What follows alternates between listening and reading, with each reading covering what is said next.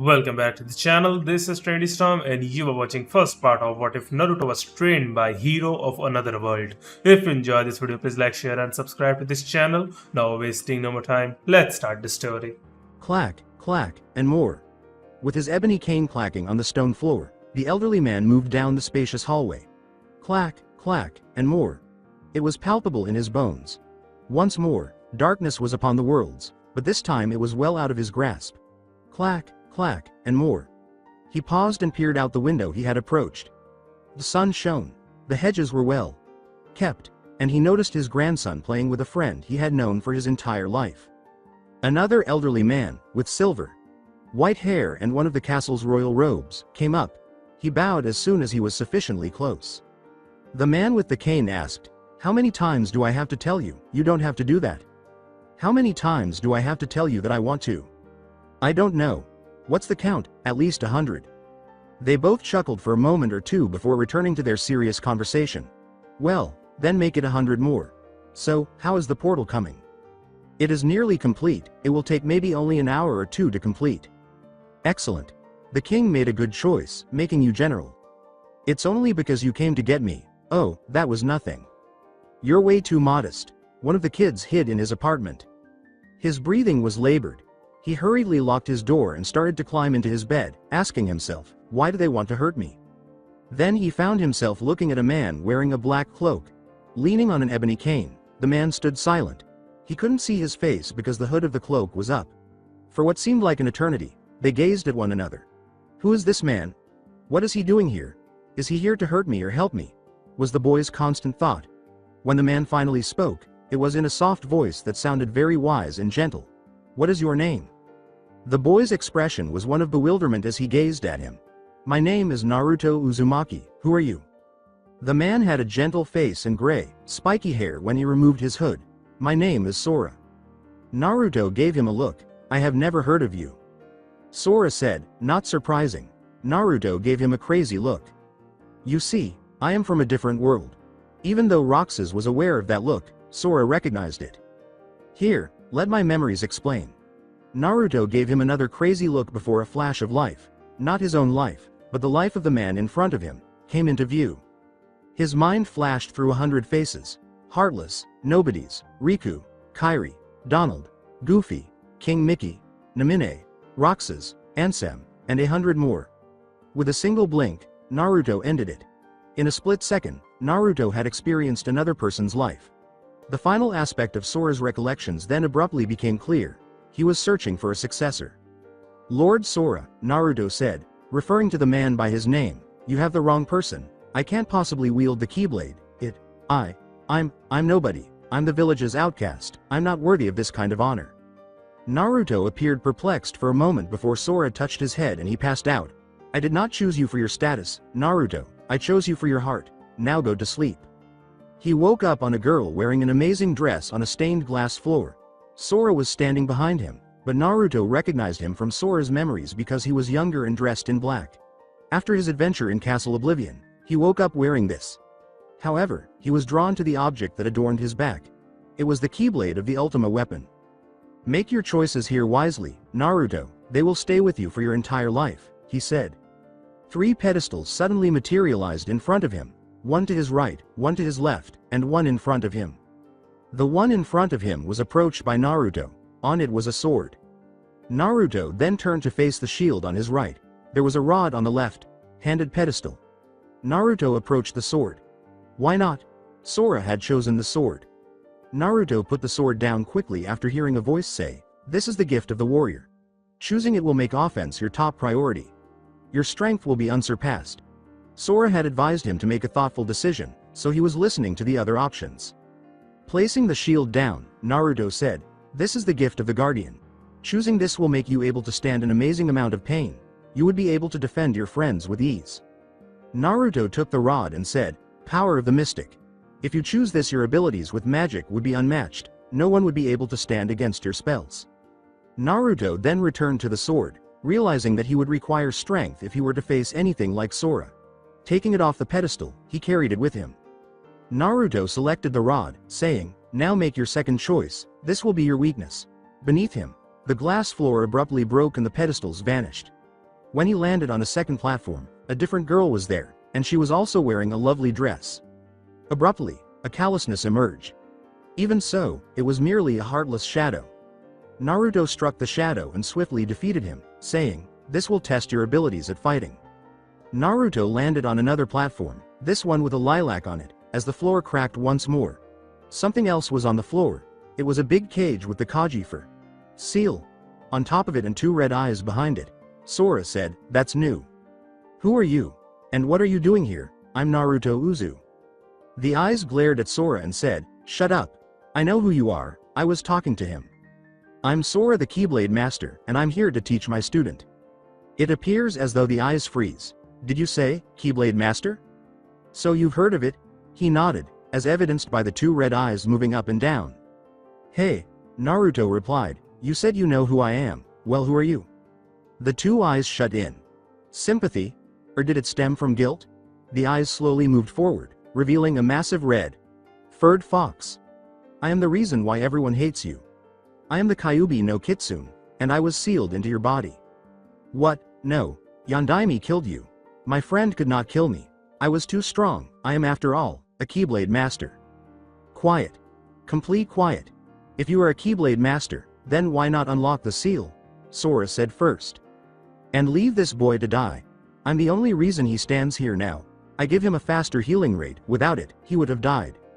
Well, now that I'm making him my successor, why not leave now? If you are training him, then he is still not ready. Besides, two heads are better than one. The kid may get caught in a tough situation, and may need some help." "Wait, I'm your kid now? You were the moment I was sealed into you. Naruto, take those platforms to the final floor, this will be your final test. I want to talk with Kyuubi."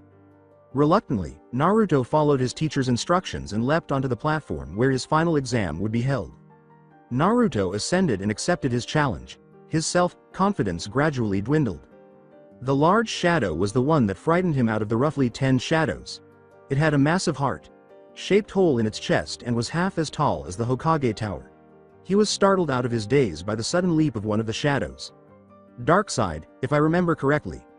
Naruto tried to reach for more information, but it was blocked, as if Sora wanted him to figure it out on his own.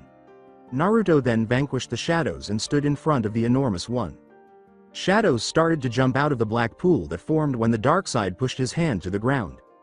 With all of his strength, Naruto charged the arm and started striking it. Naruto was thrown backwards when the arm abruptly rose and struck him in the head. Naruto landed on his back and rubbed his sore head. Then he said, "Man, that hurt. Why didn't I?" And something so clever that it might work struck him. With his sword in hand, Naruto stood up again and waited for Darkseid to attack. Raising his arm, Darkseid lowered it onto the platform. Naruto leapt onto his arm right away and ran the entire length of it, reaching the shoulder. Despite Darkseid's size, he moved very slowly. Naruto lifted his sword and started slashing at the Heartless's head. Then Darkseid vanished into dust after the volley on his head. Then Naruto dozed off. Naruto woke up in the morning. He had returned to his apartment. Sora stood in his Organization 13 cloak, leaning on his ebony cane and gazing out of the single window. After a period of silence, Naruto finally inquired, "How did I do?" Naruto appeared perplexed, but he made an effort to follow instructions after Sora turned to face the boy and said, "Reach into your heart, and find the power. Now pull it out." Naruto tried once more, but was taken aback when the Kingdom Key Keyblade materialized in his hand and his hand was covered in light. Sora grinned at the boy and asked, "Does that answer your question?" Sora reached into his cloak and took out another cloak, saying, "Now, before I go, I have a gift for you. This cloak will grow as you grow, and it is very stealthy. I realize that stealth is very important to your culture, so this should help. I also have a mission for you. The darkness is ooming, but it is still far off, so prepare yourself. Find your Kairi, find your Riku, because it will be your friends that save you first. Goodbye, my student. Kyuubi will teach you everything else you need to know." Sora then vanished. Naruto put on his new cloak and swapped out his Keyblade in the realm of his heart. It was identical to the one that Master Sora wore. It was funny when Naruto emerged from his room because he had entered it as a 5-year-old boy with 5 years of experience and exited as a 5-year-old with 79 years. Everyone in the academy room stared at the cloaked figure with interest as he entered the room. Who was this man? He got that cloak from where? What was the reason behind his demeanor? The boy in the cloak did indeed carry himself with the wisdom of a man who had lived his life, but he could not have been more than 5 years old. Iruka got up and called the roll. Sakura? The girl with the pink hair screamed. Here. Shikamaru? Shikamaru? Silence. How troublesome, that was sufficient. Hinata. H. Here, after looking through the list, Iruka eventually found the last name. Naruto Uzumaki. The distant Uchiha remarked, the Dobi didn't show up. The cloaked figure said, then perhaps you need glasses, Teme. Everyone's eyes were on him. Hinata whispered to herself, Naruto. Because I am here. The figure took off his hood to reveal his deep blue eyes, whisker marks on his cheeks, and spiky blonde hair. Iruka gave him a head slap. Then you should know not to wear your hood up during class. But Iruka. Sensei, it makes me look cool, no buts. But, no, Naruto had been a Keyblade wielder for 5 years at this point. However, he never displayed it. He needed the element of surprise if the darkness returned, as Kyuubi had warned, and the deception would give him an advantage until then. As a result, Naruto only used it for nighttime training. His weakness was magic, so that was what he worked on most. He worked on the spells for hours and hours.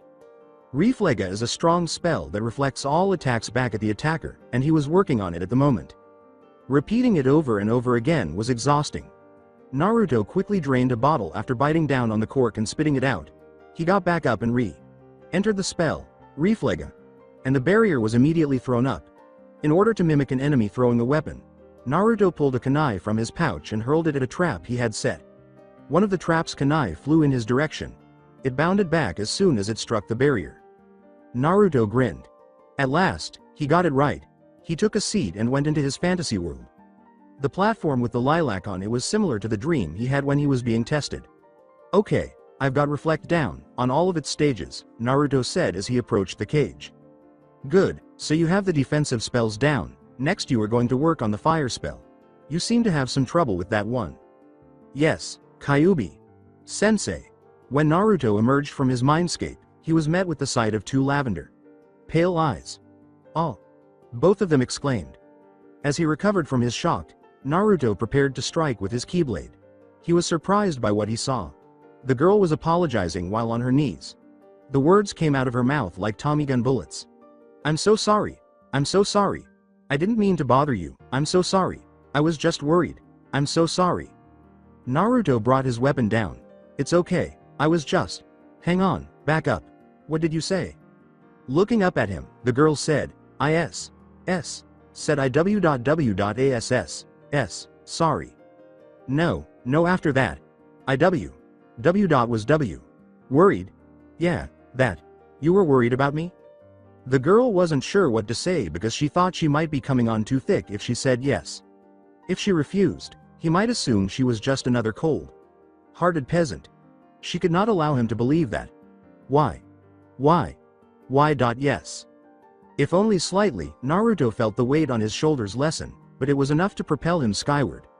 With the words, somebody cares, Naruto was about to start dancing. There was someone who genuinely cared. Naruto turned, leaping with delight. Somebody cares, he said, turning to face her. Thank you, so very much. I am in your debt. Please tell me of the name of the lady I must serve. The girl glanced at him.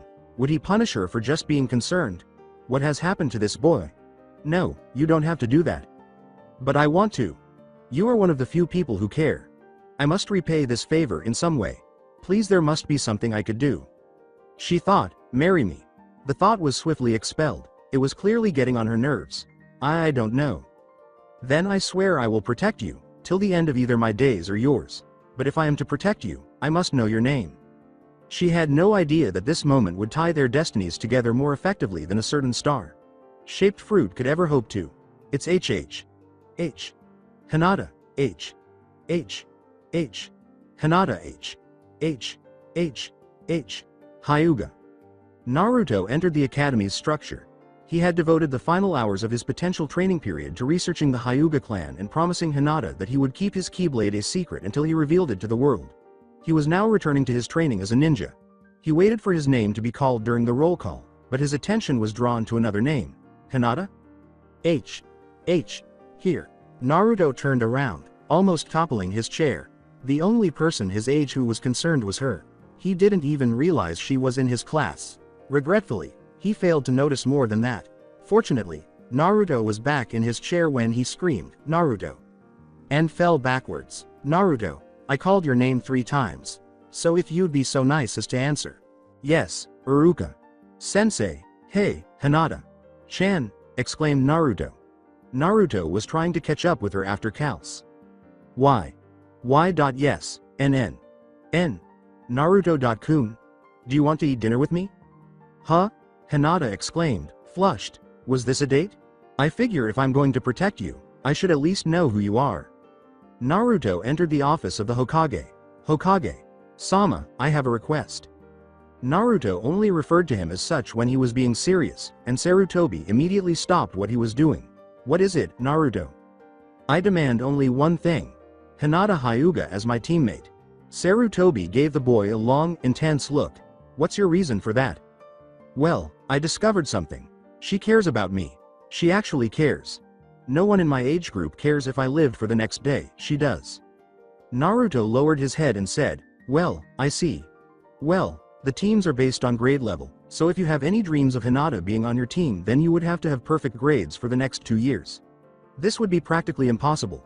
But because of the circumstances, if you can manage to get at least all C's, I'll make the arrangement. Naruto hurried home, saying, thank you, Oja-san. He needed to study. Naruto was prepared for his final exam 2 years later. He had significantly improved his grades and his entire fear of written tests had been eliminated, so he was sure he would pass. He had to pass the test in order to maintain his C average. Although he didn't think he performed well on the written portion, failing another section of the test wouldn't be grounds for failure. He did exceptionally well on the taijutsu portion of the test. The ninjutsu portion followed. Naruto was aware that he could only fail this if he was asked to make a bushin. Murphy's Law, however, states that if something can go wrong, it will, and it will happen at the worst possible moment. Okay, Naruto. The last thing I want you to do is make a bushin. Oh, crud, Naruto started to concentrate all of his chakra on a single point and said, thanks for the words of wisdom, Kyuubi. Sensei. He turned to face his creation and exclaimed, Bushin no Jutsu. He felt embarrassed that he had made it. The clone was a jumble of flesh and black cloak. Naruto believed that he saw a face inside. Iruka let out a sigh. Well, because of your other scores, you've made enough to pass. In fact, your grades are 1B, 5 C's, and 1 D+. But Iruka. Sensei, I need at least all C's. Is there anything I can do to bring my grades up? Iruka stated, Mizuki is in charge of extra credit. But here is your headband. I'm glad you passed, Naruto. Naruto muttered, it won't mean anything to me unless I bring that D up. Mizuki chuckled ominously to himself and said, come on Naruto, I'll get you your extra credit assignment. An alarm went off later that evening. With the news that someone stole the forbidden scroll, the village became extremely vigilant. No one was allowed inside or outside. One of the Anbu who had been on guard duty abruptly emerged wearing an orange spray painted mask. It was Naruto. He stole the scroll. In order to say, he put up a fight. As they delivered his body, the Chunin started looking for the robed genin right away. Some of them hoped to find him by himself. Luckily, Iruka discovered him first. When he discovered Naruto reading the scroll beside a dilapidated shed in a clearing, he exclaimed, there you are, Naruto. Oh, hey Iruka. Sensei. You found me fast, I just had enough time to learn one jutsu. Naruto. What are you doing here? Suddenly, Naruto appeared to be as perplexed as, well, a perplexed person. Extra credit, Mizuki said if I learn one jutsu from this scroll, I could bring my grades up and I've done something I shouldn't have, haven't I? Iruka gave a nod. So where did I go wrong? This isn't an extra credit assignment, told you so, Kyuubi laughed. Naruto reprimanded himself in his head, shut up. He started to apologize, but Iruka shoved him aside before he could finish. Iruka yelled, watch out, as she attempted to protect Naruto from the 12 thrown weapons. Naruto yelled, Airyo, as he resisted his teacher and dispersed the shuriken and kunai throughout the clearing. Iruka was impressed, as was Mizuki, who was concealed among the trees. Iruka was astonished and said, Naruto, what was that? Naruto disregarded him. Come on out, Mizuki, I'm ready for you. A flash of light illuminated Naruto's hand. The keyblade became visible as the light gradually dimmed. The tree echoed with a dark laugh. As he emerged from the trees, Mizuki asked, "What's that? A toy you carry around?" A fireball leapt from the tip of the keyblade, indicating that, if this is a toy, then it's the coolest toy on Earth. After all, how many toys let you play with fire? Mizuki hid behind one of the trees. Mizuki observed that the tree's bark became strangely cold and said, "It can also help you create a blizzard." His hands were frozen to the trunk when he looked down at them. From around the tree came the robed genin. "Hey Mizuki." Mizuki thought that it would be a good idea to grovel now. "Why are you siding with Iruka? He hates you. Do you know why he hates you? He hates you because you are." Naruto's voice was pleasant as he said, "Kyuubi no Kitsune, the nine-tailed fox. Yeah, I'll destroy Konoha. Blah, blah, blah. Ultimate power. Yada, yada, yada. But just for information's sake, I'm not the fox. If I was, I'd use my 9 tails to hold you down as I bit your head off." Mizuki chuckled. "Ha! No, you're the fox. It's written on your face, literally. Those whisker marks scream that you're the fox." He was slapped across the face by Naruto. The ice restraints were broken when Naruto gave Mizuki a quick uppercut with his keyblade, sending the man sprawling on the ground. "I am not the fox. I will tell you what I am though. I am Sora's successor. I am the heartless Bane. I am the nobody's fear. I am Kairi's hope. I am the key bearer. I am Riku's warrior. I am the wielder of the key. I am Naruto the Keyblade Master." Quickly, Naruto created 11 cage bushins and went over some hand signs. "You know, I've been itching to try this out." As Mizuki started to stand up, they surrounded him on 4 sides in groups of 3. A Blizzara spell was cast on the ground by one member of each group, locking Mizuki's feet and forming 4 icy runways. They started to hurry him. As if they were snowboards, the people who cast the spell threw their keyblades and leapt on them. The other 2 then leapt up onto the shoulders of the first. Trinity Limit. Sub-Zero Friendship Barrage. The third clone just threw himself into Mizuki's torso, while the other 2 clones on his shoulders brought their keyblades together, smashing whatever was between them. Mizuki would have flown all the way to Sunagakure if he hadn't been struck in 4 different directions and trapped on the ground. "And that's how you do it," Naruto said, casting out his earlier spells and the clones. Iruka watched in awe, wondering what the boy had done. Naruto was unharmed, and Mizuki was in a crumpled heap. N. Naruto. Naruto turned to face Iruka. "Yes, Iruka, sensei? What did you do?" With a sigh, Naruto started telling his master, Sora, the lengthy story. Later, as Iruka cleared Naruto's name, Naruto carried Mizuki to the hospital. They then proceeded to Naruto's favorite ramen shop for late dinner. Iruka was struggling with his teacher side while Naruto sank his teeth into his bowl of ramen. He performed the cage bushin. "That's good enough." The other side disagreed. "So you're letting him retake the test? If he failed miserably, you wouldn't let him do that." "But he can easily perform a high-level kenjutsu. He took out a chunin, and then there's the keyblade. The least I can do is bring his grades up." He wanted it so bad Mizuki was able to convince him to break a law under the disguise of extra credit. Then a blow came to his face. "Extra credit." "Hey Naruto," Iruka announced. You know I haven't given your grades to the Hokage yet." Naruto paused his meal and raised his gaze to his sensei. "What are you saying?" "Well, since Mizuki is gone, I'm now in charge of the extra credit. And, your extra credit assignment has been changed. You have to take down a Chunin fugitive, whose name is Mizuki. This will bring all of your grades up by 1 letter grade." Naruto dropped the noodles back into his bowl after they hung in his mouth. Are you serious?" Iruka gave a nod. "Yahoo yeah. Woo!" Naruto exclaimed as he leapt out of his chair, forgetting all about his ramen apocalypse, and ran down the street in a fit of excitement. "I made a B average. I'm so happy. Yippee." As the boy ran down the street, the ramen shop manager looked on. "You know, that's the first time I've seen him leave a bowl of ramen half full." Iruka replied, "I'm just glad he stopped eating anymore, and I would have been flat broke." Naruto arrived the following day with a spring in his step. He had succeeded. He did some sewing when he got home last night and managed to sew his headband into his robe so that it hung on his right arm. He was somewhat grounded when he saw Shikamaru. His was on the left arm. Well, it wasn't exactly the same idea because Naruto put in more work than Shikamaru. Naruto waited for his future teammate while seated at his designated spot. Naruto whispered to her as soon as she entered the room, "I have a surprise for you." "What is it?" inquired Hinata, who no longer stammered at every other word. Naruto grinned. You'll see. Naruto waited for his name to be called before tuning back in after Iruka's brief speech about what it means to be genin and his subsequent name. Calling.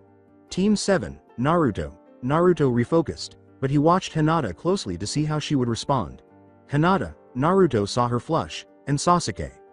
What? Exploded Naruto. Naruto scowled at Iruka and asked, what did you say? It says Sasuke, Naruto. Naruto appeared to be on the verge of seriously harming something. Naruto said, then, if you'll pardon me for a moment, then he was gone. The Hokage's office was filled with shocked onlookers. Naruto's abrupt disappearance shocked the new Junin sensei, who had been watching it all through Sandame's crystal ball to see what to expect. The voice behind them, however, startled them even more. The angry blonde-haired genin yelled, you paired me with Sasuke, as everyone turned around. Sandame let out a sigh. Yes, Naruto, I did. Why? Because he struck me as a good Riku. The robed genin was the only person in the room who appeared to be perplexed. So, Hinata's not going to be my Kyari? Kyuubi questioned, what makes you so sure? The Hokage gestured to the ball in front of Naruto, who thought, not now. Besides, how do you even know about it? I'm going to smash that thing one day, Naruto said with a frown before vanishing. Hokage inhaled deeply. Kakashi, you're going to have your hands full. Iruka informed them that they had to meet their Junin instructor in an hour. He recommended that the teams get to know one another over lunch.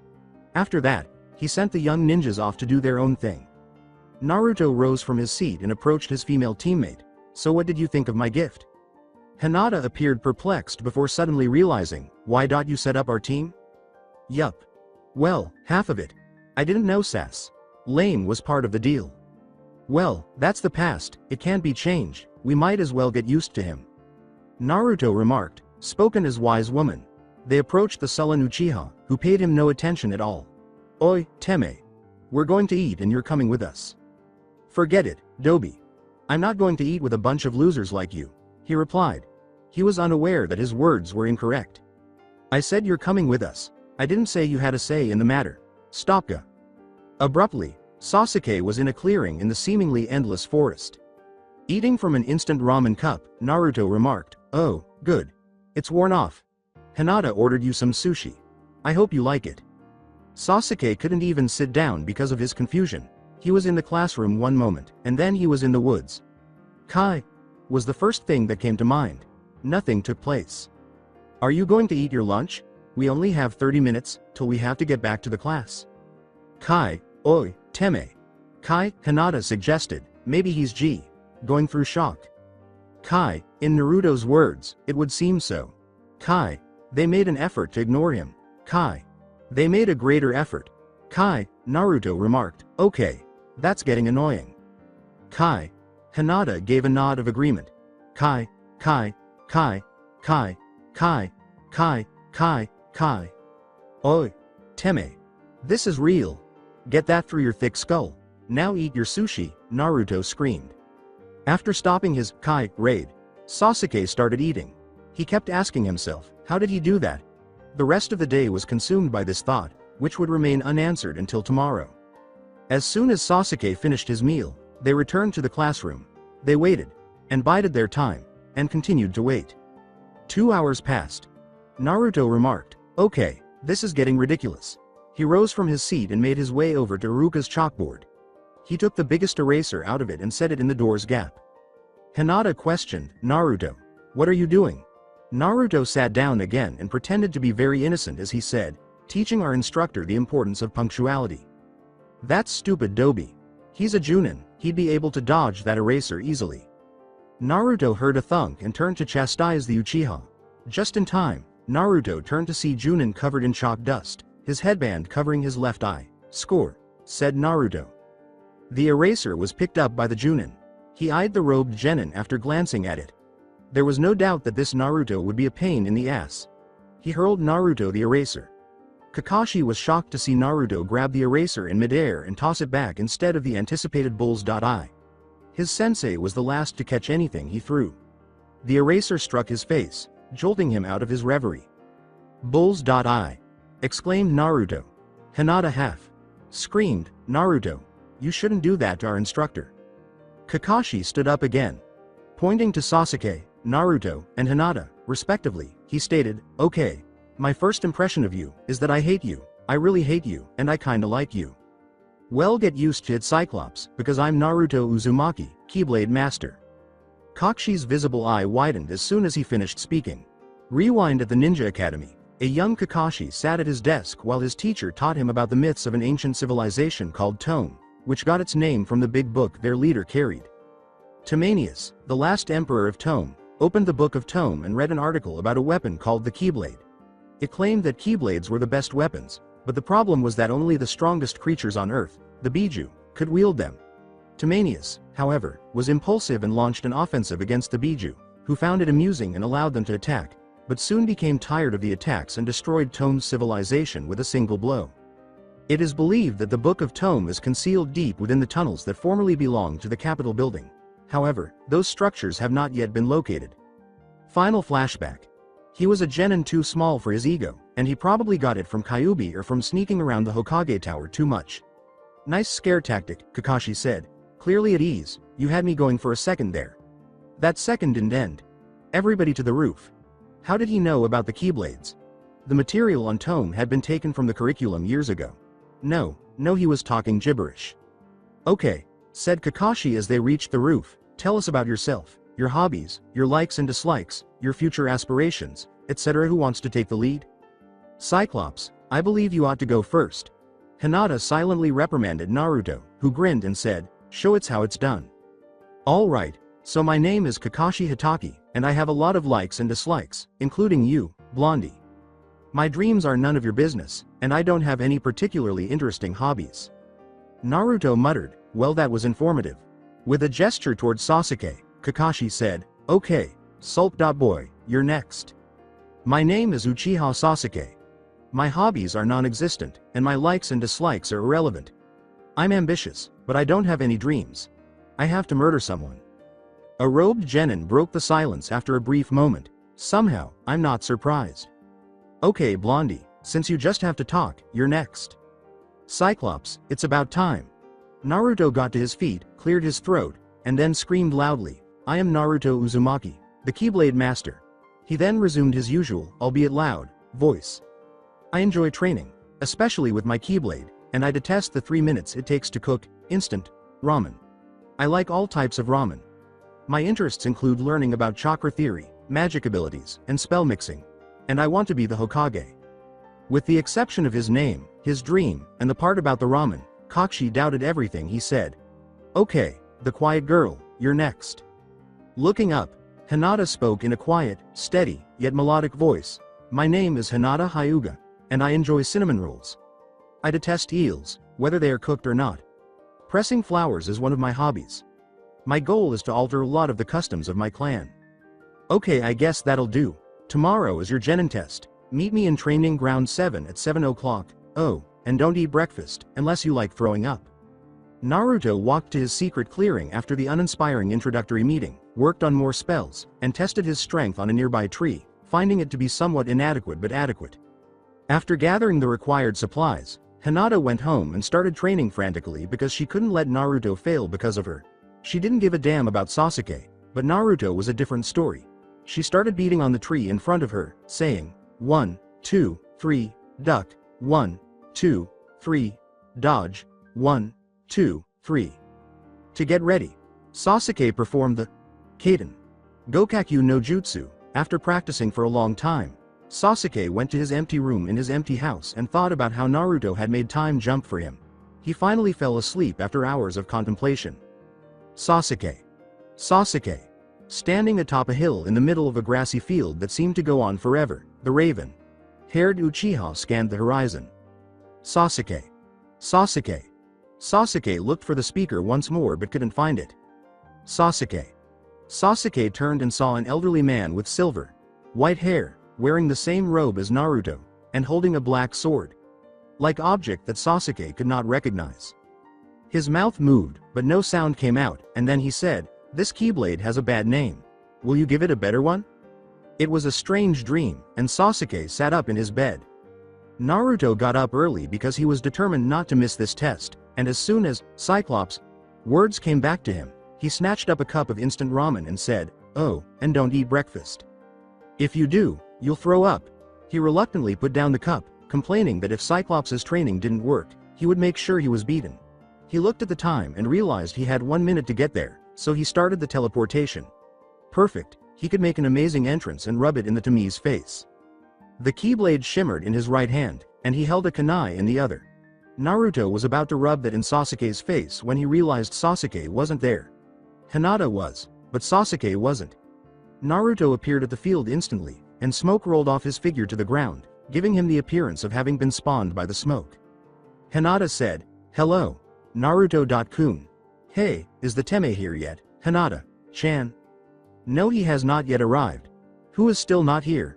As he turned the corner, the boy in question said. Naruto scowled at him and moaned to himself, "One of my best entrances, wasted." Hinata muttered, "If it makes any difference, I thought it was cool." "Thank you, Hinata." There was a moment of silence. Everyone was left to their thoughts, with the exception of Naruto, who had a mental conversation with his second master, Kyuubi, as silence destroyed any possibility of conversation. "So do you think he'll be tough?" "Yeah, but you might be able to take him. You've had yours for years, but Sora only had his for a year, and he was able to defeat Ansem." "Thank you for your opinion, Kyuubi." Sama. As was his custom, Sasuke was brooding, thinking about his brother, his need to get stronger, and his disappointed teammates. He could see Hinata's potential as the Hyuga heiress, but he couldn't understand why Naruto was a complete loser. What was the Hokage thinking when he paired Naruto with himself? Had he gone senile? That would explain the situation, but it was probably a big assumption.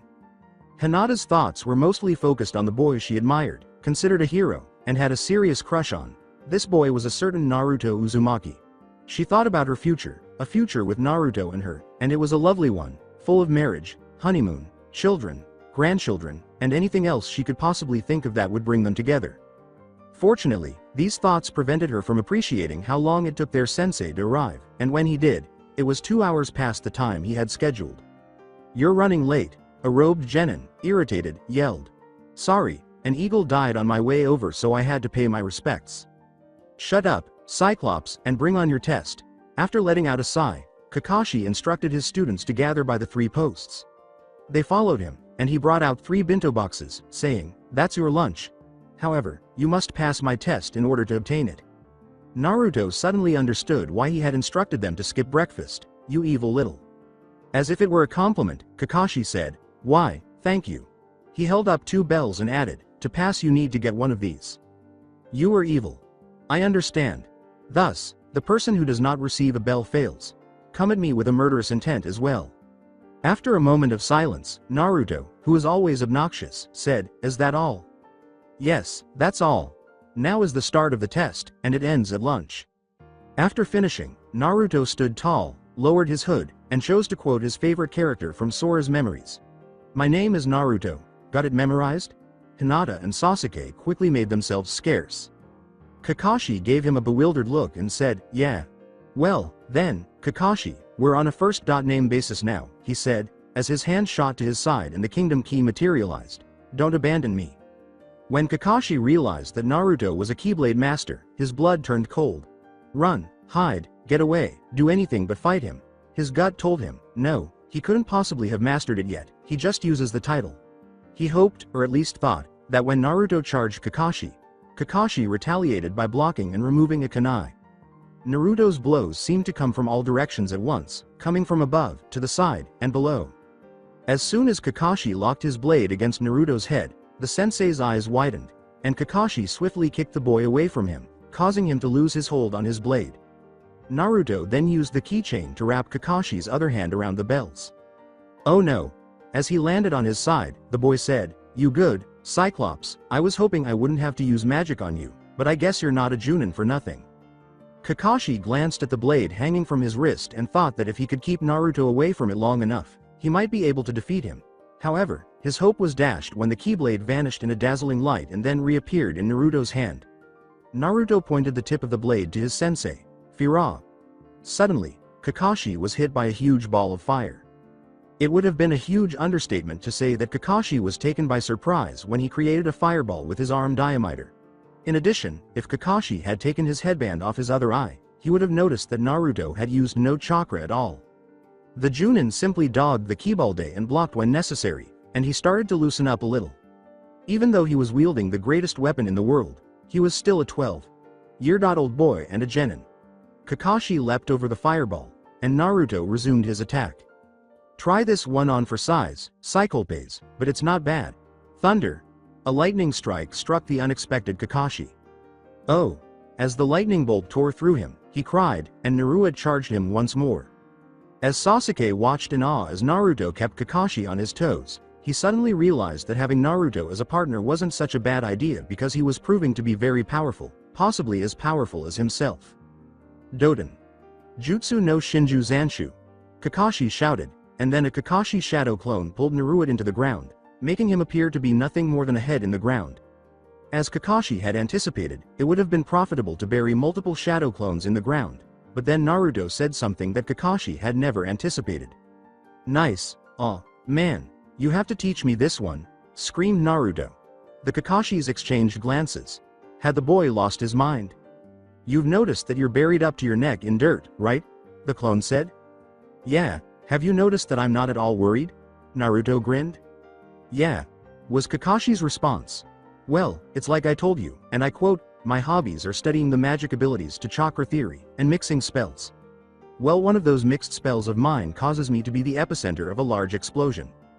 Just in time to hear, the Kakashi's visible eyes widened and they started to run. Explodaga. The air was filled with smoke and fire, and the ground shook beneath the gathered ninjas. The original was not as fortunate as Kakashi's shadow clone, who puffed into the smoke and was spared. Ah! The smoke blew away just in time to reveal an unharmed, singed, and free Naruto, as well as the crater that led to his release, after he crashed into a tree and landed on the ground with a thud. Cyclops, are you prepared for me? Kakashi pushed himself back to his feet.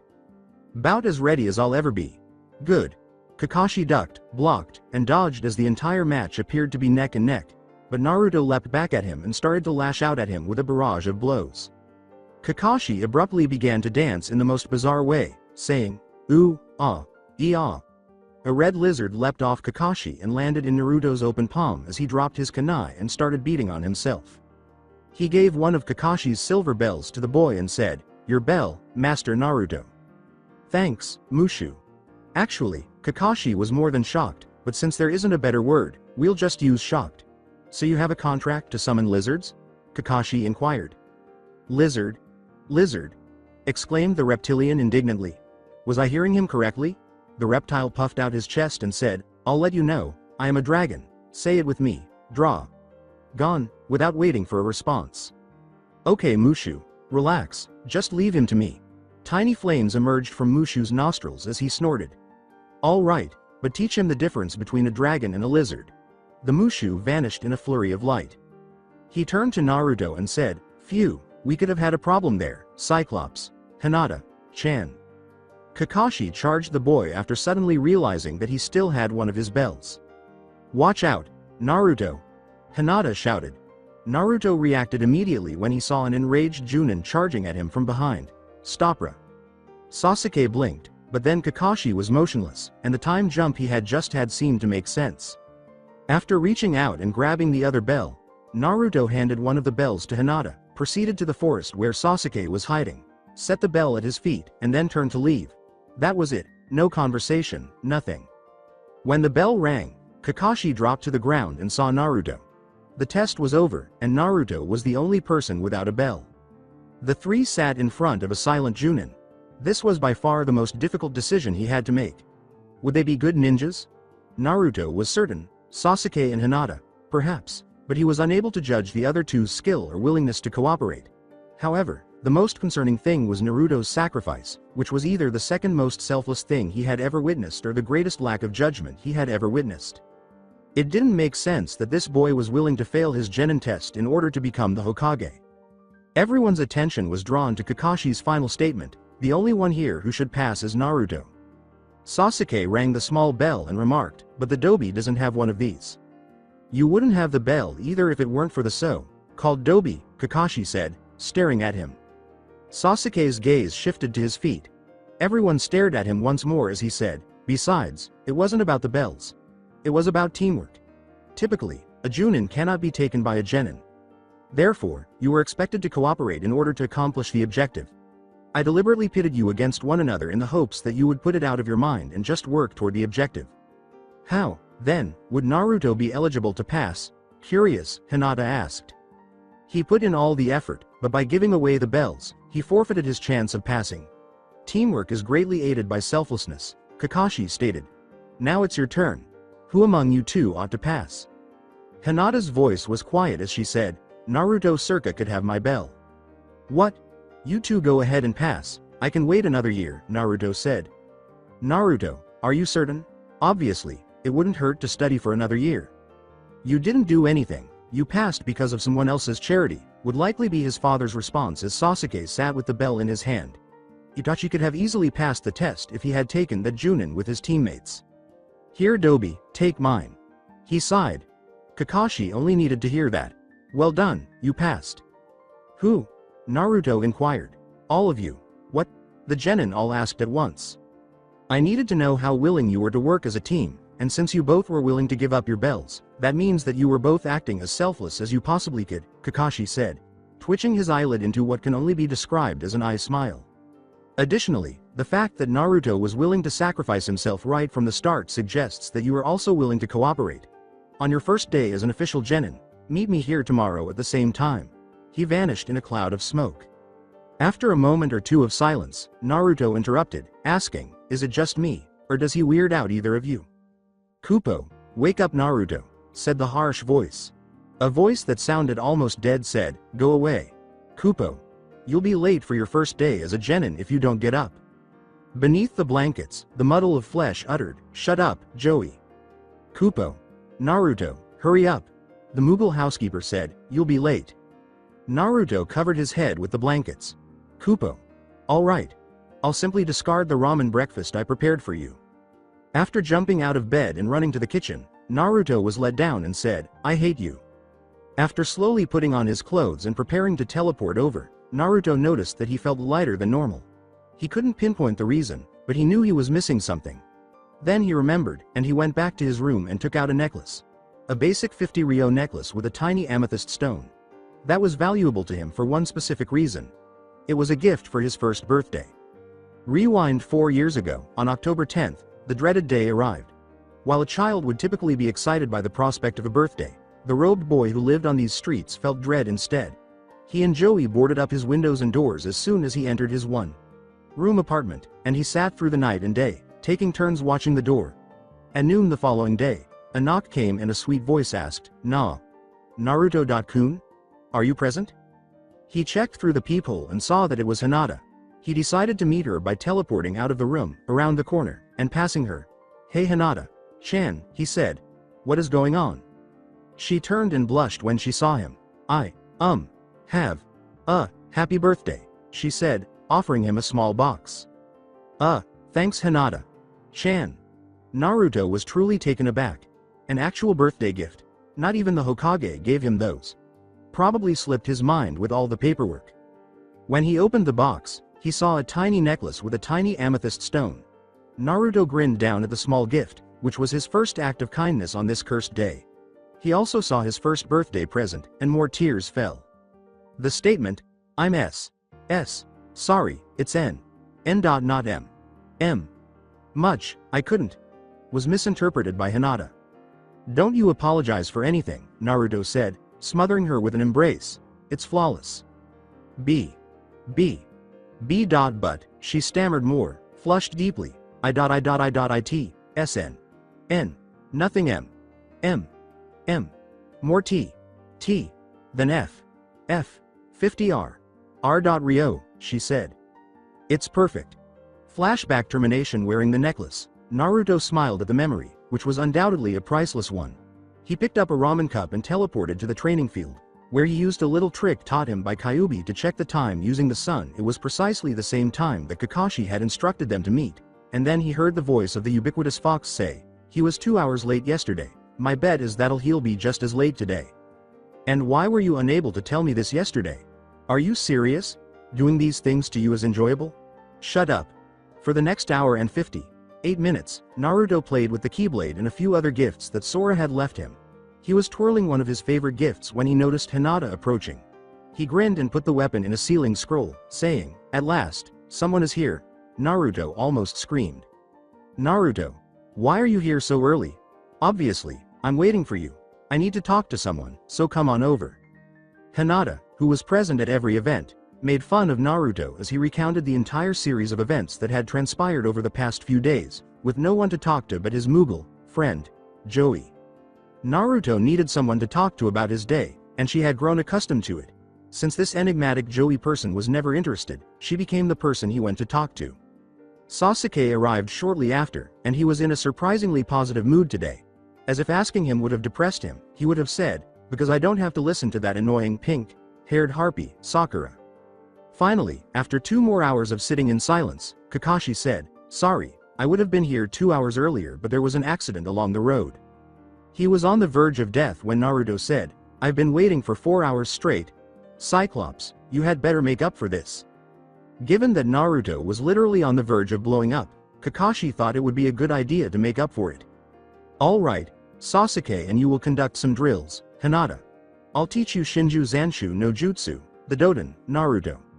"You're referring to the one you applied to me yesterday?" Naruto inquired. Did you not want to find out? The annoyance Naruto had previously felt toward his sensei disappeared. "Alright?" Sasuke wished she had, not because he cared about the drill, but because it would be another thing the Uchihas were better at than the Hyugas. Hinata repeated the drill. Palm thrust, kick, palm thrust, duck. It was getting a bit tedious, but she remained silent because she is such an overly polite person. Kakashi approached and said, "You guys are going to spar with me so I can keep an eye on your level at taijutsu, ninjutsus, and the like while Naruto is practicing that jutsu. Come at me like you're going to kill me again." Kakashi pinned him after Sasuke leapt for him.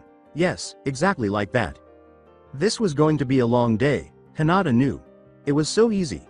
Bury yourself, then, wait for the ground vibrations to tell you when the target is just above you, then jump for it. It couldn't be any easier. Nevertheless, why wasn't he getting it? He could get himself in the ground, but he was always too early or too late for the jump.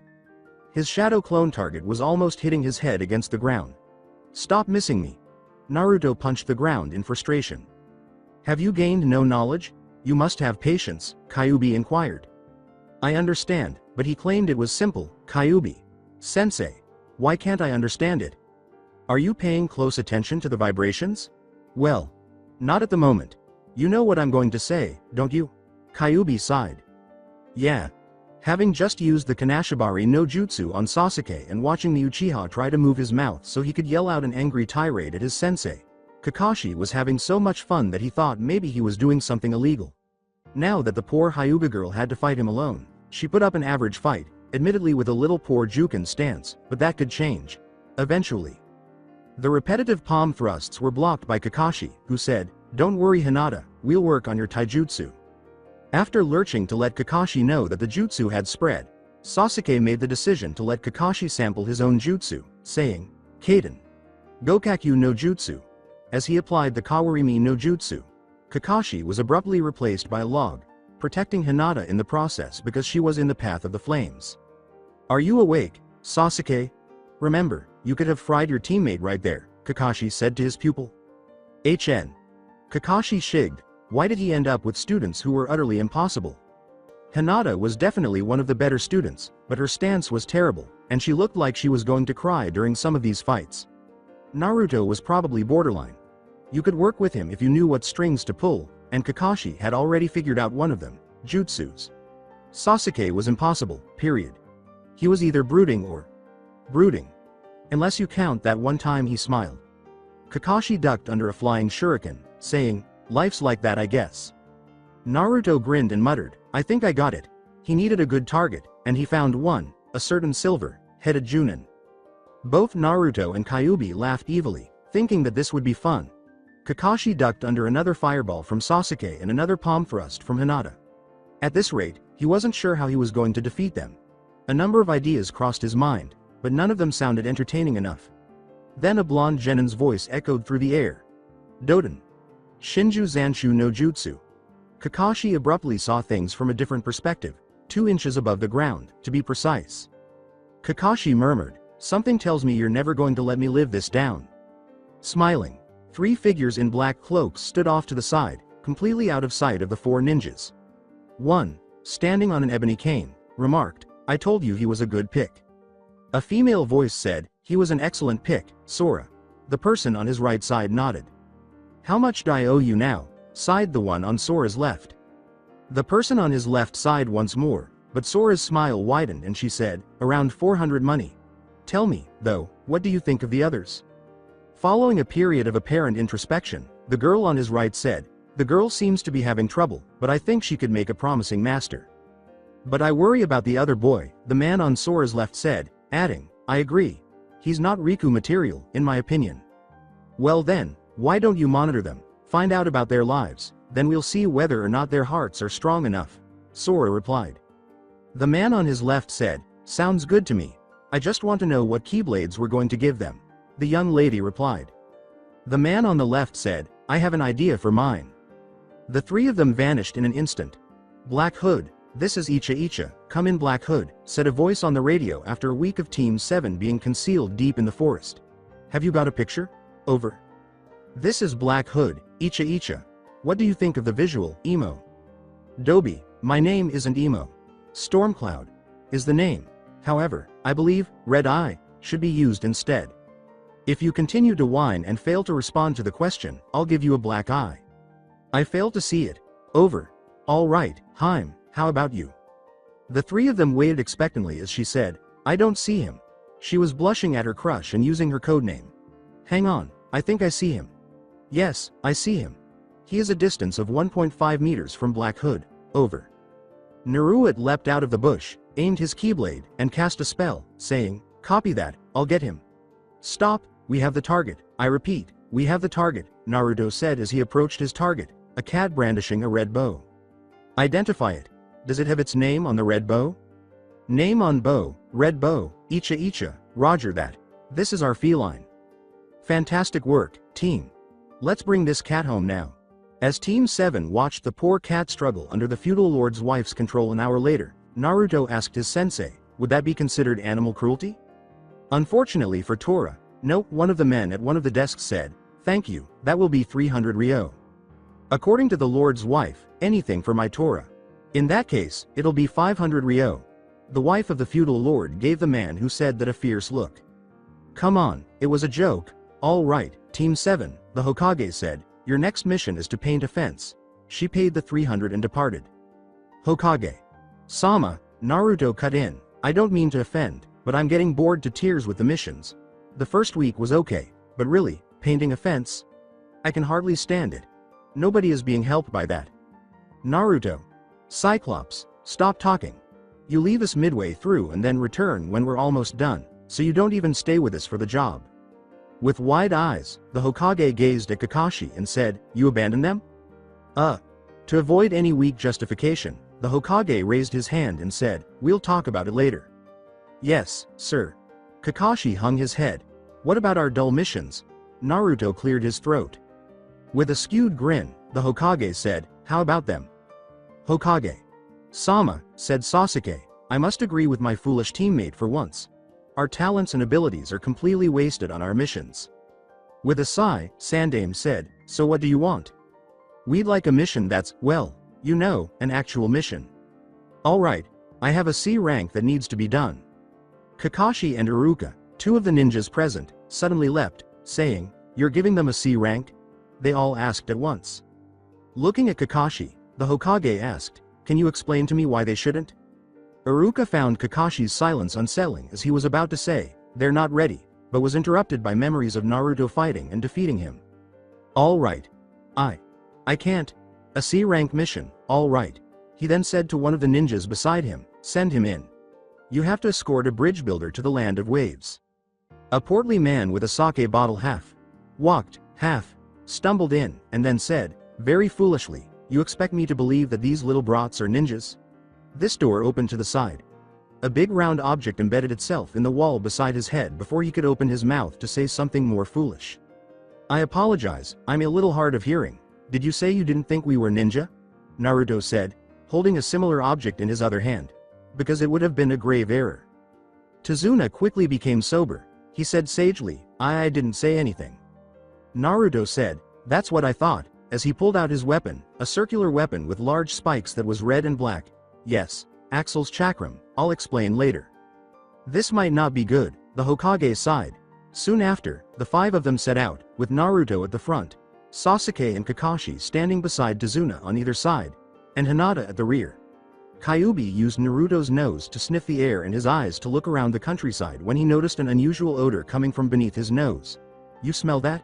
Kyuubi inquired. "I would, but I can't, on the account of you using my nose." "Oh, right." Until Naruto lifted his keyblade above his head, they kept walking without even indicating that something was amiss. Thundaga. A lightning strike struck two ninja as they abruptly leapt out of a puddle. Yeah. Blizzard. The two ninjas froze. Fire. They thawed but were covered in water. Thunder. They glowed like light bulbs. Gravity. They struck the ground hard, and Naruto turned into a blur as he hurried the ninjas. Stop. The ninjas didn't get up. Naruto ran over to them, took out his kunai and ran across their heels, cutting the Achilles tendons. When the spell wore off, the ninjas tried to get up, only to burst into cries of pain. "Tazuna, do you think I can protect you yet?" The mouths of Hinata, Kakashi, Sasuke, and Tazuna hung open. Tazuna was pacing back and forth as Kakashi led the two men into the forest for a talk. When he returned, he approached the bridge builder directly and asked, "What are you trying to pull?" "At the very least, this mission is a B rank, it may even be an A rank. Are you attempting to murder my children?" Tazuna almost sobbed. "I apologize. I apologize sincerely, but there was nothing else I could do. I apologize.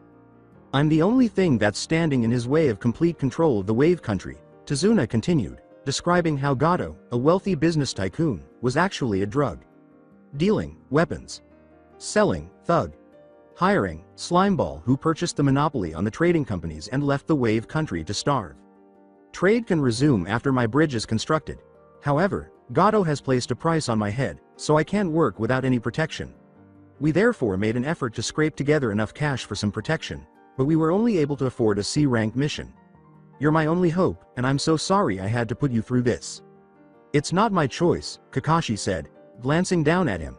"Ask my students if they think we should continue." There was a brief pause before Naruto said, "Let me ask you a question, Tazuna. If we left you here, would you continue?" Naruto put on a very serious expression. "Even though the prospect of dying looms like a cloud over your head?" It took Tazuna 3 full seconds to respond, "Why? Yes." Naruto was beaming. "Then I swear to you, on my Keyblade, and all things on this earth, you will not be alone." Hinata stated, "If Naruto is going, I will." Glaring, Sasuke said, "I guess that means I going." Kakashi couldn't be more proud as he gazed at his 3 pupils. They moved into the forest in silence. They soon arrived at a sizable lake. No one spoke. Everybody in the group walked. They resembled taunt bowstrings in tension. One Keyblade was concealed in Naruto's robe, while the other was in his hand. 3 gleaming objects shot toward one of the side bushes as his hand abruptly flashed out of his robe. Everyone let out a gasp and braced themselves for an attack from the bushes, but all they saw was a tiny white rabbit that fled as quickly as it could. "Why did you do that, Dobi? It was just a rabbit." Naruto inquired, "Since when are rabbits white in summer?" The team appeared to become even more tense all of a sudden. Summertime white rabbits made absolutely no sense. Before anyone could identify the projectiles, Naruto swiftly snatched them up and concealed them inside his cloak. Then everyone's ears began to ring with a loud whir. "Get down!" shouted Kakashi. Above everyone's heads, a massive black blur appeared out of nowhere. Well, a menacing voice said, "A bunch of brats and a Junin. Either Konoha underestimates the me, or the man was too broke to afford any better." Naruto leapt to his feet again. Why underestimate something that won't even hurt a fly? The voice asked, "You want to die, brat?" and revealed that the owner was a big man wielding an enormous sword. "Maybe it's a good day to die." "Naruto, that's a bad idea." Kakashi responded, "That is Zabuza Momochi, SP? The demon of the mist." He chuckled, "Demon? Shemin. I am Naruto Uzumaki, the Keyblade Master. Nothing can take me on." Kakashi, the copy.cat ninja, it appears you have a student who is too small for his ego. What nonsense is this? Keyblade Master, huh? No one can master that weapon, even if he could find one. Cyclops, do me a favor, let me take him, Naruto said with a broad smile. Naruto, You may have nearly bested me at the test, but I wasn't really trying. You want to know a secret, Cyclops? I wasn't trying either, Naruto said with a smile. Naruto abruptly turned into a blur. Zabuza was suddenly thrown from his perch, sword and all, and landed hard on the ground. Naruto prevented him from rising. Zabuza was thrown into the air by Naruto with a swift uppercut. Slash. Jetaga! Naruto exclaimed, and a tiny explosion at his feet sent him hurtling into the air. The boy came toward Zabuza, but he was powerless to stop him as he brought his blade down to his stomach. Zabuza was hurled back to the ground by the force of the blow. That grin remained on Naruto's face as he landed. I told you, Keyblade Master. Zabuza got up and said, Keyblade Master, ha. If there was such a person, they would not rely on cheap shots to take on an enemy. Cheap shots? Cried Naruto angrily. Naruto readied himself and Zabuza followed suit, saying, Zabuza Momochi, you have just sealed your fate. There was a brief period of silence before they both charged at one another. Steel struck steel, sparks flew, and the clang reverberated across the water. Every strike was blocked by Zabuza. See, you're nothing but talk and cheap shots. If you actually fought a Junin, you'd lose any day. That's what you think, Ariora, Naruto said with a persistent smile. Arg. Zabuza was flung across the room. Naruto remarked as he left, another one bites the dust. Sadly, Zabuza's ominous chuckle could be heard. The battlefield was suddenly enveloped in a dense fog. Ha ha ha, you think I'm done, Gaki? I'm just getting warmed up. Kiri Gakira no Jutsu. Except for Hinata, whose bloodline limit enabled her to pierce through the mist, the rest of the team was no longer able to see the battle. She was astounded to see that Naruto had retrieved the two-round weapons they had seen at the Hokage Tower while wielding the Keyblade using a shadow clone. Through the fog, Zabuza's voice could be heard. Hinata saw another Zabuza emerge from the fog and said, So you know some tricks, but then so do I Mizu Bunshin no Jutsu. Naruto screamed, Kage Bunshin no Jutsu, and made dozens of clones. The fog was suddenly blown away, and the words, You know what, I tired of fighting blind. Aryoga followed, exposing the Narutos and the windshields that encircled them. Arg! Exclaimed Zabuza once more, wounded by the Aryoga's offensive prowess. The Bunshin of Mizu became a puddle. We play in my turf, Zabuza. Zabuza gave a grunt. Chakra was completely wasted in that way. This child was becoming obnoxious. Naruto extracted 3 long, thin, needle-like objects from his cloak as the shadow clones poofed themselves out of existence. For those of you who have read the manga or played COM, these are Lerxine's weapons. If you don't know what I mean, Google it. Naruto threw each one in 3 fluid motions. Zabuza avoided them all, causing them to strike the tree behind him. You totally missed me, Zabuza remarked, and your aim stinks. Naruto's smile persisted. Who said you were the target? Zabuza then heard it. It came from behind him and had the sound of electricity. When he turned around, he saw that the 3 needle-like blades were exchanging electric bolts. Zabuza was caught in the center of the lightning cloud as it exploded. As the lightning pierced Zabuza, he let out a bone-chilling cry. When the lightning finally subsided, Zabuza collapsed to the ground. With respect and awe in their eyes, Naruto turned around and walked back to the onlookers, saying, Like I said, another one bites the dust. Unbelievable, said Kakashi, he just took out the demon of the mist, and doesn't even have a scratch on him.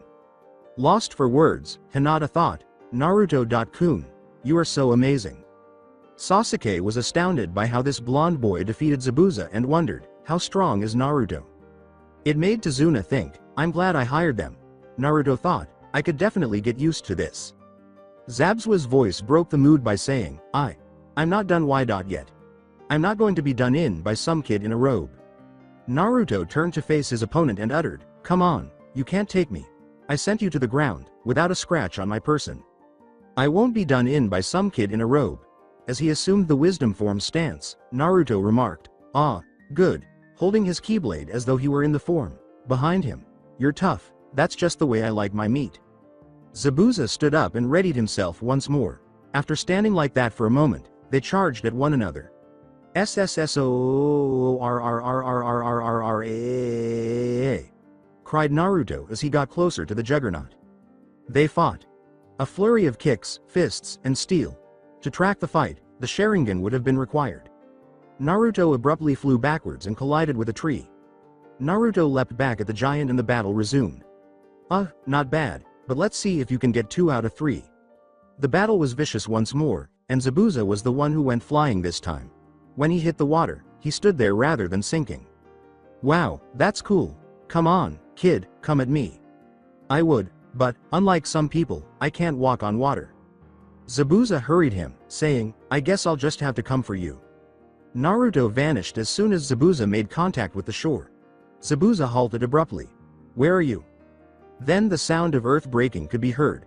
Zabuza exclaimed, Doden. Shinju Zanshu no Jutsu. Before being abruptly drawn into the earth. Laughing, Naruto said, You have 2 choices. 1. I obliterate you with the most powerful spell I have, or 2, you leave and never come back. Zabuza was shocked to learn that this child had defeated him. A genin did it. One thought crossed Zabuza's mind as Naruto went over his list of requirements. My reputation is ruined. I'll let you think on it. Naruto turned around and approached his companions. Now that's how you take out a Junin. Just standing there, Kakashi said, I can't believe. Believe it, Cyclops. Quiet. This child was truly amazing. Behind them, the sound of earth breaking could be heard. Look out. Anything took a moment to register, and then his brain finally caught up. After escaping, Zabuza hurried to Naruto in an attempt to remove his head. When Kakashi saw this, he pulled out a kunai. All that prevented the massive steel blade from removing his head was that kunai. Kakashi said, You won't touch my student. I won't have it said I was beat by a genin. What if it was said you were beat by a Keyblade master? That won't nearly be as bad.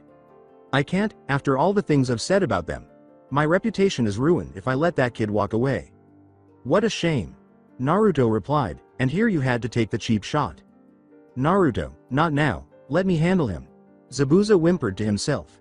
He had completely forgotten about Kakashi. He fought Naruto while standing there at full strength. Oh crud. The Junin then engaged in combat, stabbing, slashing, and cutting. Hurling lethal weapons like kuniyas and shuriken. Kakashi soon disclosed that the Sharingan was in his other eye. Shortly after, Sasuke threw a Demon Wind shuriken at Zabuza, but all he managed to do was arm him. Sasuke! Shouted Kakashi, stop assisting me. They fought their way to the water, where they intensified their battle. When they finally started going over a series of hand signs, the genins noticed that they were a perfect mirror image of one another. Suiden. Suiryuden no Jutsu.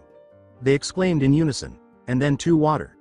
Only dragons emerged from the lake and collided with one another. Before they destroyed one another, the dragons performed a fantastic dance in the air. Zabuza, 2 complete wastes of chakra, was panting heavily. That and every punch that was induced by chakra. He was unlikely to succeed if he initiated another jutsu. Blizzaga! Naruto exclaimed, freezing Zabuza's feet in the lake. He then swiftly reviewed a few hand signals. With the words, Kage Bunshin no Jutsu. 2 Narutos descended. Before one of them threw his Keyblade, they hurried among themselves to confuse the enemy. It fell onto the ice. The Keyblade. Thrown Naruto leapt on it and rode it like a snowboard. The first Naruto jumped onto the back, followed by the other 2. Trinity Limit. Sub-Zero Friendship Barrage, was yelled in unison. As the 3 Narutos approached Zabuza, he stood motionless. Zabuza sensed the crushing of his skull. Then he had a flying sensation. Naruto was flying over him when he opened his eyes long enough to see him. He grabbed Zabuza by the key end after swinging the Keyblade in his direction. Then he threw Zabuza back to the shore, using the key as a lever. Then he poofed himself to death while he watched Zabuza fly. Zabuza hit a tree with his landing. When 2 senbons appeared to grow from his neck, he attempted to stand. He dropped to the floor. A young boy wearing a mask, perhaps a little younger than Naruto, passed by. When a flat piece of metal stepped in between them, he leaned over Zabuza and said, I thank you, I have been trying to take him for 3 weeks now. I want his head. Naruto replied, I fought him the longest, the bounty should be mine, besides, you won't need it. Aye, he vanished along with the corpse. Come on, I deserve it. After taking 5 steps, he landed face down on the ground and said, calm down, Naruto. We have a bridge builder to protect, ouch. At Tezuna's house, they relaxed and relished the calm following the altercation. According to Kakashi, his transplanted Sharingan drained more chakra than if he had it naturally. Kakashi's response to the question of why he had the eye transplanted was straightforward. That's none of your business, don't ask again. Naruto stood up and said, Cyclops, I have an experiment, I want to see if my healing spell cures chakra exhaustion. If it does, then I may have discovered a way for all of Konoha's ninjas to be near endless chakra supplies. Kakashi's eyes widened in wonder at the idea. I guess you could try it. Kuraga, said Naruto as he prepared his keyblade. Kakashi was totally absorbed in the green aura that surrounded him. Then it dimmed. He sat for some time, checking his systems in his mind. I feel a little better, but it's not really worth much. Oh well, I tried. Yeah. Kakashi felt a sudden sensation at his eye. He had a Sharingan eye. He noted that he would check it later. Well, in the meantime, we better get you training. Hinata inquired. Training for what, sensei? Zabuza's not dead. The assembled genin were all taken aback by this. But how? We saw those senbons go straight through his neck.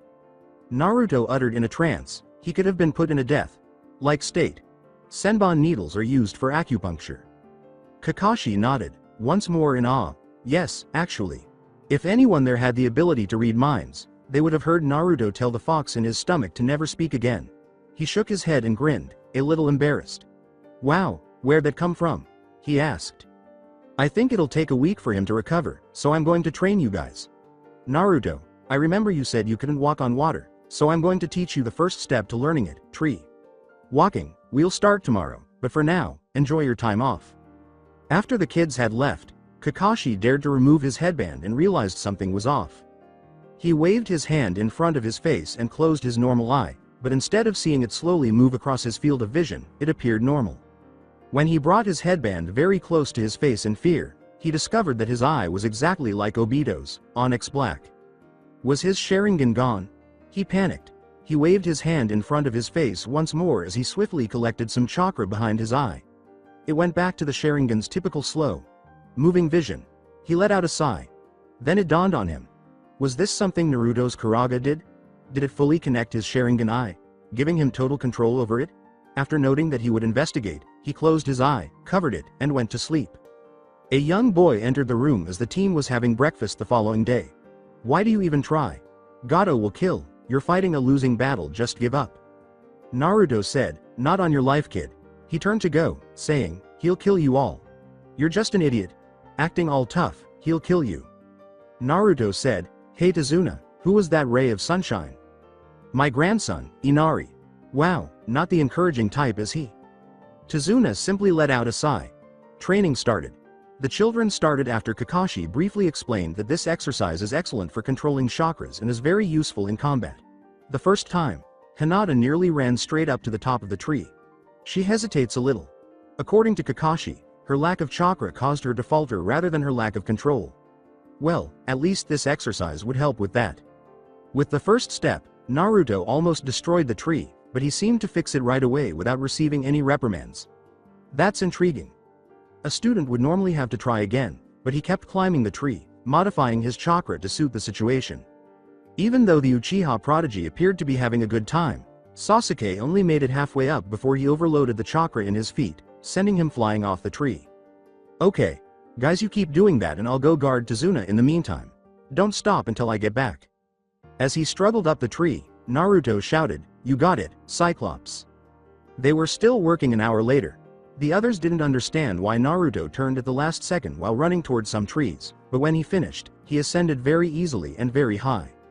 They were envious of him for this, but they were unaware that Naruto was receiving inside assistance. Naruto repositioned the chakra in his feet and turned away from the tree he had been running toward, saying, no, that's too much. Not quiet enough. Naruto sidestepped the tree once more and selected a different target while applying a small amount of chakra to his feet. That's good enough for now. As Naruto ran up the tree, he unintentionally passed the top. Oh crud! Naruto teleported to the ground in a hurry. Phew, that could have ended badly. As Hinata approached, she said, Naruto. Huh? Oh, what is it, Hinata? How do you go up so high, without losing your footing? Well, in your case, I don't think it's a control problem. She questioned. Then what could it be? I think it may be a small chakra reserve. Oh. She was aware that her reserve was somewhat low. Don't worry, this exercise helps with that too, just trying standing on the tree for a bit, that should help. Thank you, Naruto. He said, no problem, as he got ready to run it once more. Okay. Now I'm not going to tell you how much you have, You're going to have to learn how much is too much on your own. Yes, Kyuubi. Sensei. Before losing his footing, Naruto ran 3/4 of the way up the tree in an attempt to try his luck. He leapt back to the ground with grace. A little too less.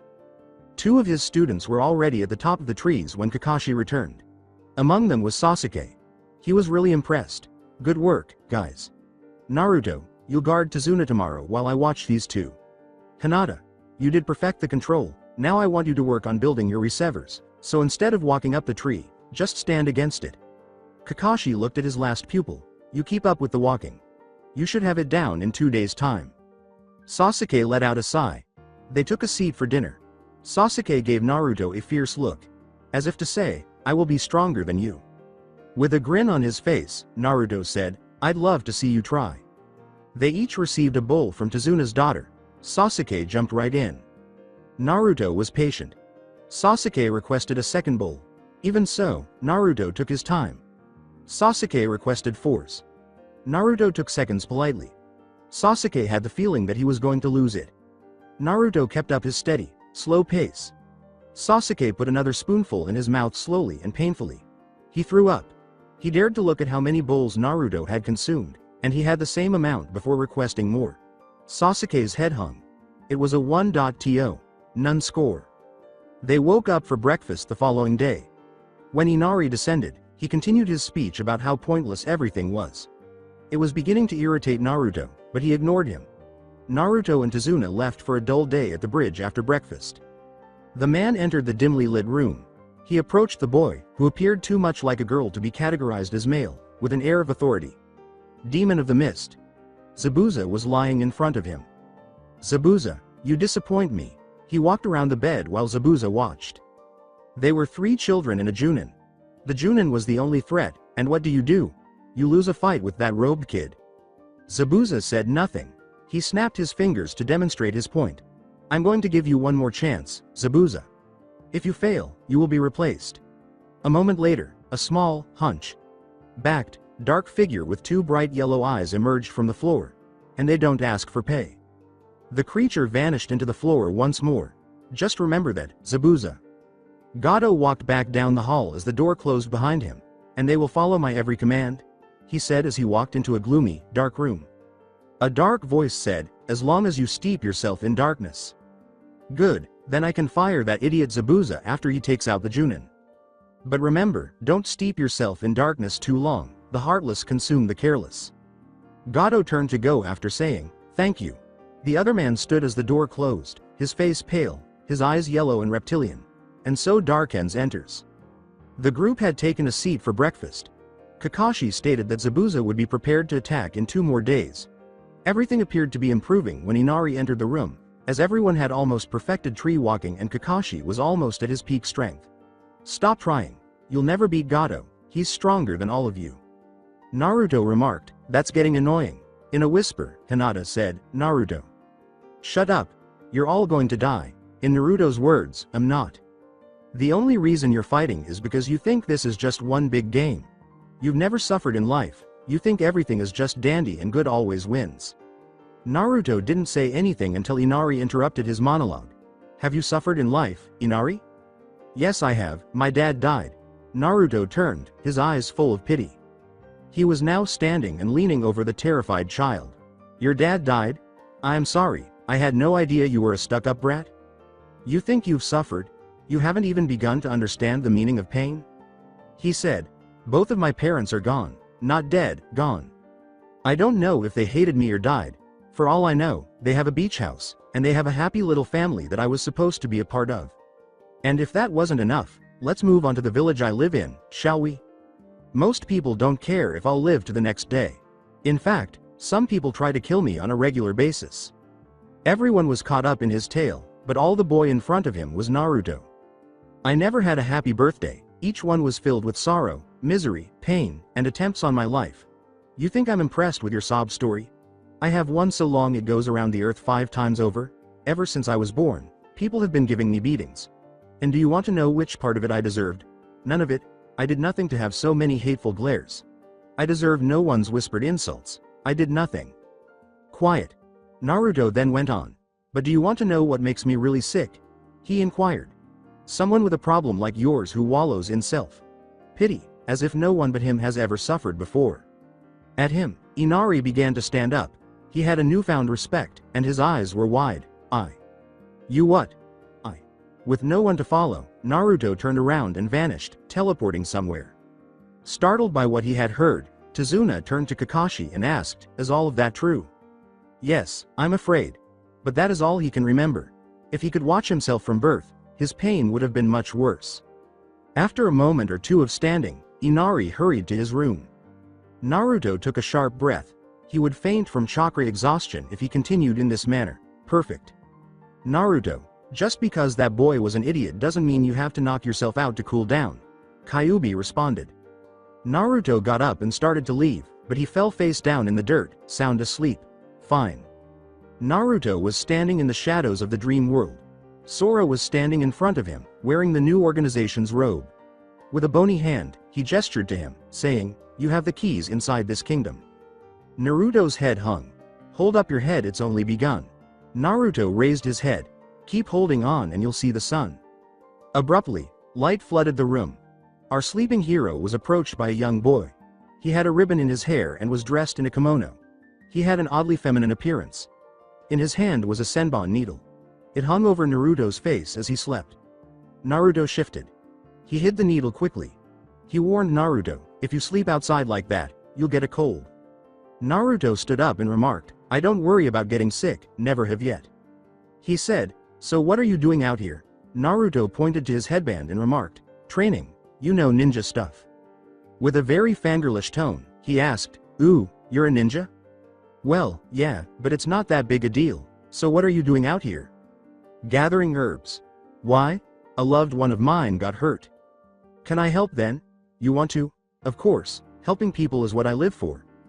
Before long, Naruto was hopping from bush to bush, gathering and sniffing leaves in an attempt to locate the correct one. At last, he returned carrying a small bundle of twigs beneath his arm. "Here you go. It should help your friend." "Thank you, he'd very much appreciate it. I'm sure you will." The boy stood up to go. "Hang on, you didn't give your name." "It's Haku." "Nice meeting you, Haku. Tell Zabuza to get well soon." He threw a senbon at him as he turned. It went an inch deeper into the tree behind him. Naruto had left. Naruto returned to the residence. Even though he was still a little annoyed with Inari, he had made the decision to move on and would not speak to him. For a period. They were all eating dinner when he came inside, entered the bedroom and dozed off. Naruto was roused later that evening. Naruto. Hinata. What is it? You're on m.my bedroll. He scooted over, saying, oh, Naruto. Could I ask you something? Sure. What is it? Do you like anyone? Sure I do. I like you, Ino, Choji, Shikamaru. No, I mean like anybody. You mean like? Hun. I don't really know. I mean, I know I have to find someone to like. It's my mission in life. It is? Naruto fell back asleep after saying, long story, I'll tell you another day. Hinata is observing him in the hopes of becoming the person Naruto needs to find one day. It was morning. Tazuna and the team were outside, prepared to go. Excluding Naruto. Hinata? Inquired Kakashi. Where's Naruto? He was tired when he came B. Back last night, I was hoping he'd be able to sleep in a little, and catch up with us later. Okay. We'll let sleeping dogs lie.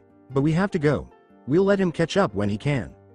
Leaving Naruto, Inari, and Tazuna's daughter behind, they departed the house. Naruto opened his eyes.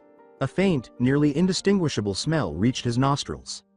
He immediately became vigilant. He removed a Lerxine needle and his keyblade in silence. He hugged the wall as he slid silently down the stairs. He made a very small turn, just enough to get around the corner and into the kitchen. His eyes widened. Tsunami was in front of him, holding a knife to her throat. As he moved deeper into the room, he noticed two samurai holding Inari by the hair. Never placed her as the suicidal type, he said. He abruptly vanished, saying, then again, desperate times call for desperate measures. All right now, put the knife down. The samurai replied, we'll leave him alone, but you have to come with us quietly. Behind them there was a coughing sound. Pardon me, the samurai said, turning to face a boy in robes. But you have the wrong house as long as these amazing people are in my custody. Out of the two samurai, the bigger one pulled out his sword. Is that a threat? With a flash, the kingdom key appeared. No, but this is. If you don't leave, you won't move again. The big one chuckled. You've got to be kidding me. You're nothing but a kid. And what is that thing? A toy you carry around. You're not the only one to call it that. Naruto responded. In fact, the last person to say is most likely dead now. The samurai's laughter ceased, but he gave Naruto a glare. He charged Naruto, who just stood there while the approaching giant charged him, saying, enough fooling around. If you want to stop us, you got to fight us. And then he was gone. The samurai staggered over to the boy's location. Then he looked around for him. Abruptly, a blur descended behind him. Naruto was that blur. The samurai fell to the ground as he got to his feet, a needle-like object sticking out of his skull. Naruto grinned. The other samurai whimpered. You have 2 seconds to get out of here before you wind up like your friend. 1. Never to be seen again, the other samurai had left. Naruto looked over at Inari. Help your mom, you're the man of the house until Tazuna comes back. But you nothing. Your mom needs you, Inari. Forget about everything else and help her. If you want her to survive, you have to protect her, Inari. Do you understand? For a while, Inari gazed at his mother. What do I use for a weapon? He asked Naruto after that. With a smile, Naruto gave him a kunai. Naruto turned to the door and said, looks like I need some wisdom. Keep your mother safe, Inari. As the ninja team gazed at his creation, Zabuza chuckled. What's the matter, Kakashi? Didn't expect to see me? I knew you were alive, Zabuza. That was no hunter nin. You know your stuff. I most certainly do, Zabuza. Well, then I should introduce you to my partner, Haku. The mask-wearing boy emerged into view. What can I do for you, Zabuza? Take out the robed one. He's not here, Zabuza. Kakashi responded. He was out last night training. Fine, Haku, take out the other boy. Haku said, yes, Zabuza, and then rushed Sasuke. The rage with which they clashed made it difficult to see the fray.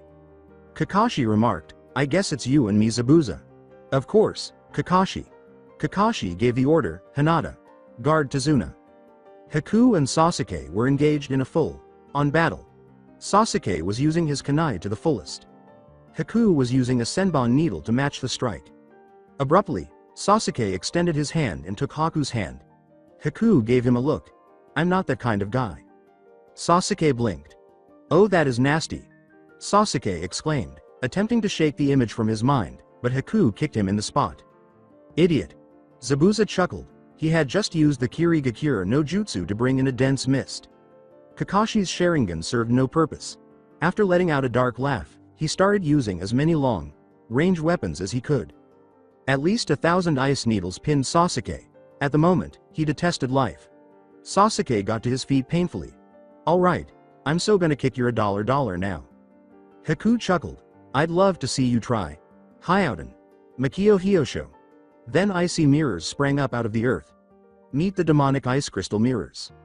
Haha, Kakashi, it's amazing I ever was defeated by you. Apparently your little student is the best fighter of all of you. Shut up, Zabuza. Naruto is not one to be messed with. Exactly, besides him, there is no threat on your team. You're pathetic. Hey! Exclaimed a fresh voice. When the two fighters turned, they saw the boy in the robe, but this time it was blue. He appeared to float an inch off the ground while holding his keyblade behind him. Naruto sprang down to the bridge and exclaimed, only I can insult Cyclops. He drew out a scroll and hastily concealed his keyblade. When it exhaled, 2 Demon Wind Shuriken were visible. Demon Wind Shuriken! He exclaimed as he charged ahead. Zabuza blinked. Holy crap, he fought. He was thrown halfway across the bridge after Naruto struck him.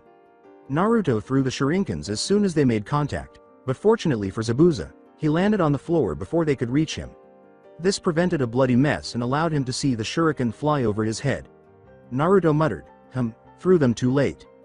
Help Sasuke, Naruto! Exclaimed Kakashi, he's in the Dome of Mirrors. You got it, Cyclops. When Naruto crashed into the Dome of Icy Mirrors, he turned into a blur. Haku chuckled. You're so pathetic. With thousands of senbons piercing his body, Sasuke said, Shush. Shut up. Why do you even try? I could have finished you at any time now, and you know it, don't you? Sasuke remained mum. He was aware that Haku could have killed him at any moment, and it was true. His presence here was due only to luck. Haku then got another needle ready. Well, I guess that's enough. I'm going to kill you now. Enjoy the afterlife. He threw it after aiming. It never made contact with its target. Look, Sasuke, imitating a hedgehog won't help you much. When Sasuke looked up, Naruto was standing there wearing a blue robe. Then Sasuke passed out from blood loss. Naruto. It was Naruto who said, "Hey, Haku. I see Zabuza recovered." He remained silent. "You have to kill me, don't you?" "Quiet." Naruto let out a sigh. Naruto raised the Keyblade and said, "Shame, you have such a strong heart." The Keyblade abruptly spewed thousands of tiny gray balls at the mirror as it said, "Well, it's been nice knowing you." The mirror shattered on impact.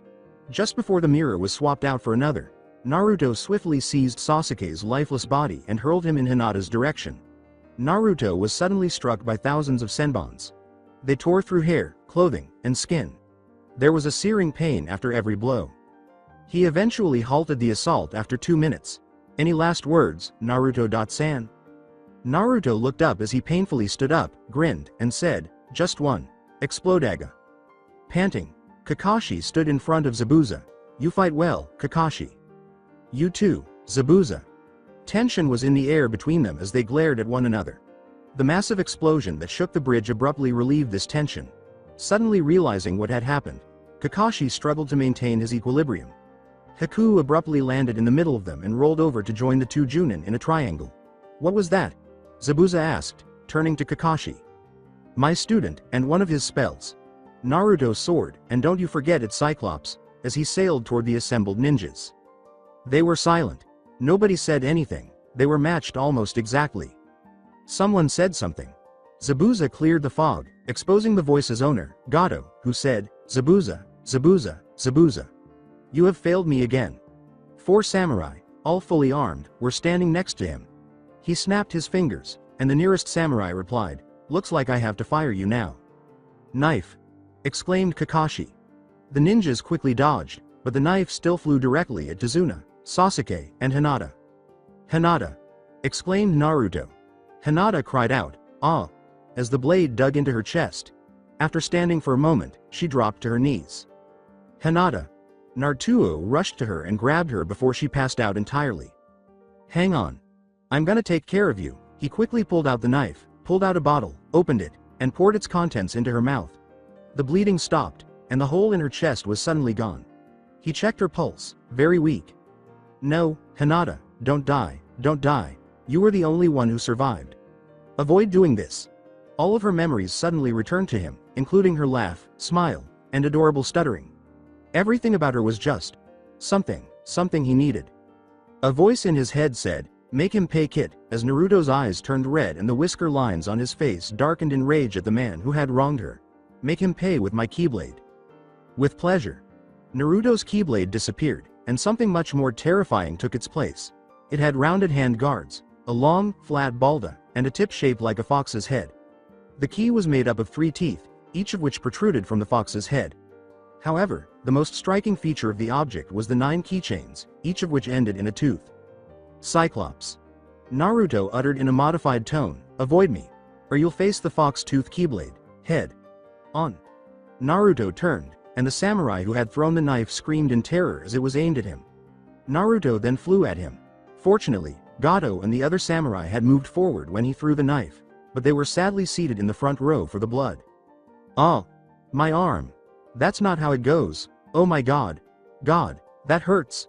I have a wife and children, so please, don't do that again. Oh, please, don't do that again. I apologize, please, my stomach, is it? Oh." Suddenly, Gato and his samurai both felt very uneasy. Boss, about that insurance." Right." He snapped his fingers once more, and thousands of black creatures emerged this time. Naruto, who was furious, quickly began piercing them with a line. "Oh no." Zabuza turned to Kakashi and grumbled, "Well, there goes my paycheck. I have no quarrel with you." According to Kakashi, fair enough. "Haku," Zabuza said, "we're heading for Gato, so take my rear." "Yes sir." Naruto pulled out his Keyblade after calming down enough to stop being a crazy psychotic mass murderer somewhere during the fight. After 2 minutes or so, his wisdom form failed, and he began throwing some serious fira breaks at some unfortunate shadow named Heartless. Sora. Suddenly, the Heartless retreated, conveniently for Naruto to pull out a crystal-like object. Simba. A massive lion with a red mane that was blowing in the wind suddenly materialized in front of him. Give him your best, Simba. The battlefield was suddenly filled with an ear-shattering roar, and Naruto responded by launching into Aeroga. The massive wind that Naruto's shield created suddenly threw Heartless into the air. From Kakashi's perspective, it actually looked pretty funny. Zabuza easily navigated through the masses of Heartless people. In fact, they avoided him. Gato, I'm coming for you. After hearing him, Gato decided it would be wise to make a quick escape, but he never got off the bridge. Die.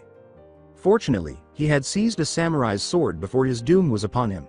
Unfortunately, he was clueless about where to stab, so rather than saving his life, he only made the Junin more irate. Crap. All of a sudden, he discovered that life isn't the same without a head. It hissed and vanished into the ground just as Naruto was ready to knock another Heartless into the air. Darn. Gato must be deceased. Excellent deduction, my student. Then, he heard a very faint sound that he recognized. Sobs. Naruto turned to face the two people on the other side of the bridge and saw that Haku was crying and that Zabuza was holding a sword to his chest. Apparently, that's why he's crying, he said. Zabuza was dead when he arrived, and Haku was crying uncontrollably. Naruto decided to try to console him, so he put his hand on his shoulder. Haku looked up and said, to go with you, and that'd you keep me safe. You have my word that I will. On my honor, and on my Keyblade. But first, I have to see how another friend is doing who needs my assistance. In Tezuna's home, Hinata awoke in a comfortable, soft bed and said, "Oh, what happened?" The room suddenly came into focus in front of her, and she heard a voice say, "You were hit in the chest with a knife. Don't worry though, you're alive. Your friend is defiantly a good medic," the voice said. "You? Yes. See. Zabuza was with you. Yes," Haku sighed. "Hold on, why haven't you attempted to murder me?" "Long story. Well, apparently, I have time." After some final touches and additional hiring, the bridge was finished the following day. "Well, what do you know?" When Tezuna said, "A group of punks can save a nation." Yeah, just remember, Tezuna, you still have to pay for an A-rank mission," Naruto replied. "Sure, whatever. Well, it's been nice knowing you." "Hold on," from the crowd, a voice called. It was identified as Inari's by Naruto. "Congratulations." As Naruto watched the young boy emerge from the crowd, he thought, "Man, I love it when I'm right." Naruto.san, Inari, what is it? I have to apologize. What? You were correct. I was merely moping about myself. I was being selfish, would you pardon me? Of course I can. Naruto replied, just as long as you take good care of your home from now on. Yes, sir, I'm going to look after him myself the next time someone wants to stay with us. With a smile, Naruto said, I know you will, kid, I know you will. When she finally reached her breaking point, Hinata's mind was racing with questions. What were those black creatures Haku had told her about? Why was Naruto's cloak blue when he arrived? What did he mean when he said that finding a love partner was his life's mission? Where did he get those odd-looking weapons? Naruto. Well, Hinata, what is it? Maybe I could ask you some questions. Not at all. What did you mean when you said that finding someone to love was your life's purpose? So, which would you prefer, the lengthy or the brief response? Whichever. All right then, he said, clearing his throat. The world was unified and flooded with warm light a long time ago. People started fighting over the light because they loved it. Darkness then infiltrated people's hearts. The world vanished into the darkness as it quickly spread after consuming people's hearts and light. However, a glimmer of light persisted in the children's hearts, and they collected these glimmers and recreated the world. However, the recreated world was split up into multiple smaller worlds and was no longer unified, because the real light was still concealed in the shadows. Naruto then recounted the tale of a 14-year-old boy named Sora, including how he bravely faced off against thousands of heartless nobodies in the enigmatic Organization 13. He even repeated parts of the story that Sora had forgotten, such as, and so they came upon the threatening Castle Oblivion. Naruto then went on to describe Sora's later years, including how he retired and lived at Disney Kingdom Castle with his wife, Lady Kiari, and his lifelong friend, General Riku. It was then, in his old, weary bones, He felt something he would always fear, Naruto said. It was getting darker, and it would be well out of his grasp this time. He therefore came into this world in search of a deserving heir, and when he found a young boy's apartment, he was compelled to assist and designate this boy as his successor because the boy's heart glowed with a light so similar to his own. Once he located him, he gave him a task. Defeat the darkness, locate your Kairi and Riku.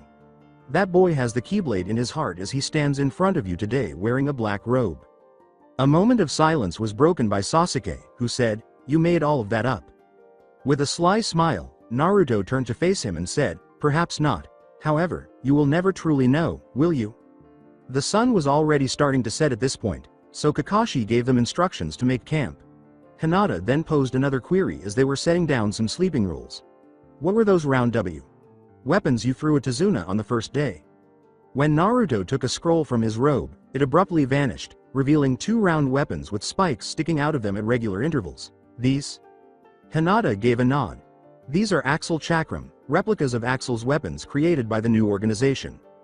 What is the new company? Haku inquired. Have I not told you? Hinata responded on Haku's behalf, N.No. Squall Lenhart is the leader of the new organization. Is Organization XII's second generation.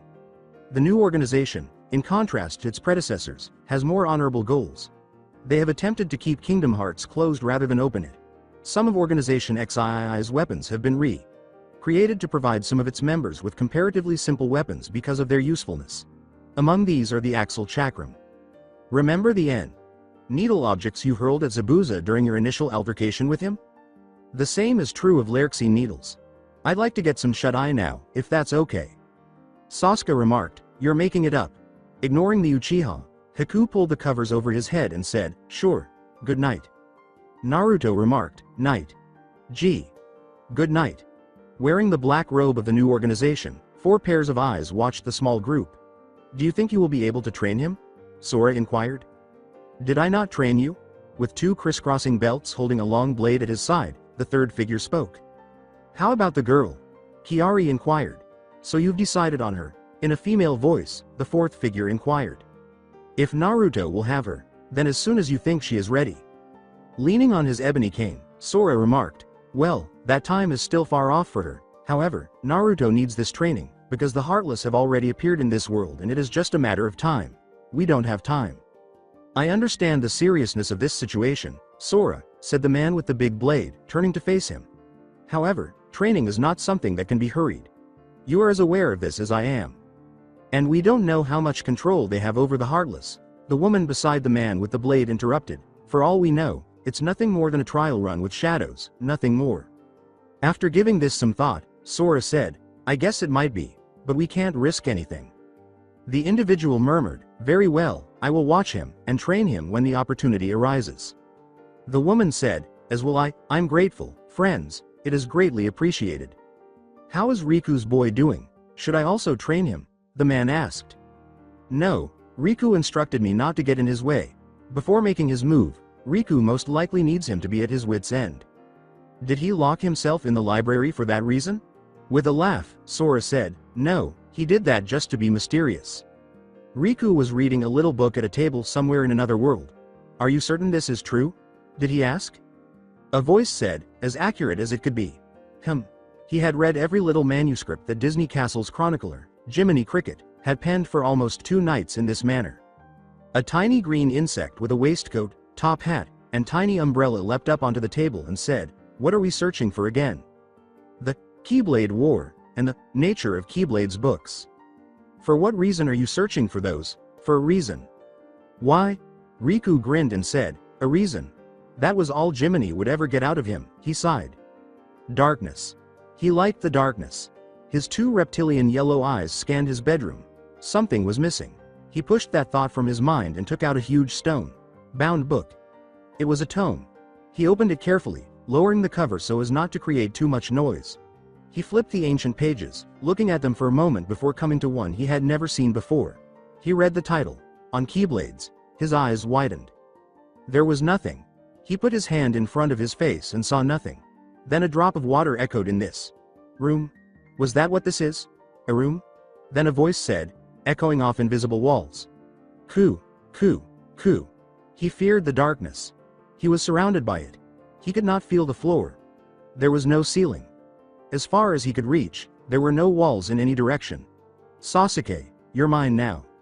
With a sigh, the Uchiha realized it was only a dream and sat up, looking around at the forest, the stars, and his teammates before grabbing his sheets and pulling them over his head to return to sleep. Naruto turned to Sasuke and said, I bet I could make it to the gates first. The sun was up, bright and early, and Naruto and company were walking down the path when they saw Konohagakure in all its dazzling beauty, a sight they had long yearned to see. Sasuke ignored the challenge and sighed after giving him a quick glance. The phrase, Great Uchiha Heir, was laced with irony. Well, I suppose I win. Another thing I can beat the Great Uchiha Heir at. Sasuke made a valiant effort to restrain himself from accepting the challenge. Of course, what do you expect? He is a selfish spoiled brat who has everything handed to him on a silver platter. In fact, the only thing you probably had to work for is your eyes. Kakashi abruptly turned away from the two boys in his book. Eyes? Did Naruto know something that he didn't? With a startled expression, Sasuke asked, How did you find out? Naruto grinned and said, I didn't. Sasuke gave him a fierce look that begged for an explanation. You idiot, it's called a bluff.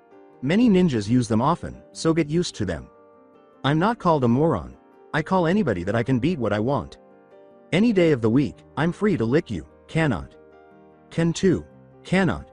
Can too. Cannot. Can too. Cannot. Can too. Cannot. Can too. If you could, then race me. This is the gate. We're at the gates. So, this is the Hokage Tower. You're on. With a sudden crouch, the two of them shot forward with a sudden burst of speed. Kakashi let out a sigh. Are they always like that? Haku asked, turning to face Hinata. S. Sometimes. Sandaime Hokage grinned. He was finally finished with the paperwork for the day.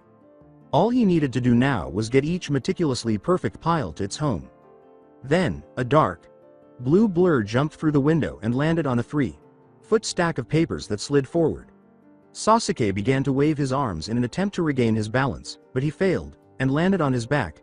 Unfortunately for him, his arm knocked over the Hokage's inkwell, causing any previously readable handwriting to become unrecognizable. The Hokage watched in horror as Sasuke's second arm flailed into his emergency inkwells, making the mess even worse. Oh, indeed. Let's wait until Naruto arrives to see what he has to say, Sasuke said. He wished he hadn't turned around when he slowly tuned and saw the Hokage staring at him with daggers, suddenly feeling a suffocating killer intent. When Naruto pounded through the door, he was taken aback by what he saw. Sasuke had beaten him here, and then, as he started to pick up papers, he saw the Hokage almost whip the boy like a slave driver. Maybe I'll let him have this one, he thought, and he quietly shut the door behind him before returning to his apartment. The Hokage appeared to be at ease when Kakashi entered his office. Ah, Kakashi.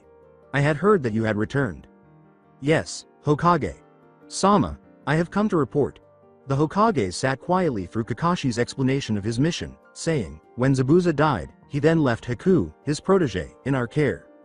Well, this is definitely an A-rank mission, the Hokage remarked. You will all receive the proper compensation, and it will appear on their records. Thank you, Hokage. Sama, before you go, I have two more things to tell you. Kakashi waited while standing.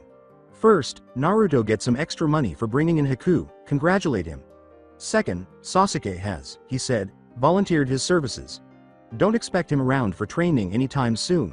And bring in Haku, I want to talk to him. When the Hokage said, volunteered, Kakashi saw the expression in his eye and prudently chose not to pursue the issue. I'll send him in. Kakashi pivoted and walked away. The door closed, revealing Sasuke, who was bound and gagged. Yes, volunteered, is the perfect word. After concluding his conversation with the Hokage, who gave him the proverbial thumbs up, Haku wrote a note to deliver to a man at a small apartment complex. His face flushed as he handed over the note. What the $? Another one. What the H3? He got a room key and threw it at the boy while he was yelling profanities.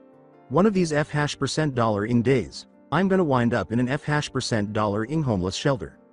HKU quickly ascended the stairs because he didn't want to hear any more of the profanity that the landlord was spewing. He wondered, what did he mean by another one? He proceeded down a corridor. He searched for his room, 108. He was unable to locate it. He was able to locate 107 and 109, but not 108. At last, he made the decision to ask a neighbor. He knocked on door 107, and when he saw who answered, he almost dropped his keys. Naruto. Haku asked, "Haku? What are you doing here?" And the robed boy mimicked his expression. "Well, apparently I'm your new neighbor. Are you serious?" "Yes." "No way. Way. This is awesome. There's one problem." "What?" He gave the keys to Naruto and said, "I can't find my room." "Oh, right, this one. Come on, I'll show you." Naruto led him to the column between 109 and 107 and pointed out a door on the side of the column that was out of Haku's line of sight. Naruto remarked, "Everyone asks about this room." Letting him in. "Well, it's good to have a new friendly face to live near." Haku remarked, "Same here." The following day, Naruto and Hinata gathered at their regular training location to await the arrival of Sasuke and their sensei. The two teammates became a little concerned when the latter failed to do so. Their sensei showed up out of nowhere. "Sorry I'm late, I got lost on the road of life." Naruto remarked, "That's a load of bull. Be that as it may, I have a surprise for the both of you."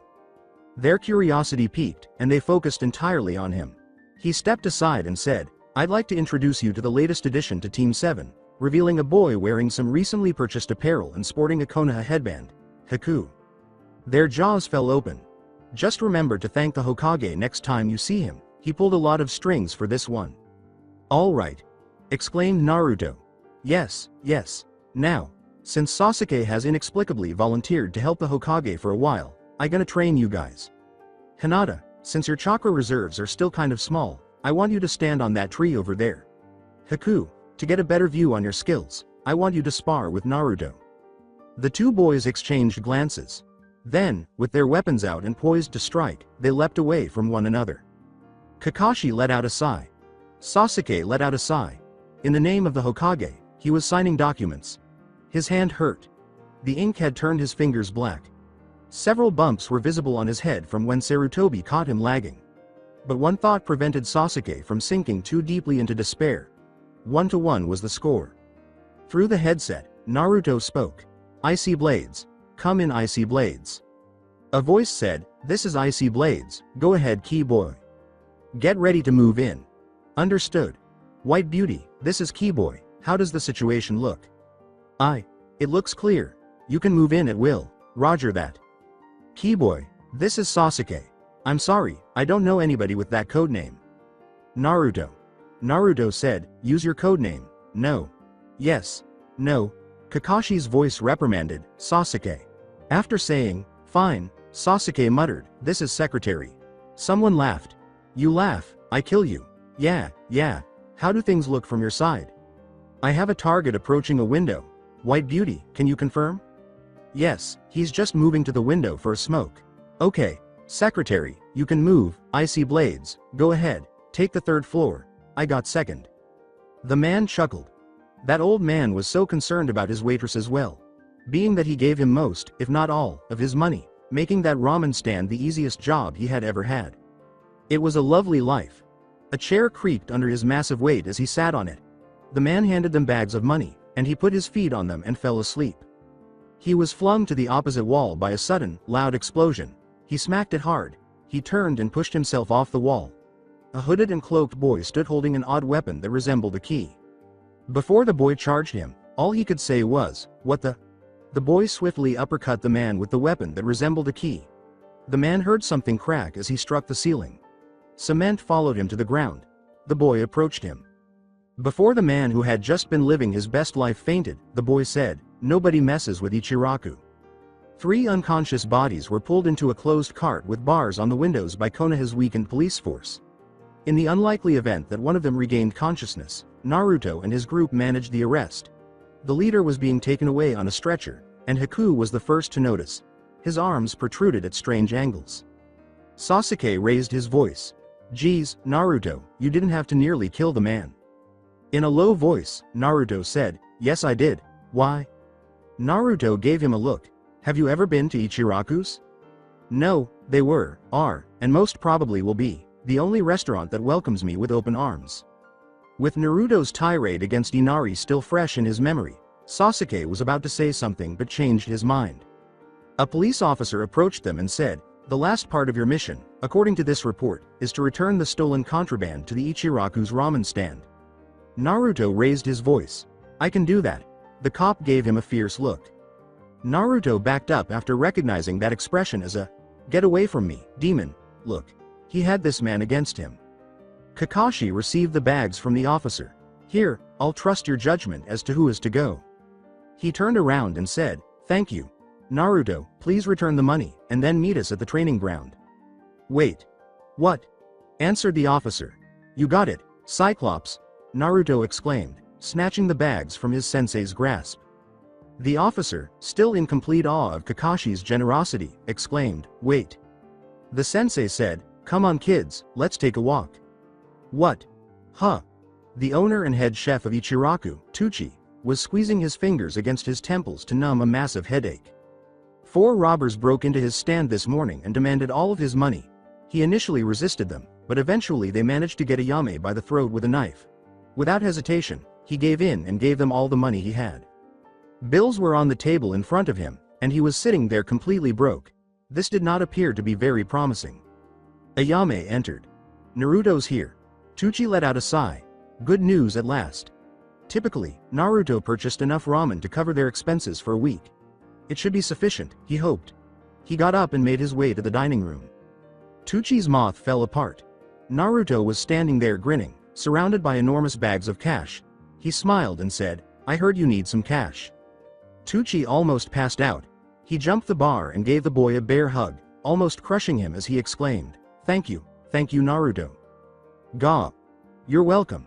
Now if you could allow me to walk away with my spine intact, it would be greatly appreciated. Haku, Hinata, Sasuke, and Kakashi were waiting for Naruto when he returned to the training area. Kakashi gave them some good news after Naruto had taken a seat. After judging your skills and ability to work together, I have decided you are ready to take the Chunin exams. Cries of delight, relief, and excitement greeted his statement. Finally, I'll get to meet some people who will actually be a challenge, Naruto gasped. Thank heavens.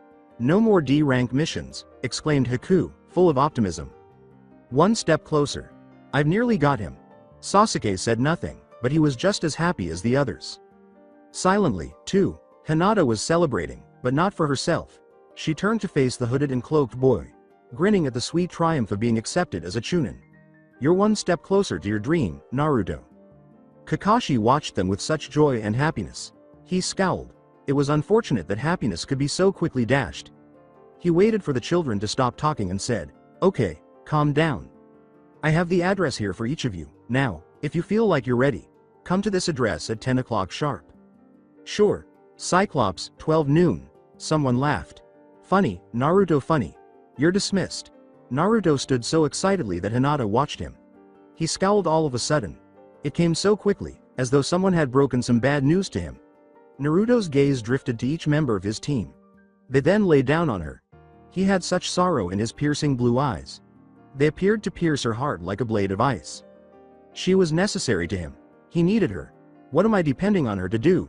He was, but she didn't know. Naruto turned and walked away, most likely heading back to his apartment. He took Haku with him. Hinata remained, frozen by that icy gaze of sorrow, while Sasuke went off to pout, brood, and generally be a pain. Kakashi observed her. He approached her and touched her shoulder. You want to help him, don't you? She didn't seem to answer, Hinata thought. She was unable to think clearly because of that stare. He carries a lot of pain, Hinata, pain even I don't want to understand. Hinata watched the tiny figure leave as she stood there. He doesn't have much to live for, Hinata. Can you give him something to live for? Then she found herself alone. She was left alone with her thoughts after Kakashi left. The door to Naruto's apartment was shut. Haku had just dropped in to wish everyone a good night. After making the customary contact again, Naruto retired to his bed. Lying on his bed, he gazed up at the ceiling. When Joey arrived, she inquired about his dinner preferences. I lost my appetite. Joey was too stunned to respond. This child refused to eat. Could that have happened? Naruto was left to think about this while Joey went off to think about it. The bomb had been dropped by Kyuubi. It served as a gauge for whether the entire team believed they were prepared. The entire team would have to wait if one person failed to arrive. Who would show up? Sasuke was obvious. The idiot could not possibly accept that he would have to wait a year. Haku would most likely arrive because he detested D-rank missions. He would stop at nothing to avoid it. He would undoubtedly come himself. The sooner he was able to secure some better missions, the sooner he could begin his actual mission. Hinata. He let out a sigh. Anyone could guess her. Although she had a stronger heart than any he had ever seen in his life or his master's, she believed that being a ninja only meant having physical strength. She wasn't particularly strong physically, to be honest. She was unaware of her true strength. All he could do was hope. Morning arrived. Waiting for his always late sensei, Naruto stood in a white hallway. He had to wait very little before Sasuke arrived. So you decided to show, Dobi? Very soon, you'll be glad I did, Teme. Sasuke didn't inquire as to his meaning. Naruto had a tendency to be enigmatic. About 10 minutes later, Haku showed up. Ladies and gentlemen, the moment you've been waiting for, the one, the only, Haku. Sasuke remarked, you're so full of yourself. You're the one to talk, Uchiha. Naruto allowed them to argue. Between them, they had developed and fostered their own little conflict.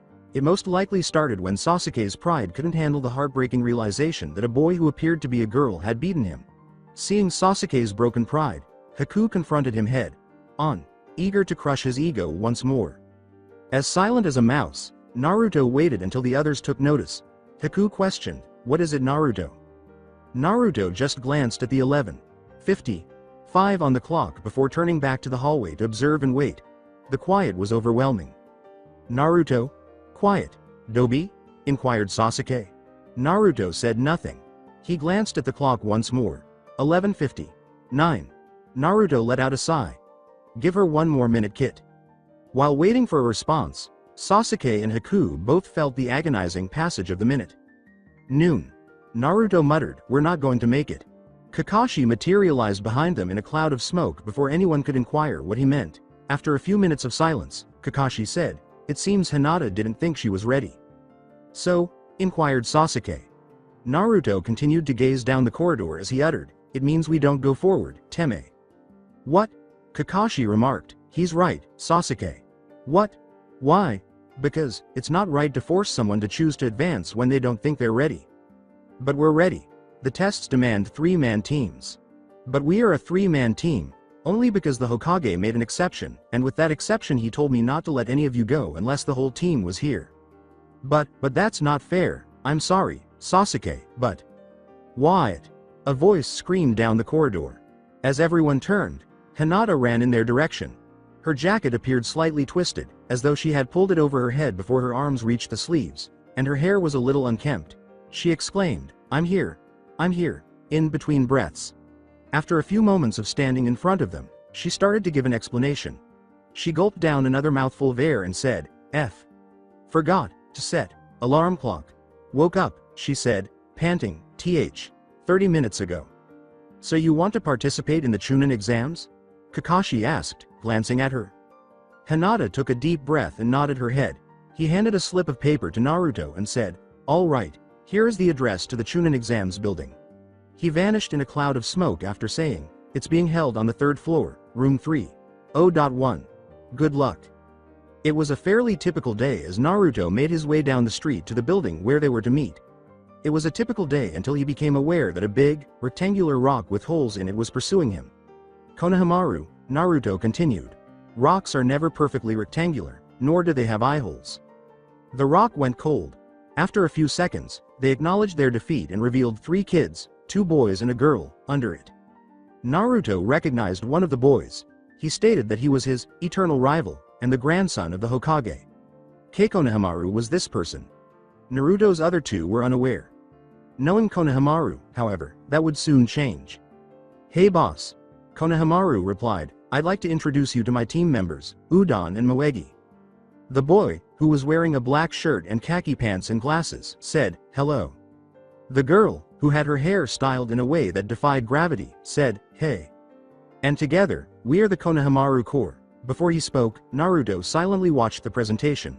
So now that you have a team, what are you going to do? Konohamaru remarked, well, I was hoping we could play. Sure, we can play one quick game of ninja tag, and then I have to go. Konohamaru's it. Konohamaru leapt to his feet and fled from anyone who might catch him. Abruptly, he dashed around the bend and collided with something dark. Konohamaru thought he was being lifted up when he suddenly saw a face painted with purple kabuki paint. Stupid kid, he said. Watch where you're going." Konohamaru abruptly vanished. A voice asked, "You're not going to hurt a kid, are you?" Naruto, a boy wearing a black robe, was standing a little further down the street. Standing beside him, Konohamaru gazed at him with wide eyes. "Hey, he rammed into me. So you're saying a 9-year-old kid hurt you?" A voice asked, "What's going on here?" The owner turned out to be a young kunoichi with a big fan across her back. The boy with the kabuki face paint pointed to Konohamaru and said, "That kid ran into me." "Kankuru, you mean to tell me that a 9-year-old hurt you?" Naruto stated, "That's what I asked." "You shut up," shouted Kankuru. "I wish I could." As he pulled the massive package of his back that was wrapped in bandages, Kankuru said, "Then I'll make you wish come true." "If you open that," a voice that sounded like the devil said, "I will kill you." Gaara, I wasn't going to, it was a joke. The voice's owner was then visible to Naruto. Black paint, red hair, and sleep. Deprived eyes. His forehead was tattooed with the kanji for love. On his back he carried a large gourd.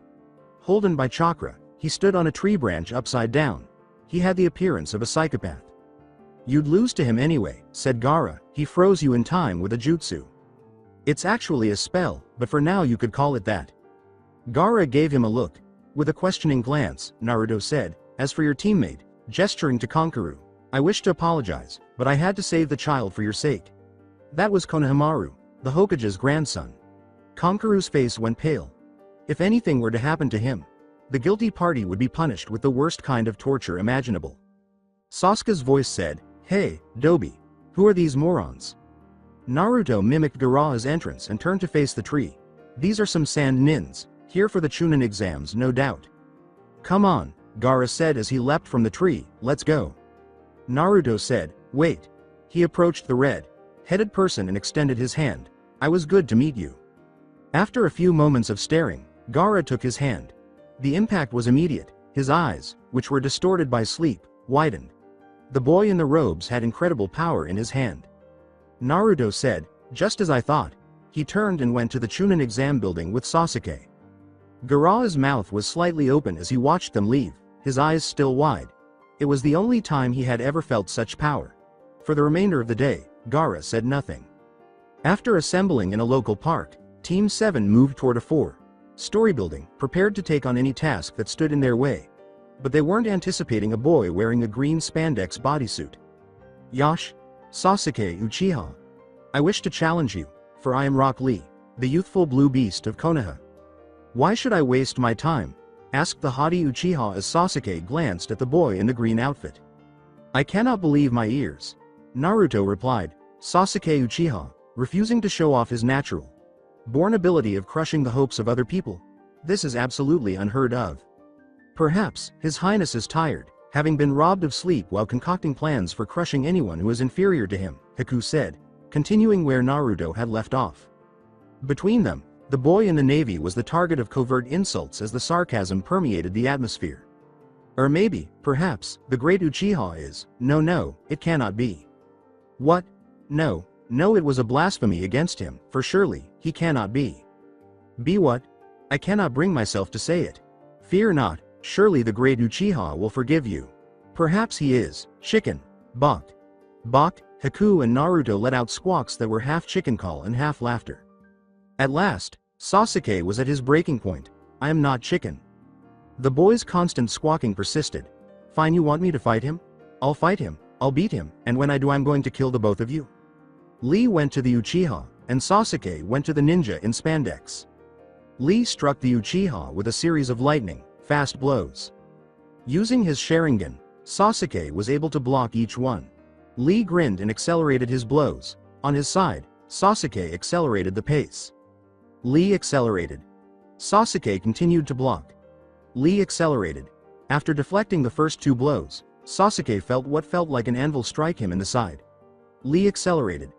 Sasuke started frantically trying to block the blows that came at him. Lee accelerated. Lee's hand would dodge and strike forcefully each time Sasuke attempted to block. Lee accelerated. Lee moved more quickly since Sasuke was unable to block anymore. Sasuke was receiving retribution. Lee accelerated. Lee abruptly launched the Uchiha into the air with an uppercut. Konoha Kage Buyu. Sasuke was flying above his teammates when he abruptly became aware that Lee was following him. All of a sudden, Sasuke fell on his back as a black blur flew beneath him. Naruto said, "Look Lee," while he had the ninja in a tackle hold. He let go of the ninja and turned to face Sasuke, who was attempting to get himself up. "I love the fact that you beat this Sasuke to the ground, but we need him in one piece for the Chunin exams. I hope you can appreciate that."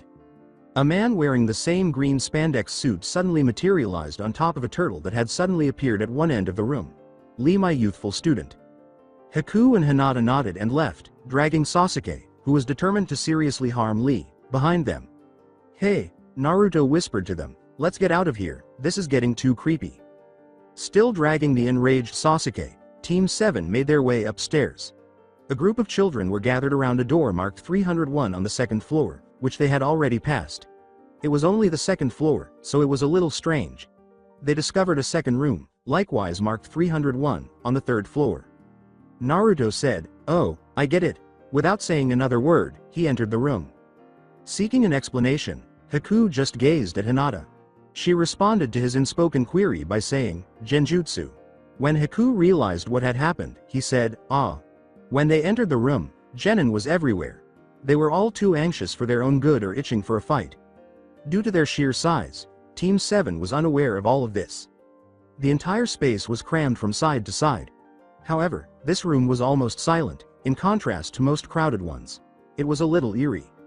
Naruto found it intolerable, so he did the only thing he knew to break the silence: boasting.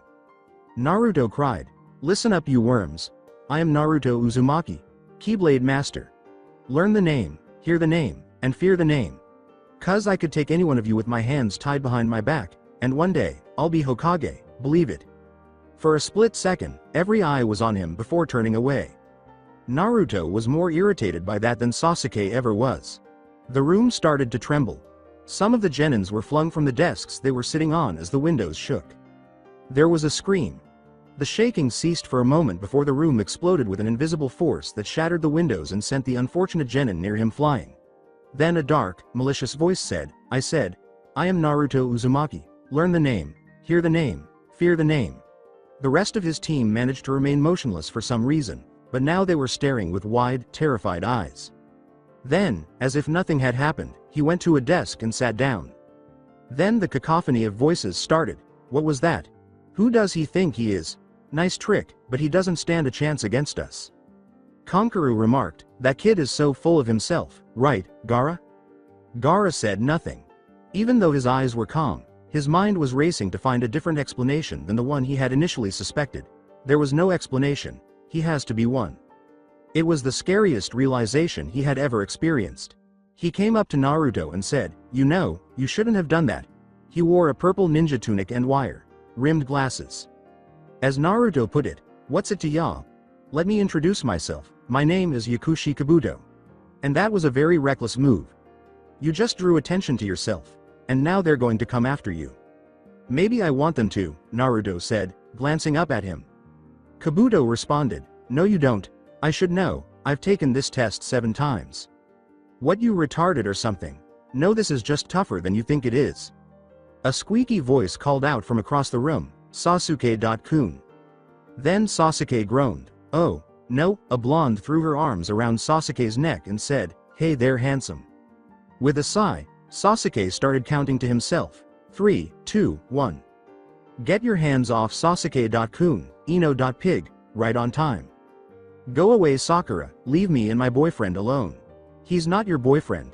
He's mine," Naruto exclaimed. "Look, it's Banshee 1 and Banshee 2. Sakura shot back, "Shut up, Baka." Ino growled, "Yeah, shut up." Naruto questioned, "So, as you were saying, Kabuto? You know the saying knowledge is power?" The boy said. Kyuubi declared, "I invented that one." Holding a massive deck of cards, Kabuto remarked, "Well, I have these ninja info cards. My collection's far from complete, but it most probably has anyone you have questions about." When Sasuke said, "I want to know about Rock Lee," Naruto questioned, "You have Gaara of the Sand in there?" He took out a card and said, "Yup, Rock Lee, the great blue beast of Konoha. He's very good at taijutsu, but that's about it." Sasuke should know. Haku responded, "He's experienced it firsthand." The two girls saw Haku for the first time and thought he was a rival right away. With enough venom in her voice to kill an elephant, Ino questioned, "And who are you?" Understanding when jealousy was growing, Haku responded, "I'm someone's boyfriend." Sakura and Ino gazed at him in disbelief. "Yes, I said boyfriend." "You're?" "Yes, I'm a guy, and yes I know, it's scary." Naruto cut in. "Anyway, Gaara." Kabuto pulled out another card and laid it down in front of them, saying, "Oh, yeah. He's done a lot of high-rank missions and has come back from them virtually unscathed." A loud voice shouted from the front of the room before anyone could respond. Everyone turned to see a man wearing a black overcoat with a black bandana tied over his head, saying, "Okay, maggots, take your seats." He stood up, took a piece of paper, and held it up once everyone had taken their designated seats. "This is a 10-question test. If you pass it, you continue." He stopped. "If you fail, you and your team leave and don't come back till next year." A hand went up, and someone said, "That seems a little unfair." "You fail. What? Leave? Now, but you and your team are disqualified from the Chunin exams." They escorted the boy and his group out. "As I was saying," the man went on, "each question you answer wrong, you lose 1 point. Each time you are caught cheating, you lose 2. If you are caught cheating 3 times, you and your team are out. If your score is less than 4, you fail. Any questions?" Nobody dared to speak. "You may begin." Desperate, Naruto glanced down at his test. Questions could not be answered, and Kyuubi refused to assist him. "What the? Who was the first Hokage's third cousin twice removed? How am I supposed to know that?" After that, Naruto started to let his gaze wander in the hopes that a memory from his academy days would return and provide him with an explanation. Naruto saw a boy in the corner a few minutes later. He was a Hyuga. Both the black hair and the distinctive Byakugan white eyes, as well as the fact that those eyes were active, were indicators that Naruto could tell. The answer came to him instantly. What is he doing? He's cheating. Standing at the front of the class, Ibiki, the man in the trench coat, kept an eye out for the mistakes that only a genin could make. He would see to it that it remained that way. From one of the distant corners, he heard a yelp. His gaze darted around the room. A young girl with short, cropped, midnight black hair and white eyes caught everyone's attention. The girl herself had her eyes fixed on her paper. He was being eyed by one of the monitors for a yes, no response. Ibiki shook his head after giving her a brief glance. She would not have yelled, or whatever had occurred wasn't prearranged. He allowed it to roll. Sometimes even genins needed a break. Haku was aware of his predicament. Since he had never been to Konoha before, he knew very little about its past. He wished he had perished on the bridge all of a sudden. The questions seemed to go on forever, and he became hopeless. He prayed for an answer as he looked up at the sky. He had no idea that one would ascend his leg in just a few seconds. A thin red rope, like object, swung around Haku's mouth just as he was about to yell.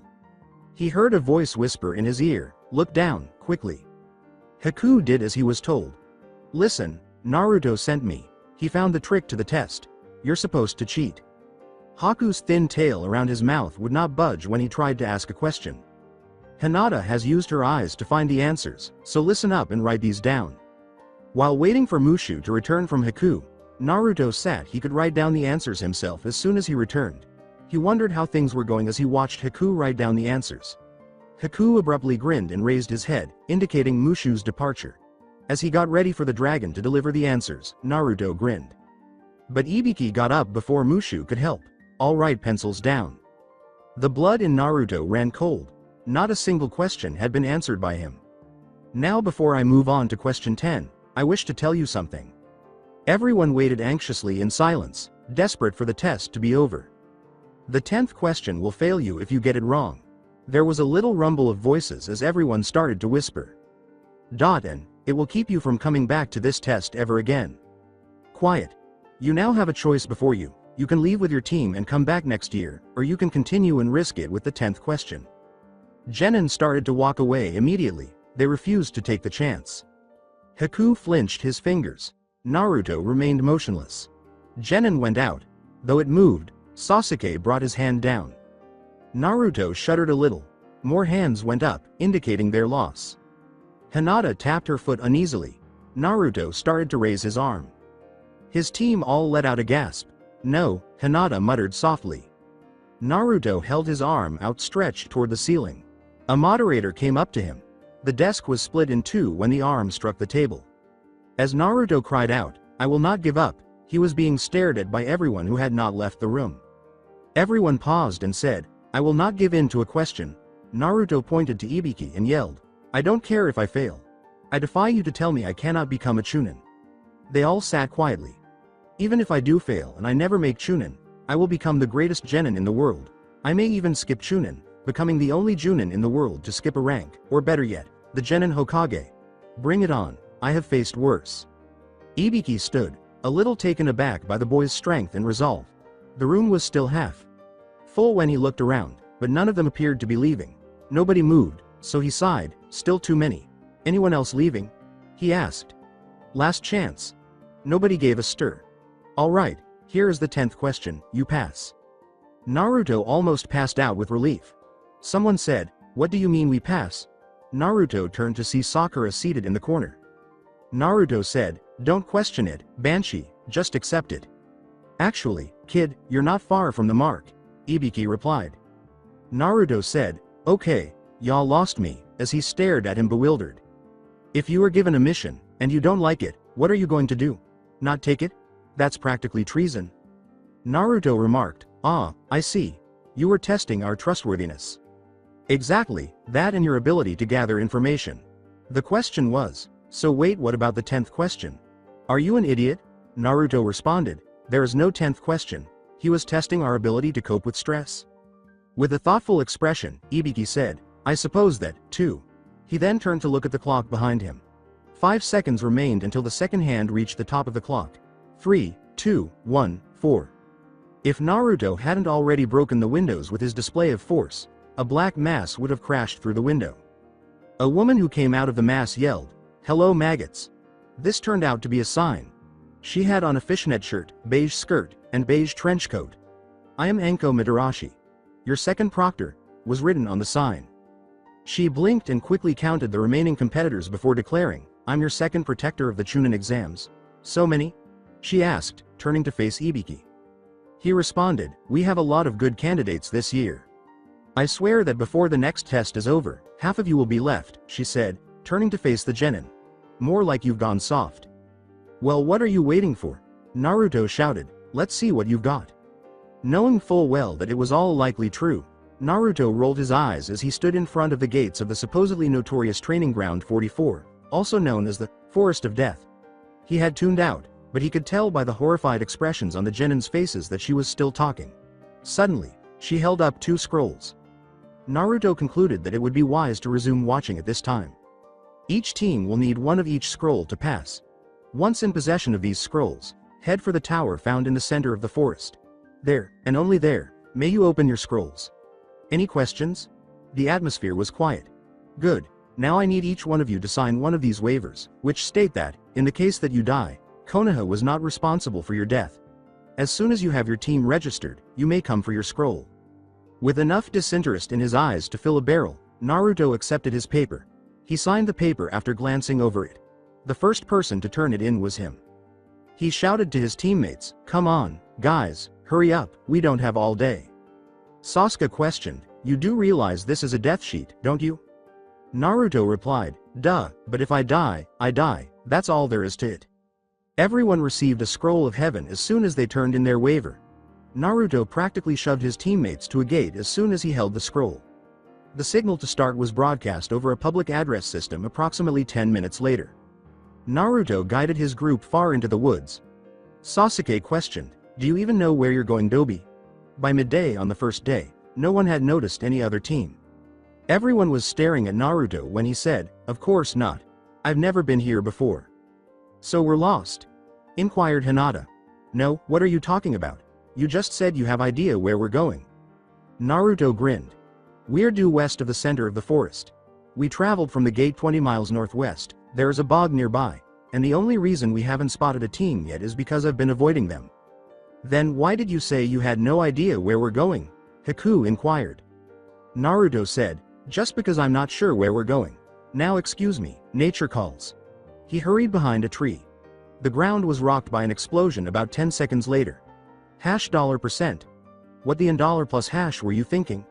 I should euro hash percent ing blow you to omega plus or minus an ing hell for that, was the first of many oaths that swiftly followed. Behind the tree Naruto had chosen, there was a moan of agony. Naruto came back muttering something angry about fools ambushing people while they're urinating.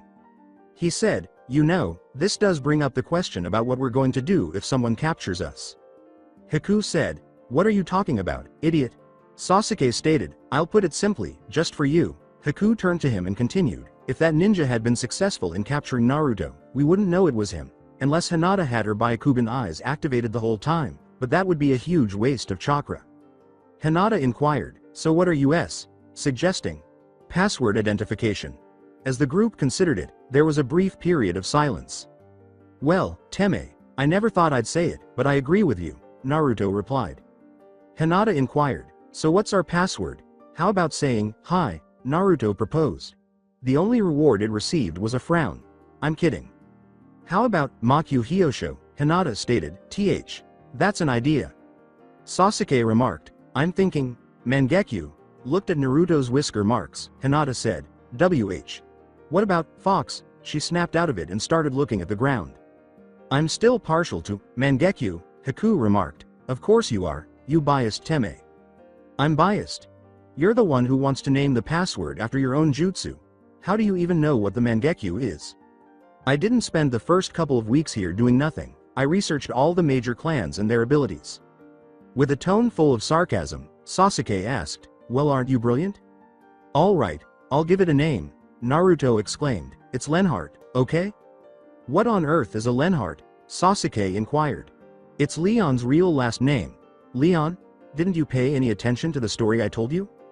"Huh? About Sora? Oh right, your story." Naruto sighed, "That one." "Yes." Haku stated, "Well, I'm fine with Lenhart." Hinata voted, saying, "I agree." Sasuke's response was, "All right, Lenhart it is." In search of the ideal prey, the group navigated the forest. An enemy grass nin team was about to be ambushed. Before the genin who was watching could say anything, the ninja had cut their throats when one of them abruptly produced a kunai. Then, with wide eyes, they watched as the grass nin drew a line of blood on his arm and made a few quick hand signals. A massive snake materialized before him. The grass nin gave him a look. "I want you to find Team 7 and split them up. Blow the boy in the robe and the other boy away, but leave the girl with Sasuke. She seems to know a lot about herbs and such, and she'll pose no threat, not that any of them would." With a grimace, Naruto took out a tiny golden oil lamp. With a sudden leap into the clearing, he declared, "I wouldn't waste my time." The grass nin remarked, "Well, it looks like my job has been a little easier." Naruto abruptly lifted the lamp above his head and exclaimed, "Genie? You'd think so, wouldn't ya?" Abruptly, a figure emerged from the smoke, and a blue mist started to pour from the lamp. "Congratulations, to Naruto!" exclaimed a blue man with broad shoulders, wearing a sparkling shirt. "You've just won an all-expense paid victory." "Thanks, Genie, but just take care of the snake, I can take the other one." As Genie exclaimed, "You got it!" his outfit abruptly changed to that of a snake charmer, complete with pipe, turban, and vest. Genie raised the pipe to his lips and began to play a song that put the serpent under immediate hypnosis. The snake was struck by lightning and glowed like a Christmas tree as Genie snapped his fingers just as it was getting into the rhythm. It was a smoking heap of flesh the next second. "Thanks, Genie." After vanishing back into the lamp, he uttered, "Ah, anything for Sora's hire." Naruto looked confidently at the grass nin and remarked, "And then there was one." The grass nin said, "You think I'm impressed with a light show? Well, if that wasn't enough, how about this?" The kingdom key flashed into existence, and light suddenly filled Naruto's hand. The grass nin turned to face the weapon he was holding and muttered to himself, "A keyblade." "I see you know your stuff, Orochimaru. How did you?" the grass nin asked, his eyes widening. While Kyuubi actually smelled the snake a distance away, Naruto asked, "How many ninjas actually have a summoning contract with snakes?" "So, we shall see if you are as powerful as you are observant." "I can answer that question for you already. I've learned to never trust the word of an idiot." "So you don't trust yourself, then? You're quick of wit too. I think I shall enjoy this." "If you don't, I will." Naruto charged at that point. As they charged, the fighters shouted at one another. Orochimaru ducked and punched Naruto in the stomach after Naruto swung at his head. Naruto was flung into a tree by the blow. The clearing was filled with the sound of wood cracking, and dust rose. With a sudden leap from the tree, Naruto wielded the kingdom key like a baseball bat. Orochimaru ducked once more, sending the cloaked genin flying into a tree. Surly, a Keyblade master could do better. A red blur suddenly leapt from the dust that resembled a smokescreen. When it landed, Naruto was visible with a red cloak and a Keyblade in each hand. In the most spectacular sword dance the assembled genin had ever witnessed, Naruto swung the kingdom key and Oathbreaker, saying, "I do, when I fight with valor." Next came Naruto's attack. Orochimaru dodged as before, but Oathbreaker's pointed key struck him, leaving tiny cuts on his cheeks. Naruto launched another attack before Orochimaru could respond, using a 3-dot hit combo on the Snake Sannin before thrusting the two Keyblades into Orochimaru's stomach. They pushed Orochimaru back a few feet. The Snake Sannin drew a kunai and remarked, "Impressive." Orochimaru chose to confront Naruto as he charged. Naruto leapt over the Sannin just before they collided. He immediately cast a Faraga spell after landing. Doden. Doryu Heki, Orochimaru screamed, forming an earth wall with his mud spittle. Naruto's enormous fireball passed by innocuously. "Time for an upgrade," smirked Naruto. Oathbreaker vanished abruptly, and his red cloak turned blue. Orochimaru teasingly said, "Oh, a costume change, I'm so scared." Naruto hurried Orochimaru after saying, "As you should be." The snake saw the blue blur coming toward him, and his eyes widened. A strong wind rushed past him, and he just managed to move out of the way in time. Thousands of tiny gray spheres flew at him as he turned just in time. He avoided everyone but one. Orochimaru exclaimed, "AHG," as the silver ball struck his arm, causing a searing ache in his shoulder. "Ku, ku, ku," Orochimaru chuckled. "You are a worthy opponent. I shall not underestimate you next time." As they started to circle one another, Naruto questioned, "Who said there'd be a next time?" With a smile on his face, he said, "Well, normally, I'd take you up on that, but this time, I'm afraid I can't." Then he started making hand signals. He was charged by Naruto. Orochimaru exclaimed, "Nankaizo," and abruptly reached out to slam the charging Naruto in the face, rendering him unconscious. Orochimaru's neck also stretched before anyone could move, and the head shot in the direction of the genin. Sasuke felt a sharp pain explode in his neck. It became acutely aware that Orochimaru had bitten it. The snake quickly withdrew and vanished, leaving two teammates with two unconscious teammates. Naruto woke up on the chili-stained glass floor and exclaimed, "Oh, what happened?" Kyuubi said angrily, "Your wisdom form failed to give you enough wisdom to know to never charge a man while he's performing a jutsu. I thought I should try and stop him. You thought wrong." "Yes, Kyuubi-sensei. You are very wise to make the change, however. Wisdom form bullets drain chakra. He would have been able to take Haku and Hinata if you had not shot him." "I didn't know that wisdom bullets drained chakra." "Then you were very lucky to make the change. So Orochimaru's gone?" "Yes, he left after biting Sasuke's neck." "He did what?" "Orochimaru bit Sasuke's neck so that a curse seal would be placed there." "Is that a good thing or a bad thing? In the long run?" "A bad thing. But you have 2 months before things become drastic, so I would recommend not removing it for a while." "Okay. So when am I going to wake up?" "In an hour. Until then, I want to talk to you." "About what?" "Your life mission." "Yes, Kyuubi-sensei. Especially the Kairi part. We'll just leave them for the time being because things got really awkward for a while." Near a sizable lake, Hinata and Haku managed to locate a suitable place to stay. They were able to lay them down in shelter after riding along with their teammates, Hinata blushing all the way for carrying Naruto. Haku paced and declared, "If I ever catch that snake, he'll have hell to pay." Haku, I appreciate your circa concern over your teammates, but we need to make sure that they'll be okay, so stop page pacing and help me." Haku took a seat beside his teammates and started examining them as Hinata used her Byakugan to check their chakra flow. "Naruto seems to be fine. How's his flow?" "It remains unhindered." They both knew something was amiss as they started examining him. "Good, now let's check the Teme. He's burning up. And his chakra is fluctuating crazily." They started caring for the ailing Uchiha right away, with Haku going to find herbs that would help the poor boy and Hinata applying a moist cloth to his head. Haku took a small leafy plant and boiled it in a small pot after his return. After a few minutes, Haku turned to Hinata and gave him the order, "Tilt his head forward." Haku cautiously poured the hot liquid into Sasuke's mouth after Hinata finished. Sasuke started to spit the liquid out as soon as it touched his tongue. Haku squeezed the Uchiha's lips shut before he could finish speaking. Haku addressed the unconscious body, saying, "It may taste horrible, but it's good for you." Haku finally let him rest after he was satisfied that he had had enough. There was a sudden rustle coming from the bushes. Hinata assumed her Juken stance as Haku swiftly produced a senbon. A head of pink hair suddenly emerged from the bush, and then the rest of Team Eiza. Sakura asked, "What's going on here?" before noticing her crush's sleeping form and starting to question the surviving members of Team 7. Concern accompanied the final query. "What happened to Sasuke-kun? Why are you here? Why aren't you helping him? What is going on? Is Sasuke dead?" Before Sakura went crazy, Haku said, "He's fine, relax. He's just a little tired. We made an ambush, but it didn't turn out so great." Sakura appeared to believe it, but she had some doubts because it would need to be quite strong to defeat her Sasuke. Haku produced some senbons and ninja wire and said, "How good are you guys at making traps? However, your intrusion did bring up an important issue."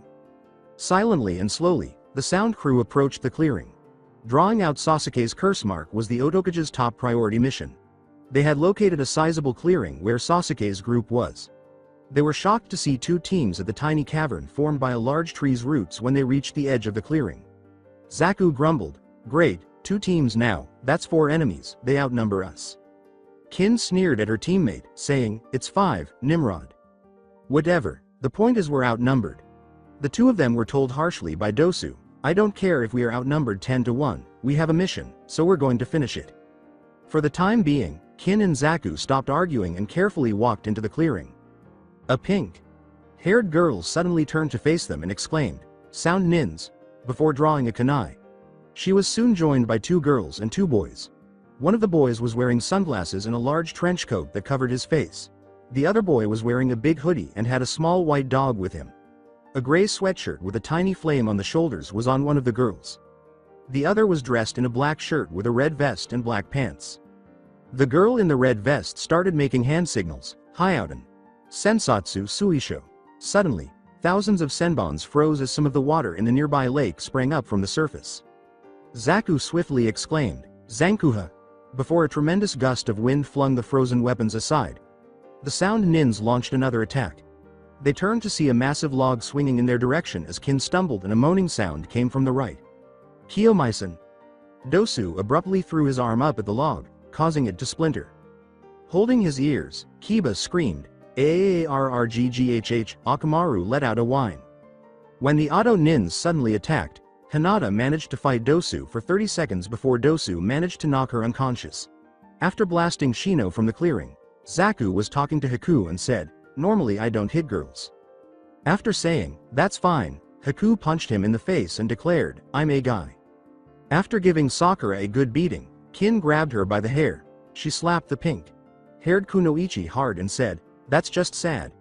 You're supposed to be a ninja, not some pushover fashion model.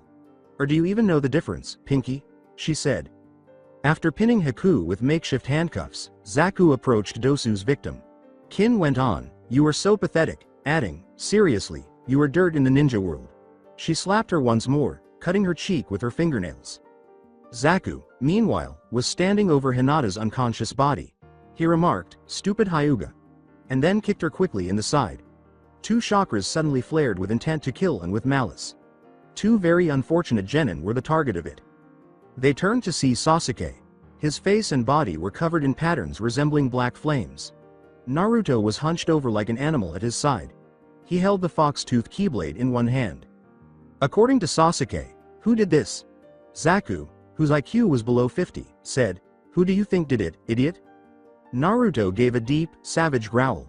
Shino had just returned to the clearing, and Kiba was starting to warm up. With an abrupt movement, Naruto lifted his keyblade and pressed its key into the ground. The earth split and cracked, forming a fissure that led to Zaku. Sasuke remarked, "Then you'll be the first to go, loudmouth." The crack started to enlarge until it was significantly wider than 6 feet. Rushing him, Sasuke knocked the ninja off balance and into the crack. Naruto used magic to say, "Terra," as Zaku hung on the precipice and the crack started to close. Seeing his situation, Zaku started to struggle to escape. At the expense of his foot, which was crushed as the 2 earth plates re-joined, he managed to save his life. You seem to like your arms. Sasuke suddenly pounced on him, grabbing both of his wrists and pulling them back behind the ninja's back until they both broke with a sickening crack. Sakura ran to Sasuke after cutting her hair to escape Kin's hold and yelled, "Stop it please." The black flame marks gradually disappeared, and Sasuke was back to his usual self. Naruto, relieved that Hinata was okay, ran over and started examining her. When Dosu saw this, he gave up because he was the team's smartest member. "Please, take this," he said, setting their scroll of heaven down on the floor. He left the clearing after grabbing Kin and the battered and, fortunately for him, unconscious Zaku. Naruto turned to Kiba, who had just finished releasing Haku. After he had calmed down enough to think clearly, he instructed them to take the scroll. They took the scroll and departed with Haku, Sasuke, Naruto, and Hinata after assuring Sakura that Sasuke was okay. Team 7 made their way to the middle of the forest after waking the bruised Hyuga. They quickly set up a trap and took an earth scroll. Iruka gave them a debriefing after they swiftly arrived at the tower.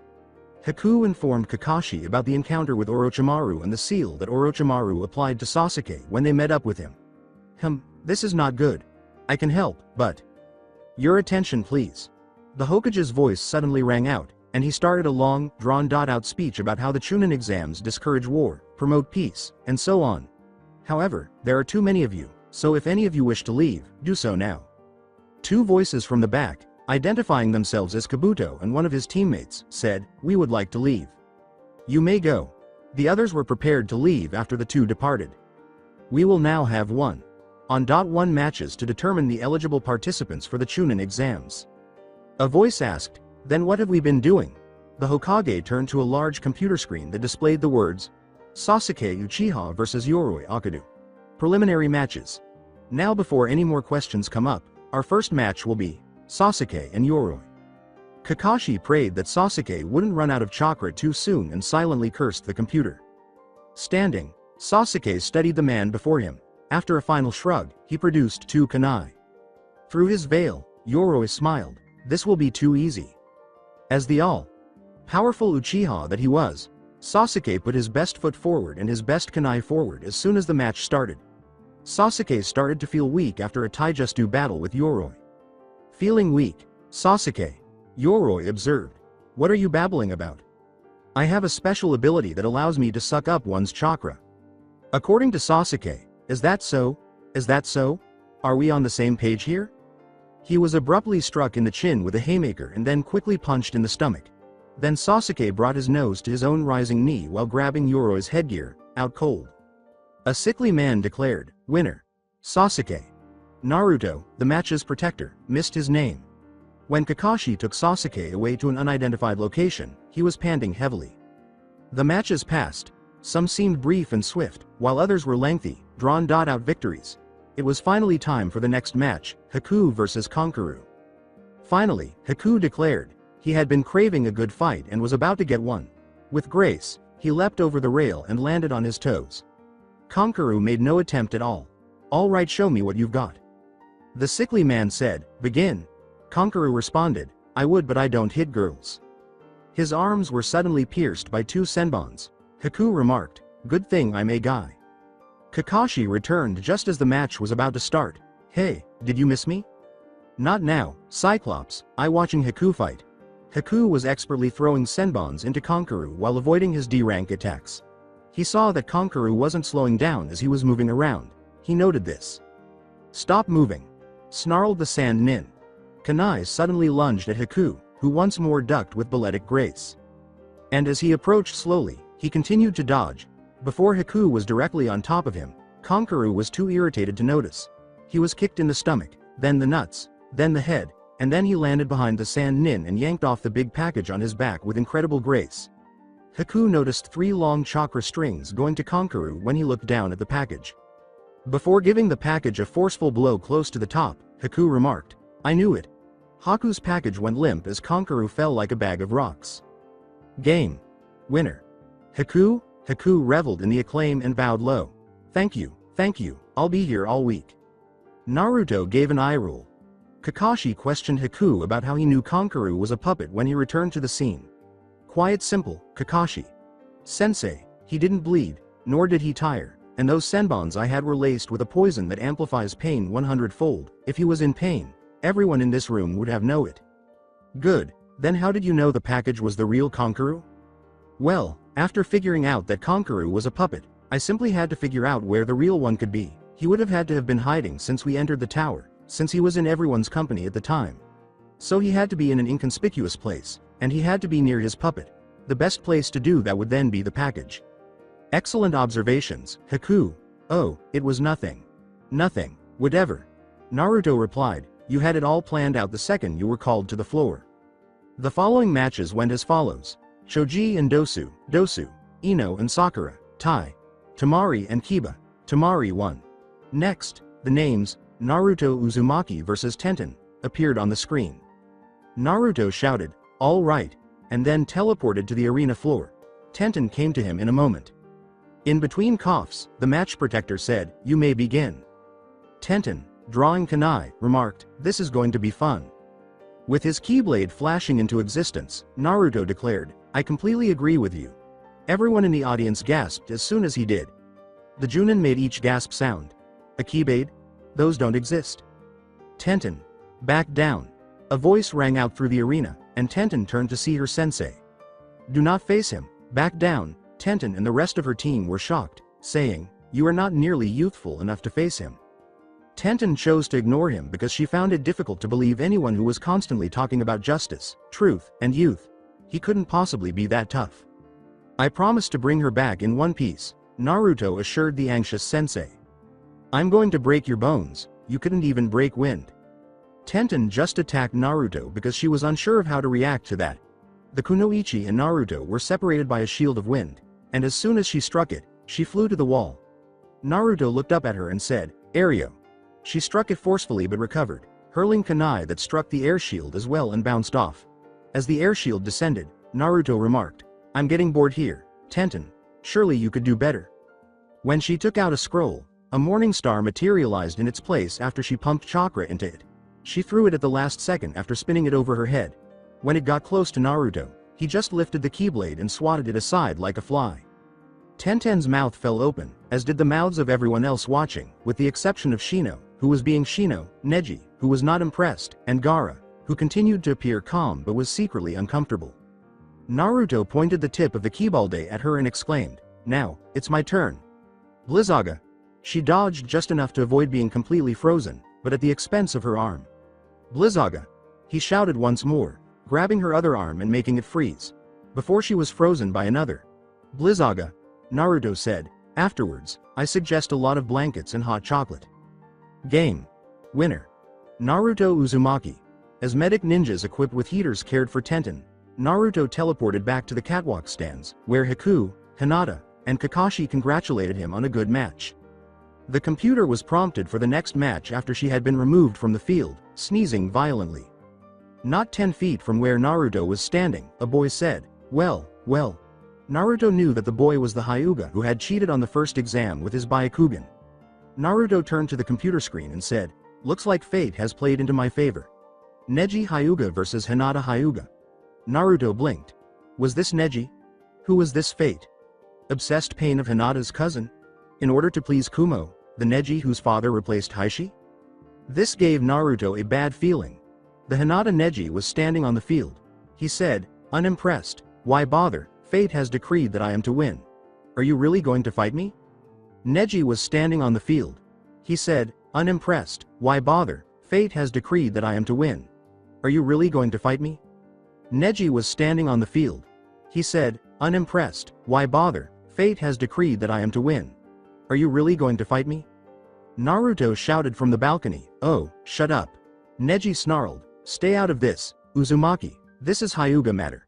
Do you want to know why I know fate is on my side, Hinata? He asked, turning back to face her. She didn't respond. Because you are a loser. You were born a loser, you will die a loser. Naruto desired to slap him down there. A loser will always be a loser, he can be no more. No one can change his stars. So you will lose today, tomorrow and all the days of your life. You are weak, pathetic and useless. It's a wonder you lived through the first part of the exams. Hinata lowered her head. This time, she lifted her head slightly as Naruto yelled, Hinata. Without even looking up, Hinata, look at me, she exclaimed. Don't you listen to a single word of that bull. He continued, you are the strongest person I know. The statement, I'm the strongest person he knows, startled Hinata. Your heart shines so bright that the sun itself is put to shame, and that's where strength comes from, the heart. No strength on this earth can face the strength of a strong heart. Peeved, that is the saddest thing I've heard. Neji responded, a heart is an organ that pumps blood, strength can't come from a heart. Staring him in the eye, Hinata said, no, Neji. It does, I know it does, because I know of a man who lived in another world. His heart saved the worlds and all that was in them. And he was the greatest man who ever lived, Naruto said, now show your cousin what it means to have a strong heart. The protector said, you may begin. Hinata then moved into her Juken stance and used her Byakugan. So you are going to fight me? Naji responded, very well, but I am not responsible for what will happen from here on out. He assumed his Juken stance as well. Hinata suddenly lunged forward and slammed Neji with all of her strength. Neji was able to easily block her blows until she attempted to kick his head. As he ducked, Hinata changed her stance and used both of her palms to ram Neji's chest. Naruto shouted from the stands, yeah, show him who's boss, instead. Naruto's encouragement inspired Hinata to fight more fiercely. Although Hinata's double palm hit slowed him, Neji continued to block his blows. She skidded to the other wall after he suddenly struck her in the stomach. She wasn't down for long because she was back up and attacking her cousin before Neji could react. Neji ducked and grabbed her wrist as she suddenly lashed out, then abruptly pulled her sleeve back to show her arm covered in chakra burns. With wide-eyed eyes, Hinata said, why you closed my tenketsu? Naruto started to pace because something wasn't right and it made him angry and restless. Like I said, once a loser, always a loser. Neji struck Hinata in the stomach out of the blue, which caused her to skid off in the direction of the wall once more. She doubled over in agony and held her arm to her stomach. Turning to face the guard, Neji said, call the match, she won't get up. The moment he spoke, Hinata's trembling leg hit firm ground. She started to slowly stand up. Her left cheek was swollen and blood was dripping from the corner of her mouth, but there seemed to be an unquenchable fire in her eyes. She declared, I will not give up. Naruto was proud of it. Game. Winner. Neji. He charged the weaker Hyuga, powering up a strike, but Neji didn't hear him. Game. Called the protector once more. Ignoring him, Neji moved in to make the kill. He was abruptly blocked by something, which struck him twice in the stomach before landing an uppercut that caught him in the chin. When he landed, Naruto was standing in his path. He became enraged and said, he said the match was called. Naruto turned to see Hinata fainting after hearing a moan behind him. Karaga, he exclaimed, lifting his keyblade to the sky. Above her, bells fluttered, and Hinata was enveloped in a green aura. Opening her eyes, she said, N. Naruto. Holding her cheek, Naruto said, Shish. Shish, go to sleep. She closed her eyes and answered, my angel, before wiping the blood from her face. Ah, how cute, a loser has a crush on a loser, Neji replied. Neji was frozen in place when Naruto stood up and let loose a killer intent. Naruto turned and gave Neji a cold, icy look. You better hope that I will not face you in battle, Neji. For if we do fight, I promise you, on my keyblade and on my honor, I will beat you into the ground. When Naruto arrived home that evening, he was eager for the month to end so that Hinata could be exacted revenge. He removed his cloak and entered his bedroom. Naruto was going to make the most of his month. Long training and strength. Building opportunity, but there was only one issue. Who could train him? Although Kyuubi was good, sometimes assistance from a physical person is necessary. As soon as he had finished thinking, he heard a voice behind him say, hello, Naruto. Naruto turned, his keyblade glimmering, and two people wearing black new organization cloaks came forward. One said, drawing his hood back to show the face of Squall Lenhart, a man Naruto had only seen in Sora's recollections, I hear you have a month. Another voice, displaying Yuffie's aging face, said, and that means we have a lot of work to do. When Hinata returned to her room after being discharged from the hospital that evening, she discovered a woman in robes sitting on her bed. Who are you? My name is Kairi, the woman said with a smile, and I have a gift for you. Sasuke gazed into the shadows. He watched his onyx eyes as he stood before himself. The Sasuke in front of him was abruptly grabbed by a black hand that was darker than the surrounding darkness. You are mine now. With a start, Sasuke opened his eyes and started to relax, another dream. Kakashi was looking everywhere for the blonde mystery. If he didn't find the boy, he wouldn't be able to assign him a sensei. He was currently standing at Training Ground 7, trying to locate the boy, but he was not finding him. Ichiraku Ramen was a bust. He's not on any training ground that I can see. He's not on the Hokage monument. Where is that boy? He asked himself as he went through his mental list of potential locations for him. When Kakashi decided he might as well check his apartment, he started to wander the streets in the hopes of finding him.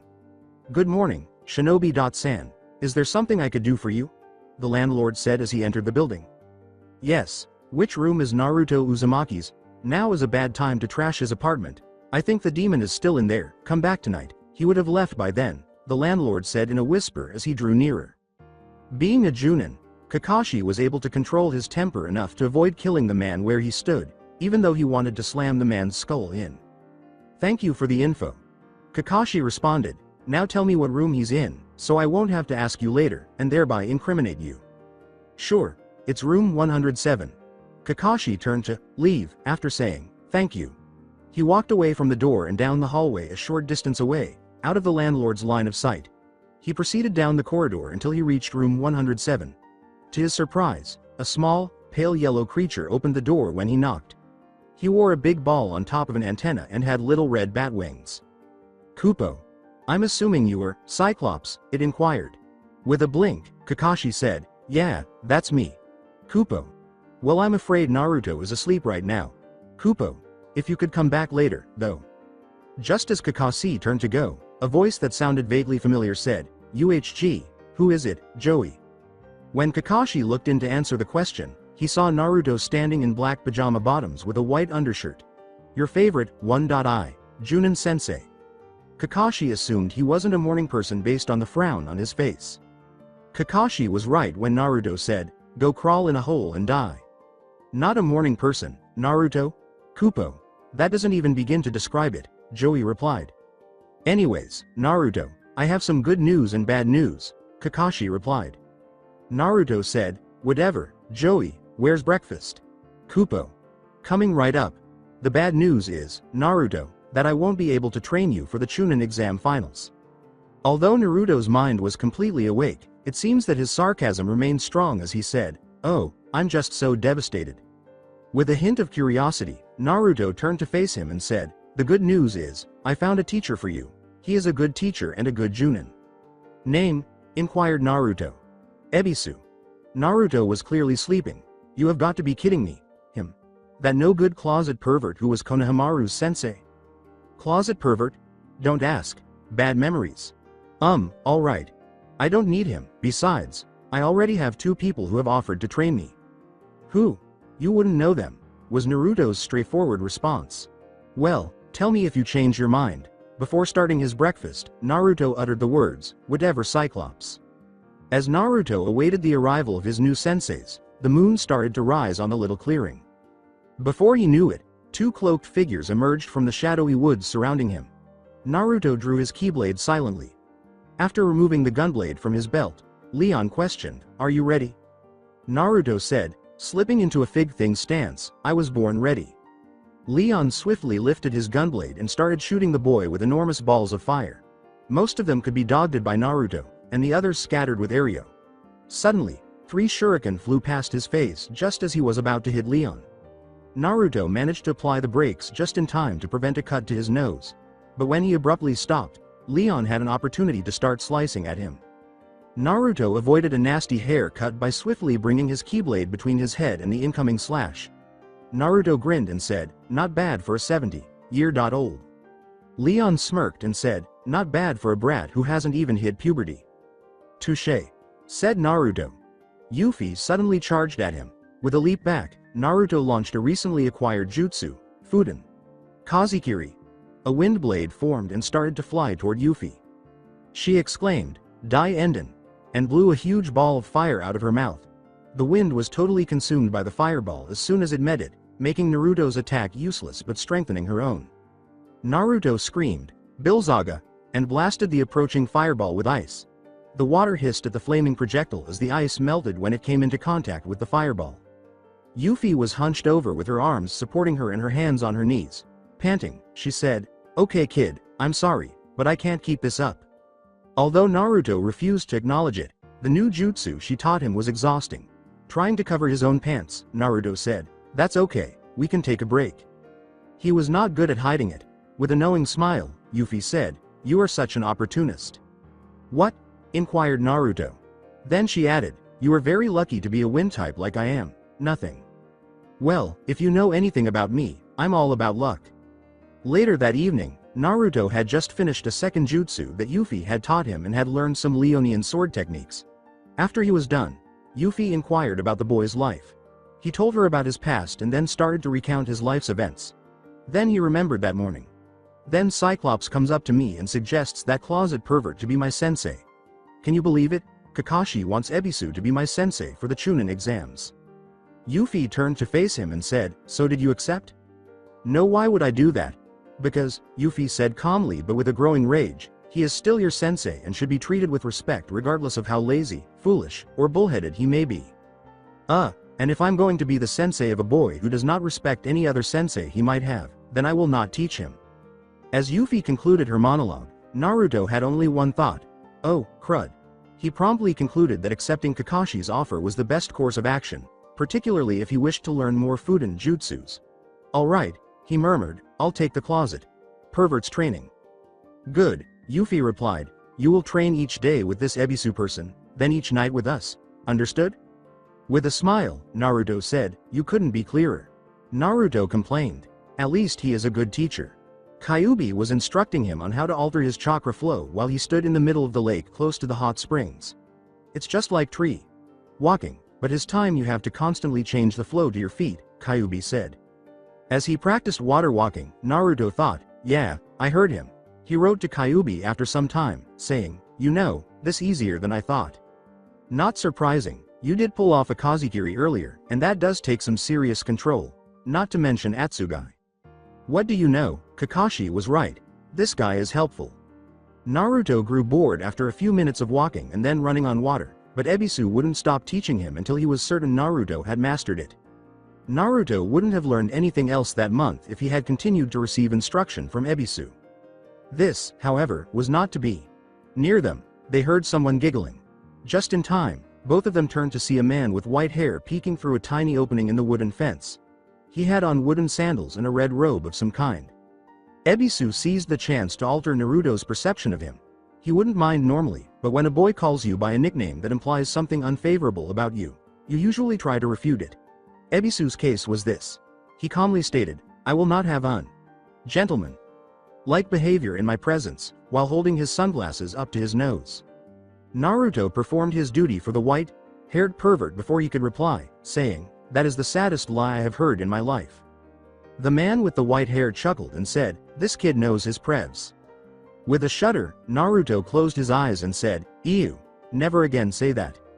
The white-haired man laughed even harder and said, mostly to himself, "I like this kid. Look, would you please just go so that I can continue to be trained by this closet pervert?" Naruto inquired. "No, I'm not. What will you do about it, then?" As the keyblade glinted into his grasp, Naruto grinned and asked, "Where do I start?" In response to the white-haired man's query, Naruto said. The mouths of both men fell open. The white-haired man had a lot on his mind. A keyblade. How did he obtain one? He got it when? Why have I not been informed about this? Who is this child? The last question was all the man could manage to say. Who are you?" "My name is Naruto Uzumaki, Keyblade Master." Naruto grinned even more. At the top of his lungs, the boy shouted. The man with the white hair stood stunned. Was this Naruto? "Obviously, I blew your sorry little mind with my awesomeness," Naruto said with a growing smirk. "Closet pervert.san needs to continue training me, if you don't mind." "Hey, may I ask you a question first?" the man with the white hair inquired. "What? Is your Junin sensei this pathetic excuse for a pervert?" "Hey," Ebisu gave the comment a snort. "Are you serious? If he ever had a team, I wouldn't be caught dead in it," Naruto replied. "What? If anything, you ought to feel thankful," Ebisu informed him. "So, sensei, who are you?" the man with the white hair said. Naruto replied, "That would be Cyclops, or better known as Kakashi." Before vanishing and then resurfacing, he said, "Thanks, I'll be right back." He told Ebisu, You have been dismissed from teaching duty and I'm to take it up where you left off. And who are you? Ebisu inquired. I'm Jiraiya, the well-known Sannin. Well, known? Naruto inquired. And you, he replied, gesturing to Naruto, are my newest pupil. Naruto replied, all right. When do we begin? Tomorrow, he said, come meet me at the waterfall south of here. Will do. After a brief spar that evening, Naruto informed Yuffie and Leon of the events of the day. Yuffie jumped when Naruto brought up Jiraiya. A Sannin? Absolutely not. And I believed them to be a myth for all these years. What? Naruto inquired.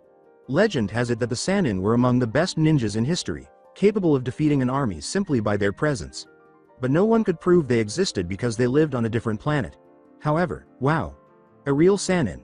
He will also serve as your sensei. You're lucky, kid. When Naruto arrived at the waterfall the following day, he was almost taken aback to see Jiraiya glancing at a group of bikini-clad women. The word, almost, is crucial. Then, an evil thought suddenly occurred to him, and he crept silently behind the Sannin, making the Tora seal as he pushed his finger up the ignorant Sannin's butt. Yow! Naruto landed on his back and began to laugh as he sobbed, frightening the girls. There is no doubt that 1,000 years of death is the greatest taijutsu ever. The boy let out a cry. After muttering something about dumb blondes ruining excellent research, Jiraiya looked at the boy still rolling on the ground and said, all right, Gaki. It's time to train, Jiraiya said, lifting the boy in his hand. Then he did this stupid dance and a toad appears, Naruto said, sitting with Leon and Yuffie that evening and recounting the events of the morning. The toad was holding a large scroll, and Jiraiya told me I'd get his summoning contract, Naruto added. When I told him I already had one, the expression on his face was priceless. Rewind. All you'll have to do is sign your name in blood at the bottom. But, then you'll be able to summon toads in the midst of battle. You'll become one of the best ninjas ever with this. Excuse me. What? Jiraiya questioned sharply. Naruto informed him, I already have a summoning contract. What? How could you already have a summons contract? Despite not responding, Naruto started to summon Kachiyose no Jutsu. He screamed, drawing a swift circle of blood and passing through the hand seals. Suddenly, a massive puff of smoke appeared, and when it dissipated, Naruto was seen perched atop a massive eagle. Jiraiya's jaw fell agape. Final flashback as he went on, Naruto added, thanks for the eagle contract, by the way. He then said that since that was resolved, he could start teaching me a jutsu that belonged to the greatest man in history. Speaking of which, Naruto exclaimed, come on, before removing a rubber ball. The ball bulged several times but nothing else. Darn it. Throwing the ball into the forest, he said. Hey Naruto, introduced Leon. What? I have a couple of questions I have been meaning to ask you. Go ahead. You claim to have used a fire spell on the Orochimaru guy during your altercation with him, but you were in valor form. How did you accomplish that? Kyuubi-sensei was able to channel some of his magic into me so I could pull it off, however, valor form does suck up most of the power so the spell greatly weakened. My second question is, when did you start loving Hinata? Leon exclaimed, wow. Well, if you want Kyuubi's exact quote, he said, I can recognize love easier than you can recognize ramen. Then he told me I loved Hinata, I just didn't know it yet. Naruto then started to cry, and during her fight with Neji, I felt that, without her, I wouldn't have any reason to live. Well, good luck with that. Leon stretched and produced his gunblade, saying, yeah, that sounds like love to me. Ready for another round? After 3 weeks, Naruto had learned 4 new Fuden jutsus from Yuffie and the Rasengan from Jiraiya. He had also completed a new spell he had been working on and summoned Songen, Majesty, the Boss Eagle, and received his blessing. Woodega! Naruto screamed, but the rock he had targeted was suddenly seized by vines, which gradually crushed it until it was reduced to pebbles. Naruto sighed. He enjoyed this portion of the day, which was in between training with Jiraiya and Yuffie and Leon. He actually accomplished a lot during this time, including summoning Songen and finishing the Rasengan. In fact, he had just recalled another task that he completed during this period. Rewind. Jiraiya insisted that he sign the Toad contract even though he had an Eagle contract, so Naruto was working on summoning the Toad boss, Gambunta, if he remembered Jiraiya correctly. He had summoned a number of large toads that liked the boy despite their unwillingness to assist him, and Naruto was actually happy that he was on the toad's good side because most summoning animals base their beliefs on a reputation. He went over the hand signs once more and drew the blood circle, saying, "Kachiyose no jutsu." He cried. This time a huge toad with a spiky fork and a huge shield appeared. The toad looked around before spotting the black-clad boy. "Oh, hey Naruto. Sorry about that Gomakin, trying to summon Gambunta." The giant toad comfortingly remarked, "Well, keep it up, you're almost there. You're actually doing better than Jiraiya did." "Really?" Naruto sat in front of the toad and asked. "Yes. He summoned Gambunta after nearly a year of having our contract. He really started to irritate my brother and I every time he called on us. Must have stunk, listening to Ero Sennin complain all the time." "That's good, Ero Sennin," Gomakin said with a laugh. "I must share that with someone." "You do that. I'll keep trying for Gambunta." Gomakin laughed before vanishing in a cloud of smoke. The second.in. Command Toad, Kyaputen, Captain, greeted Naruto Uzumaki after he began the jutsu once more. Slightly dejected, Naruto said, "Hello, Kyaputen. What's the deal, kid?" "It's just, I'm so close, yet the contract is useless to me unless I can summon Gambunta." The wise toad remarked, "Well, you are doing very well, for someone who is only 12. "I know, but still." At that, the toad vanished. "Well, I hope you can succeed in your summoning. Oh, and one more thing, never be afraid to ask for help." Naruto had an idea. "Kyuubi, sensei, could you please help me?" Kyuubi was taken aback. The boy was requesting assistance, which was undoubtedly unusual. "Why should I assist?" "Because it's just so I can summon Gambunta once. As soon as I do, the toad contract could help me, unless he has a problem with the eagles." After giving the boy some chakra, the fox said, "I suppose I could help." Kyuubi briefly considered using the kit to do it all by himself, but since he had already summoned the second in command, it was only a matter of time until he could summon Gambunta.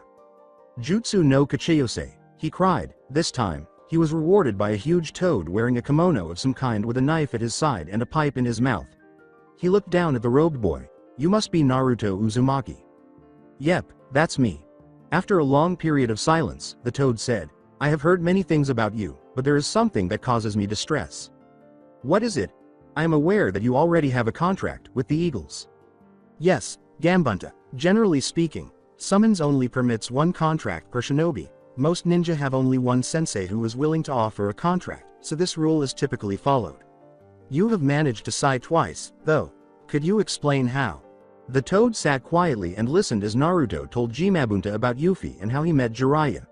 "So even though he knew I had a contract with eagles, he insisted that I sign the toad contract," Naruto said. Gambunta moaned. "I think I get it. Would you mind calling the eagle boss?" Before making a fast circle with his blood and slamming it to the ground, Naruto said, "Of course.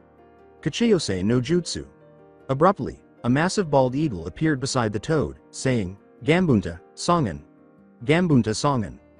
The eagle said, "Hello, Gambunta. What were you hoping to discuss?" "Do you have any objections to Naruto signing a contract with toads in addition to the eagles? It's a potential issue that we might be facing." "What would bother me about that? Because my grandfather told me of a time when the eagle contract was quite popular. Many toads died at the beaks of your eagles. Those were dark times for us, perhaps even darker than they were for you," Songen remarked, "as did many eagles themselves, Gambunta. To be honest, I'd like to put the past behind me." Gambunta nodded and said, "So you don't disagree with us?" The eagle shook his head and said, "No, not at all." Before puffing away, Gambunta said, somewhat sadistically, "Very well, Naruto. You may summon any of the toads to help you, and I will make sure that they do." Final flashback that day, Naruto discovered 3 things. First, that Gambunta was a very sadistic person. Second, that he should never be afraid to ask for help. And third, that the eagles and the toads had a dark past that they were attempting to forget. It seemed as though nothing had happened during the 4th week of the month, but everyone knew deep down that this was untrue. A Hyuga had almost killed his cousin, and the demon Brad demanded retribution. They chose to support the Hyuga in case he killed the demon, but they had no idea that Naruto would receive the retribution he had demanded. The day arrived. That wouldn't be shocking normally, but on this particular day, people were betting that the world would end so that their Jinchuriki wouldn't be able to fight. One man told another, "You owe my 60 ryo." "Whatever," the other man answered. Some were going to applaud the demon Brad in spite of everyone's distaste for him. A brother asked, "Who are you cheering for?" The other brother answered, "Not Neji. You're cheering for the demon?" No, I'm just not cheering for Neji. Why? He tried to kill his cousin. I don't care who you are, but that's low. The stands then started to fill up. People were traveling from all over Konoha to witness either Neji's or the demon brat's death. They would have to wait a little while longer, a hooded boy grinned. High above the arena, Sandame Hokage sat in a chair and could just make out the Hyuga boy standing in the middle. He turned to see the Cage's masked face as a voice near him said, "Hello Hokage, Sama." "Ah, hello, Cage. Sama, I was afraid you weren't going to make it." "Oh, trust me, I wouldn't miss it for the world." Hinata waited for it to start while seated next to her father. In addition, she was anticipating Naruto, who had hardly been seen in the previous 4 weeks.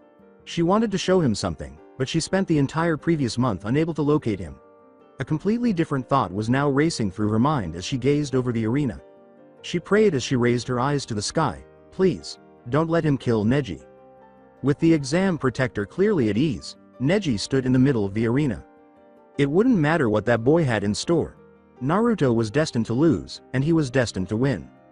It's as easy as that. He waited while cracking his neck. A clap rang out from the stands as the protector raised his hand after checking his watch after a few minutes. Clap clap clap clap clap clap clap clap. After 2 slaps and a clap, a second pair of hands, this one from the opposite side of the stadium, suddenly joined the first. And still another pair.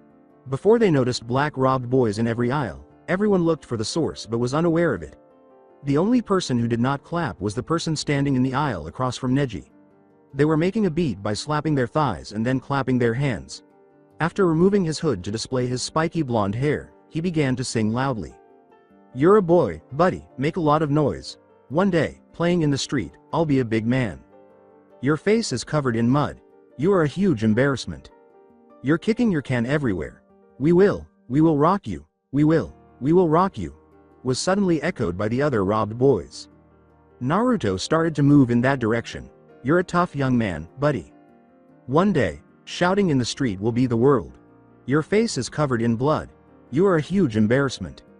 Waving your banner everywhere." Then he suddenly held a flag and started twirling it with a skill that was superior to that of most marching band flag twirlers.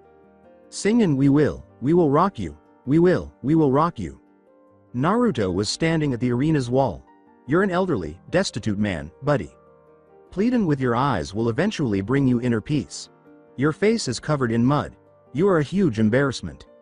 He landed on the arena floor after jumping off the wall, saying, "Someone better put you back in your place." And 60 robed boys, each singing the song's chorus, followed him. The song's final words, we will rock you. We will rock you. We will rock you," caused the shadow clones to vanish, forming a smokescreen that eventually dissipated to reveal just one Naruto holding the Keyblade with his hood down. "I am not the owner of We Will Rock You." With an unimpressed expression, Neji remarked, "A song means nothing to me." With an angry expression, Naruto remarked, "No, but it gets the point across." Neji grumbled, "Please, a threat from a loser is nothing to be taken seriously. Start this match quickly. I have been waiting a month to pound sense into this guy," Naruto said, turning to face the protector. With a sigh, the guardian said, "You may begin." Neji lunged forward, preparing to strike Naruto in the chest. Naruto remained motionless until Neji's blow nearly killed him, at which point he punched Neji in the chest, causing him to lose consciousness. Then Naruto's Keyblade turned and struck his face, knocking the Hyuga aside before he could strike back. After getting up, Neji spat out a tooth. Naruto said gloomily, "I have held back for 12 years. Now you have angered me, and with anger comes pain." Naruto unzipped his robe slowly and let it drop to the ground. The sun saw what lay beneath his cloak for the first time in years. Black cargo shorts, a black shirt with diagonal yellow stripes, black gloves, and 2 red baldricks that held 3 kunai holsters. One with shuriken, one with kunai, and one with lerxi needles, were all black. He had 3 storage scrolls on his back. Additionally, he wore a Konoha headband belt with scroll, hosting holes. As he stood there, Naruto gripped his Keyblade tightly. "Fight me, and I promise it is going to hurt. Threats of a loser mean nothing to me, and you are a loser. It was fated that I'd be the winner. So I'm a loser. What does that make Tenten? Worse than a loser." A girl was being restrained into her seat by her entire family somewhere in the stands. Neji decided to change the topic after he heard a faint struggle. "You can use the strongest weapons you have, but they will be nothing against me, for I was fated to win. So you're saying I should go all out? If you wish, but it will achieve nothing. While pointing the keyblade at Neji, he said, all right, if you say so. Stop! The Hyuga froze. Naruto's next move, which would leave the onlookers perplexed for a very long time, involved walking up behind Neji and kicking him until his face was in the dirt. After sitting in that position for a few seconds, Neji leapt to his feet and started searching for Naruto. Neji turned around with a look of mild surprise on his face when Naruto said, behind you, idiot. However, Naruto knew that behind those eyes, Neji had been shocked into a stupor. Interesting how that works, Naruto remarked, swinging his keyblade with a soft grip. Byakugan, Neji said, closing his eyes, shut up and fight, loser. Veins popped around his eyes, and a smirk came to his face. The smirk instantly disappeared when he opened his eyes. What is this? Naruto laughed. As I said before, the best weapon you can have is a strong, shining heart. What are they talking about? Murmured everyone in the stands. I have no idea. But every Hyuga in the stands understood exactly what he was referring to. Naruto's chakra was overshadowed by a bright light emanating from where his heart would be. None of his chakra coils were visible.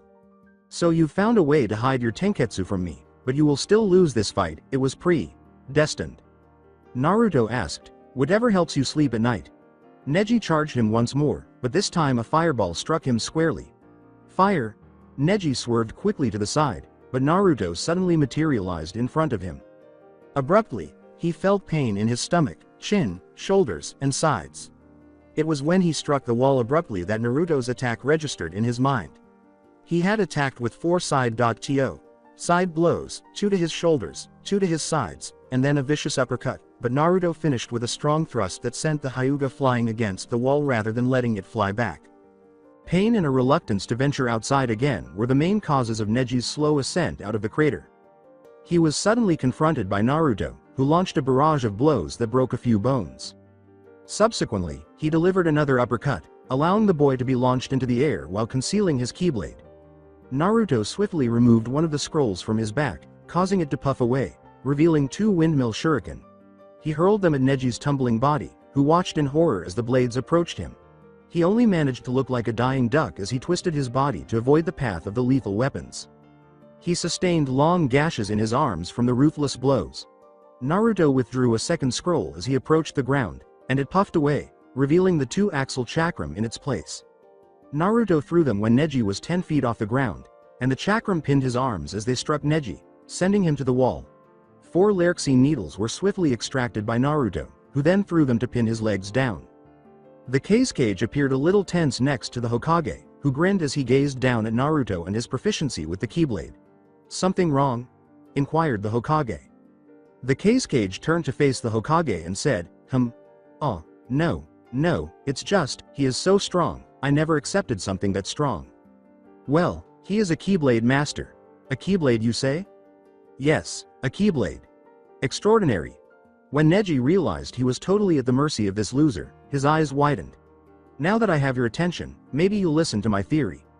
Naruto approached him and started spinning his keyblade while grinning. You think that you, as all geniuses are rare, that you are something that will never happen more than, at the max, 3 times per lifetime. Well, here is my theory, everyone is a genius. Neji laughed, that is the stupidest. The Lerxine needle sent a bolt of electricity up his leg, cutting him off. Naruto questioned, did I ask you to interrupt? When Neji remained silent, Naruto went on. As I was saying, everyone is a genius, but if you judge a goldfish by its ability to climb a tree, it will forever think it's stupid. And you, Neji, have done exactly that. Naruto was furious. You think because you are a genius, you are the standard to measure everyone against. You have destroyed the self-esteem of your family and teammates, and for that, I will beat you. Naruto started to leave. Naruto raised his hand and said, however, I am fair, so I will let you attack me. Suddenly, the axle chakram and the Lerxine needles were back in his grasp as if nothing had happened. He hurriedly put them away and put them back on his baldric before turning to Neji and saying, now, genius, in a sarcastic tone, come at me, and make it your best. Neji grinned as a thought began to form. Encouraged by the fact that Naruto's heart had dimmed enough to reveal the tenketsu, he approached him, activated his Byakugan, and looked up at him, saying, you idiot, you are within my divination range. Rokujui Ensho Hake.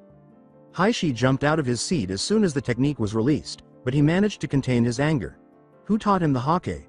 I'll have their heads if I discover it was one of the council members. He merely sat down and fidgeted after being denied the opportunity to at least pace. 2, 4, 8, 16, 30.2, 60.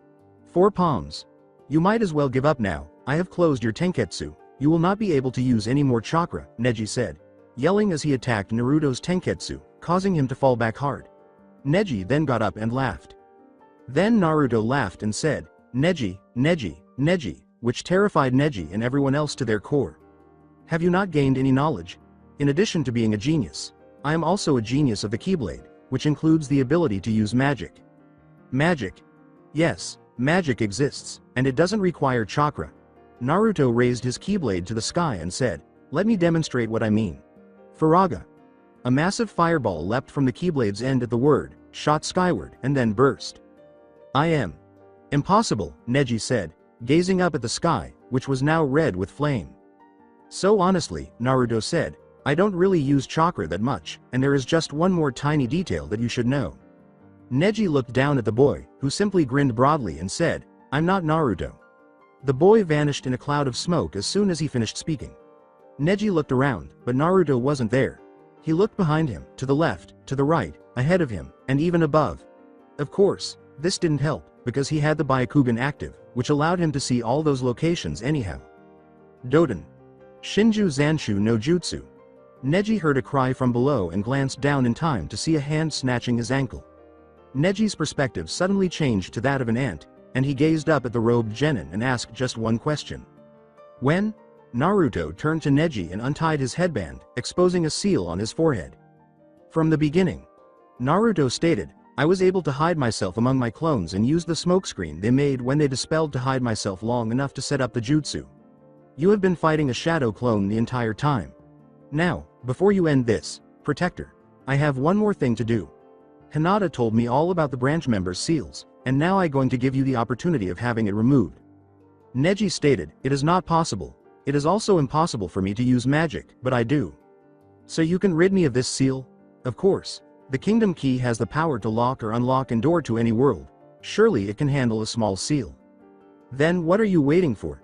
Get this stupid thing off of me, Neji said, glancing at him. Naruto questioned, who says you get to decide? What?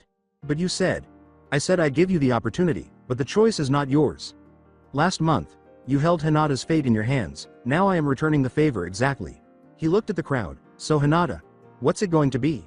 Will you let your cousin who nearly killed you leave this arena a caged bird, or will you let him be free to fly to the ends of the earth? His fate is now in your hands. He has a very interesting sense of justice, don't you think, Cage? Sama? The two cages sat in the Hokage's box. Oh, sorry, yes I would say he does. You seem very distracted, is something on your mind? Only this boy's words. Like what? The cage stared down at the arena floor without responding. Astonished by the outcome, Hinata gazed down at the arena floor. Naruto had put Neji's life in her hands, just as her own had been in his just a month before. She saw her cousin's eyes as she peered down at the arena. They appeared very depressed, as if they were aware that she would order him to leave the seal on his head, as he was due. As if he was aware that this one chance he had would be a complete waste. As if he was aware that, for once, he had controlled his own destiny and had been too naive to consider the repercussions. Perhaps she ought to surprise him, she thought. I forgive him, Naruto, remove it. You can't do that, yelled one of the Hyuga elders, excluding Haishi. Do not touch him, demon, yelled another, if you remove that seal, we'll have your head. The elders were momentarily quieted by Naruto's booming cry, silence. For years, you have called Hinata weak. Well, today I tell you that she is a genius of forgiveness, and that is the hardest genius to be. Naruto then turned to Neji's head, lifted his Keyblade, and a light played on its end. So, as ruled by your judge, Hinata Hyuga, the genius of forgiveness, be free. At that, a beam of light shot from the end of the Keyblade, directly to the center of Neji's seal. There was the clack of a key in a lock, and reverberated across the arena. After turning to face the protector, Naruto said, now call the match. Winner. Naruto Uzumaki. Then, turning to face the Hyuga, Naruto used his magic to reverse the damage, saying, Kira, before he pulled Neji from the ground. Naruto said, See ya later, Neji. He then teleported to the team's booth, where all of the preliminary winners were present. Frowning, the Cage said, "He is much more powerful than I thought. He can even remove seals." "Is something wrong, Cage? Sama? No. Then you will agree with me that Naruto is fit to become a Chunin? Is there a reason he wouldn't be? No, not that I can think of. He used a strategy to get Neji in an indefensible position. He also showed that he had very powerful attacks, and he has the ability to attack without chakra. Not many Chunin can do that, can they?" No, not many can. "Then I say he should be a Chunin," he said, getting out a small paper and writing Naruto's name on it. The title of the paper was, "To be promoted." "Have you heard the term overkill, dude?" As Naruto ascended the stairs, Haku uttered those words. "What do you mean by this, overkill?" Before turning to the matches, Haku remarked, "Figures. Oh, and did you hear about Lee, by the way?" "No, what took place?" "Oh, you didn't witness the final fight. You went out with Hinata to see how she was doing. In any case, Gaara and Lee engaged in combat. Gaara's sand shield protected him automatically, but when Lee removed some weights, the sand shield was unable to keep up with Gaara's armor of sand, rendering Lee's attacks nearly ineffective. Lee then returned with an unexpected amount of extra chakra and started beating the living daylights out of Gaara. Thick bros prevailed, then? No, Gaara was able to survive Lee's final attack, and he broke one of his arms and a leg. Dude, his heart was big. At least he's still alive. Well, is he dead? No, but, according to the doctors, he can never be a shinobi again. What? There was just too many problems, and it was only now that you told me. Haku defended himself by saying, "I haven't seen you until just now." Arg, no jutsu, Kachiyose. Biting his thumb, Naruto drew the summoning circle and let out a cry. An eagle materialized in a puff of smoke. Naruto. "Sama, what can I do for you?" the bird said, giving him a wing salute. "Come find me when the third match is over. I should be near the hospital." "Yes, sir." Like most eagles, the eagle leapt off the ground and sat on the railing, watching the matches with great interest. Naruto quickly drew another circle of blood, saying, "Kachiyose no jutsu." Another, much bigger eagle emerged in another puff of smoke. "Fusenmei. Blur. Take me to Konoha Hospital." "Yes, sir, Naruto." "Sama." On the back of the eagle, Naruto leapt. "Where are you heading?" Stunned by the summoning and Naruto's need for haste, Haku inquired. Before Fusenmei leapt into the air, Naruto declared, "I'm sending Lee a get well soon package." Did anyone else think that those summoning were cool beyond all reason? Haku asked, turning to the assembled genin after a brief pause. Nearly all of them put up their hands, just checking. For the 5th time that month, Lee had left his hospital room, and he was slinking around to avoid the nurse's attention. They simply didn't get it, so he had to keep up his daily exercise regimen, and each time they saw him, they would drag him back to his bed and tell him that he couldn't be a shinobi anymore.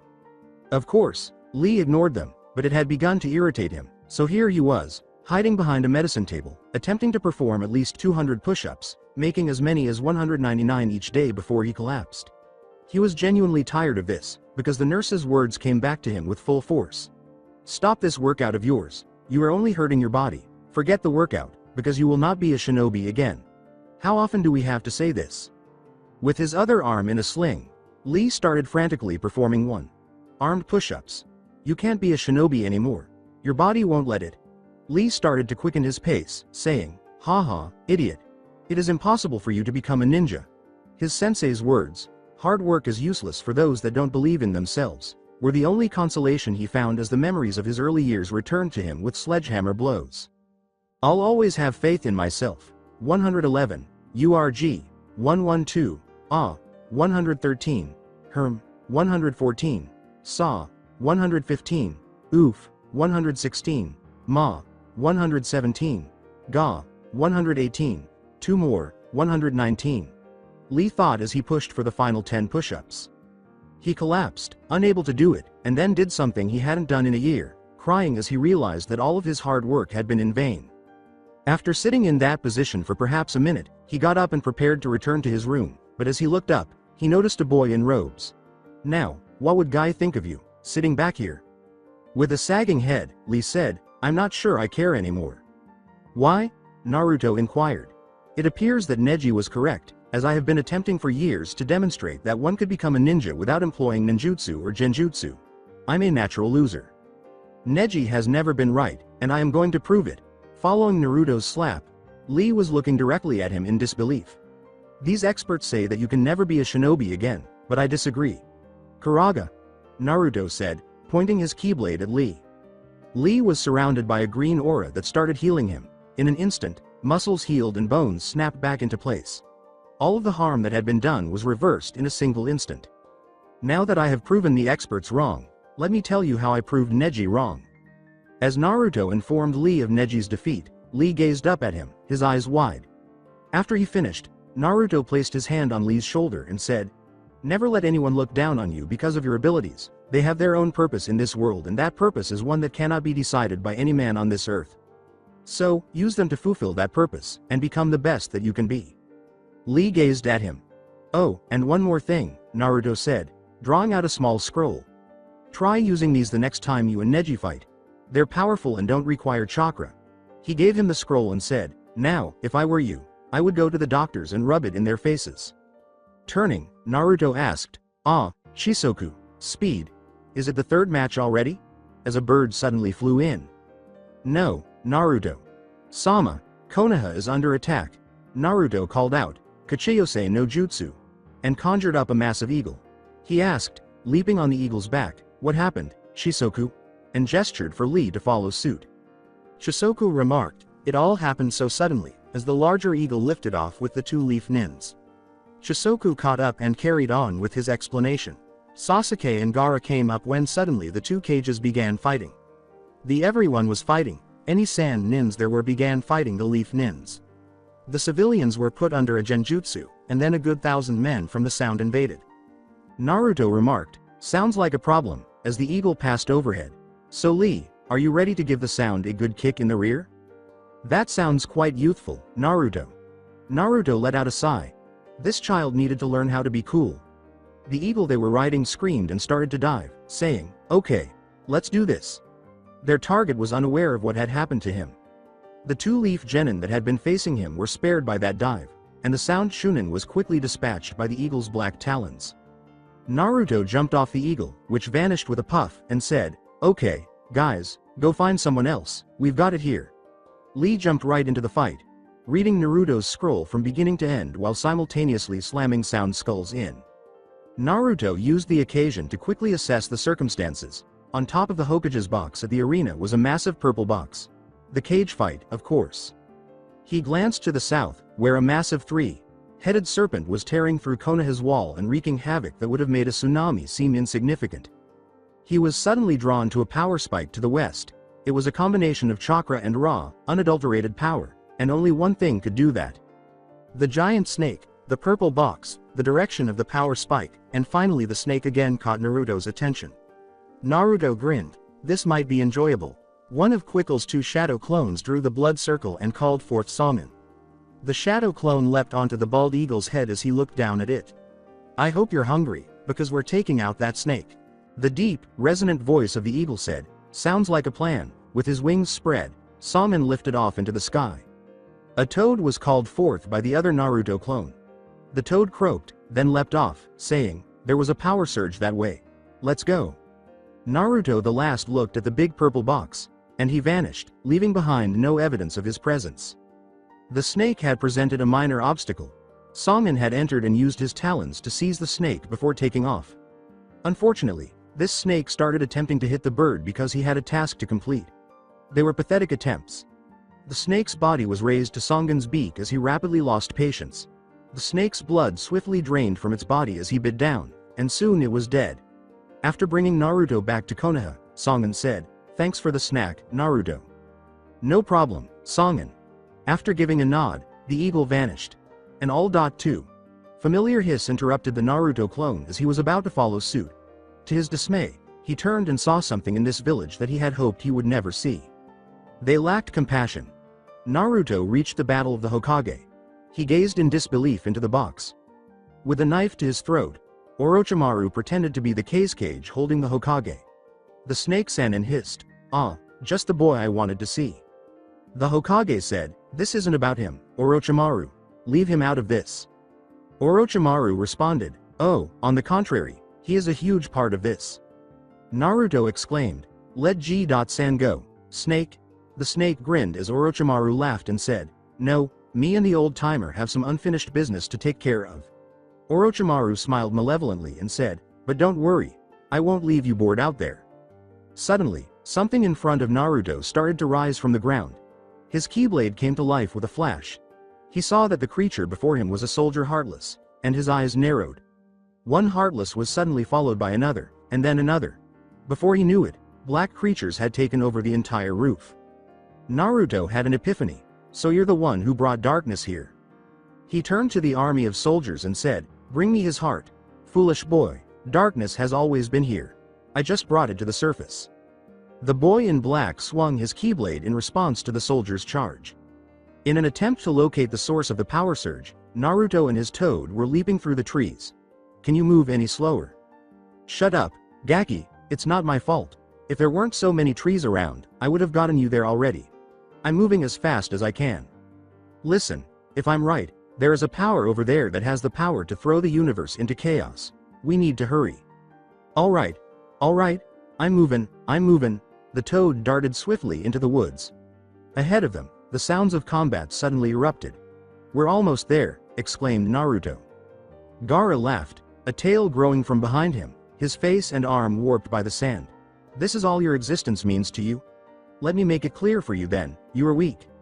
Sasuke jerked. "You're too soft, because your hatred isn't strong enough. The power of hate is the power to kill. The power to kill is the power of vengeance. Your hatred is weaker than mine."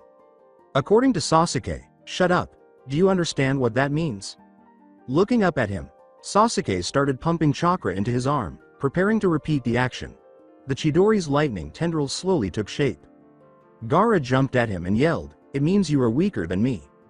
Sasuke also leapt, hoping to collide with him directly. The Chidori started to erupt. They collided in midair. Sasuke landed on the branch that Gaara had been standing on, while Gaara landed on a branch in front of him. Although Sasuke's shirt was torn, Gaara was shaking. It was hard to tell if this was due to an injury or meeting someone who gave him life. Until his arm of sand fell off, that is. From the seal on his neck, black marks of flame spread across half of Sasuke's body. With all of his strength, his Chidori was chirping in his hand. Gaara snarled as more sand appeared, covering his other arm and replacing the one he had lost, utterly changing his mouth and torso so that only his legs appeared human. High on the power that surged into him, he nearly burst out laughing. The cursed seal struggled for control as Sasuke fell. He was immobile. Gaara turned, a grin full of fangs twisting his sandy face. "Suna Shuriken!" he exclaimed, lifting his arms in front of him. "You're going to die, and you are going to give me life." Sand Shuriken quickly formed on the arms. After forming, they launched themselves from the arms, advancing with lethal sand blades on the paralyzed Sasuke. A voice yelled, "Jetaga!" Beneath them. All of a sudden, Naruto appeared in the Shuriken's path. Refilga! Naruto was encircled by a dazzling white sphere. Gaara easily absorbed the shuriken as they bounced off the sphere back at her. Then, using the shuriken's force, Naruto pushed him back to the branch Sasuke was lying on. "Sasuke, how many times have I told you that target practice doesn't help the target?" "Shut up, Naruto." Gaara narrowed his eyes and uttered, "Naruto, you are preventing me from reaching my target." "No, I'm keeping you from my teammate." The sand started to move across his body, toward his right hand, saying, "I will have his blood, even if it means I have to take yours first." A thin tube formed from the condensing sand. The tube protruded into the air from his hand. The shape in his hand was instantly familiar once Gaara's body had been fully exposed by the sand. It had a thin sand blade and round handguards. Without a doubt, its point was powerful enough to pierce 3 inches of metal. 3 amorphous points that resisted taking on a shape served as its key. Meet the Keyblade, Sandstorm. As they approached him, Naruto killed them cold-bloodedly as he made his way to the south gate in valor form. Several large tears, gifts from the Heartless, were visible in his red cloak. Soldiers were stronger than shadows, but he didn't understand that. They weren't that strong. What was happening? "I was afraid of this." Kyuubi was thinking, "Everything you have fought before were only shades of gray. This is true darkness." "Thanks for the answer, although it would have been useful to tell this to me earlier." Kyuubi informed him, "I didn't think they come so strong yet." Oathkeeper was sent to the void after Naruto brought it down on another Heartless. He swiftly brought the kingdom key behind him and stabbed the creature after another soldier leapt on his back. He moved to assist the Genins who were being backed into a corner by 6 soldiers after noticing this, but 20 soldiers blocked his path. Naruto made sure they felt it as he swiftly swung his blades down on them. Naruto sensed that one of them was able to scratch at his leg. His strength was gradually drained by the blow, but it was short-lived. That's how Heartless people work. Their blows eat away at your strength, will, and heart. The soldier who struck him was thrown into the abyss by Naruto. He was relieved that he had added more charca to this clone because he would have dispelled it long ago. After giving this 100th of a second's thought, he hurried to save the Genin. Naruto was cutting through the Heartless with his blade. Sandaime Hokage was battling his own Heartless in the purple box. Naruto looked into the box for a moment. Naruto shouted, "It's a wizard," and pointed to a Heartless who was floating above the ground, holding a small wand and donning a pointing hat. As Naruto said, only use physical attacks against it, it absorbs everything else. The Sarutobi nodded and struck the Heartless with a massive black staff, causing it to crash into the wall and be destroyed instantly. Suddenly, the staff grew a monkey's head and said, "This kid knows his stuff." The Hokage said, "Enma, not now, he has his own battle to concentrate on." With a, "All right," Enma's head ducked back into the staff. Another pirate attack from Heartless was swiftly repulsed by Sandaime, who sent it into space.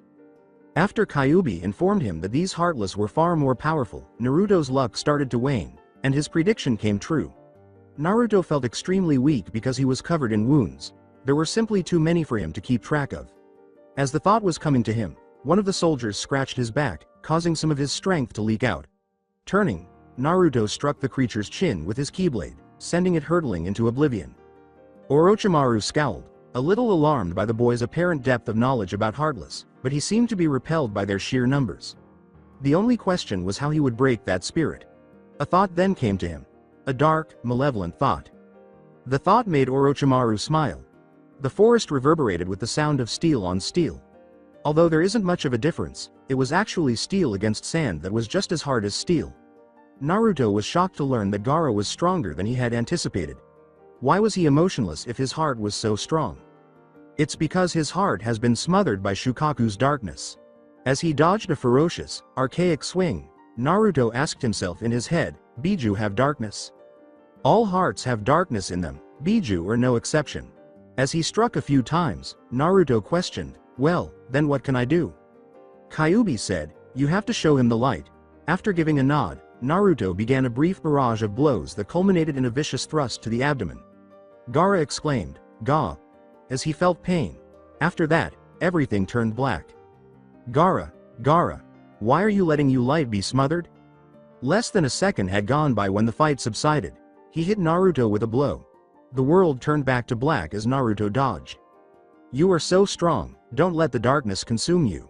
The battle reappeared, and he counterattacked after blocking another blow. The darkness returned. "Why are you letting the darkness consume you? Your light is stronger." The altercation subsided. "What's happening?" He kept hearing Shukaku's voice saying, "Don't listen to the voice." Naruto grinned. It was effective. "Kyuubi, you're a genius." "I'm trying to concentrate." "Sorry." Naruto immediately attacked again. Gaara returned to the shadows. "Use your heart, Gaara, it wants to be used for good." Gaara screamed into the darkness around him, "What are you?" He was too slow to stop a swing to his chest as the fight waned. The black returned. "Surely you have used your heart before." Gaara's mind flashed the name, Yashimaru. He immediately shattered the idea, wanting to murder him. But he tried Gaara, he wanted to see past Shukaku, he wanted to see beyond that, he tried, but he could not. Gaara considered that. He pondered for a while, but the fight never returned. The voice started whispering to him the entire time. What if he had had more time? Is it possible that he could have learned to love you? The idea made him shiver. Could that have happened? Was he loved by Yashimaru? Shukaku's voice reverberated in the shadows. "Don't listen to that voice. He is trying to turn you against me." "So, what has he done for you?" "He would leave you the second he could. The only reason he hasn't is because he's too stupid to know how to work his keyblade. Stay out of this, Kyuubi, don't listen to him, boy. Don't let your light go out, boy. Darkness and hate will not help you." Shukaku let out a furious howl. In wonder, Gaara sat there. Was Kyuubi present? Why? How? I'm here because Naruto sent me here, he wants to help you. Don't listen to him, he wants to kill us, he sent Kyuubi to make you drop your guard. That's not true, I only want to help. Why should I listen to you? Gaara responded, why should I trust you? Because I know what darkness does to you. Kyuubi replied, it will slowly begin to swallow you. You are nothing but a mindless slave to its will. You think you're finding freedom, but you only get slavery. You think you are receiving love, but you only get hate. You think you find life, but there is only death. Prove that to me, exclaimed Gaara. Do you care that people think you're a monster? Yes. Do you take their word for it? Yes. So then they call you a monster? Or do you say that you're a monster? Gaara needed to consider that. The expression in their eyes was sufficient, even though no one had actually called him a monster. He started to speak, but then he realized how many of those expressions were hateful. After giving it some thought, he was shocked to discover that they were merely terrified expressions. It was only a monster that made them fear him. Why were they afraid of him? Because he behaved in a monstrous manner. He acted like a monster. But why? Considering that he was a monster. I say that I'm a monster. Do you hate monsters? Do you hate those like Shukaku? Yes. Yes, I do. Then you hate yourself. You only act like a monster because you think you are a monster, and because you hate monsters, you hate yourself. Gaara was shocked as he gazed into the darkness. He had been correct. He had discovered hate rather than love for himself. Kyuubi called out in the shadows, come Gaara, come to the light. Gaara glanced around. The light was nowhere to be found. Then, far away, he caught sight of it, a tiny pinprick. Come to the light, and find real love.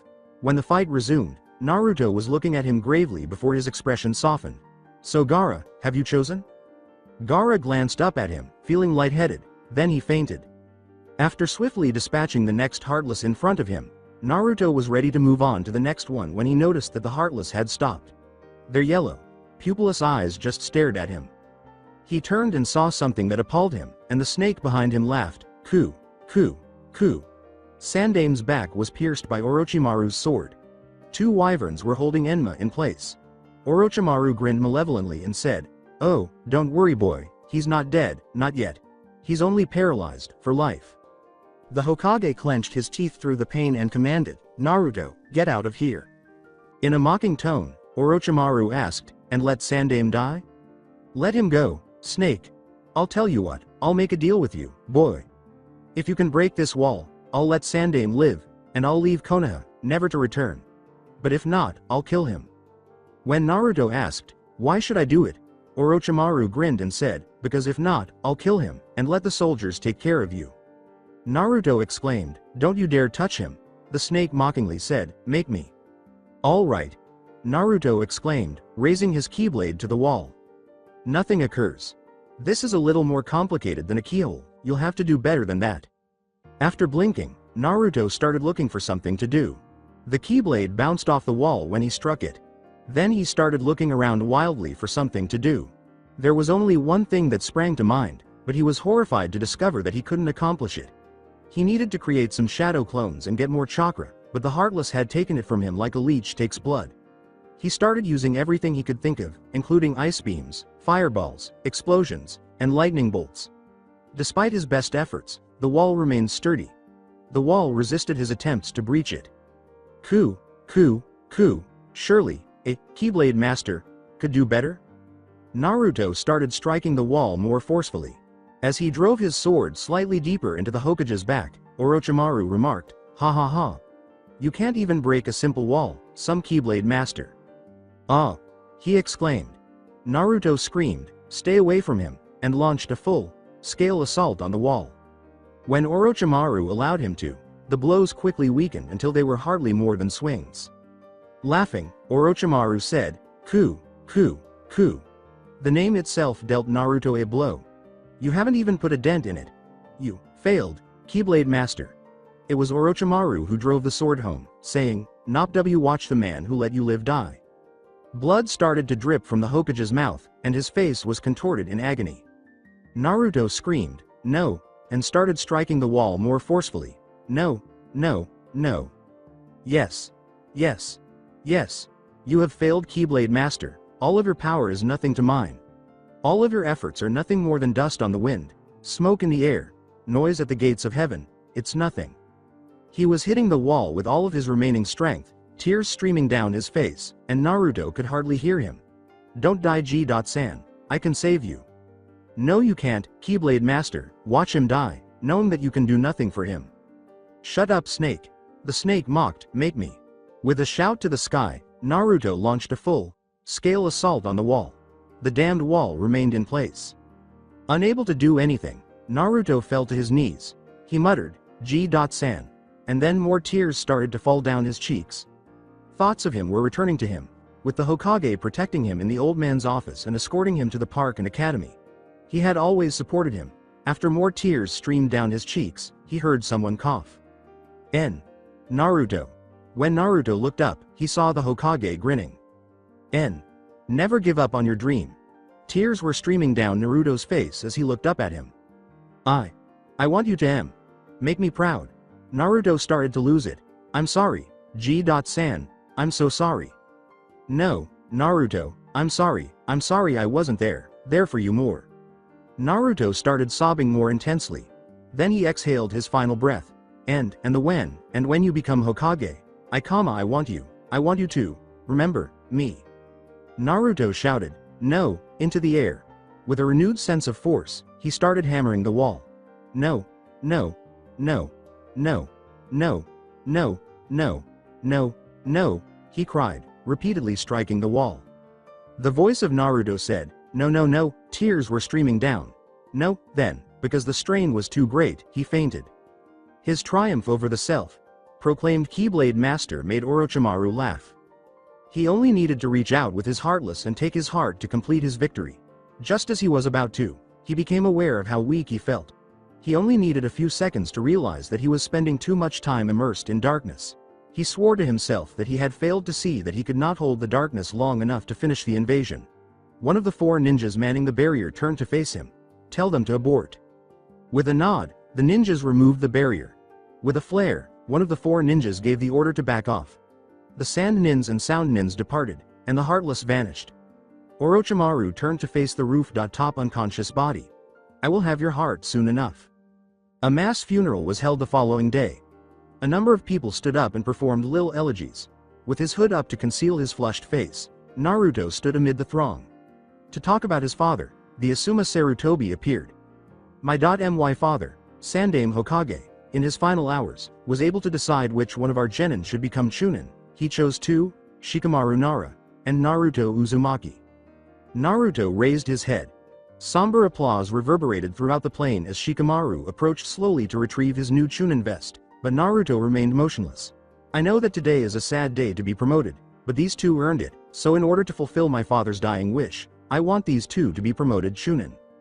Asuma said, Naruto, please come up here. A black wraith against a gray sky, Naruto advanced to the front. Asuma handed him the jacket and said, he wanted you to have this. After merely staring at it, Naruto said, I'm sorry, but I cannot accept this, in a somber tone. The crowd fell silent in response to this. I don't deserve this, so I can't accept it. I was stupid and squandered my energy trying to save Konoha when I had the power to save the Hokage. I failed in my attempt to do everything by myself. It was my pride, not Orochimaru, that killed Sandaime Hokage. Chunin is a rank I do not deserve, and I cannot accept what I do not deserve. I'm sorry, but I can't accept it, Sarutobi, Sama. Then Naruto turned and left without saying anything more. With red and poofy eyes, Naruto opened the door to his apartment, dragged himself to his room, collapsed on the bed, and sobbed himself to sleep. Jiraiya stood before the council, unsure of whether to laugh uncontrollably or feel sorry for the depressed people who had proposed it.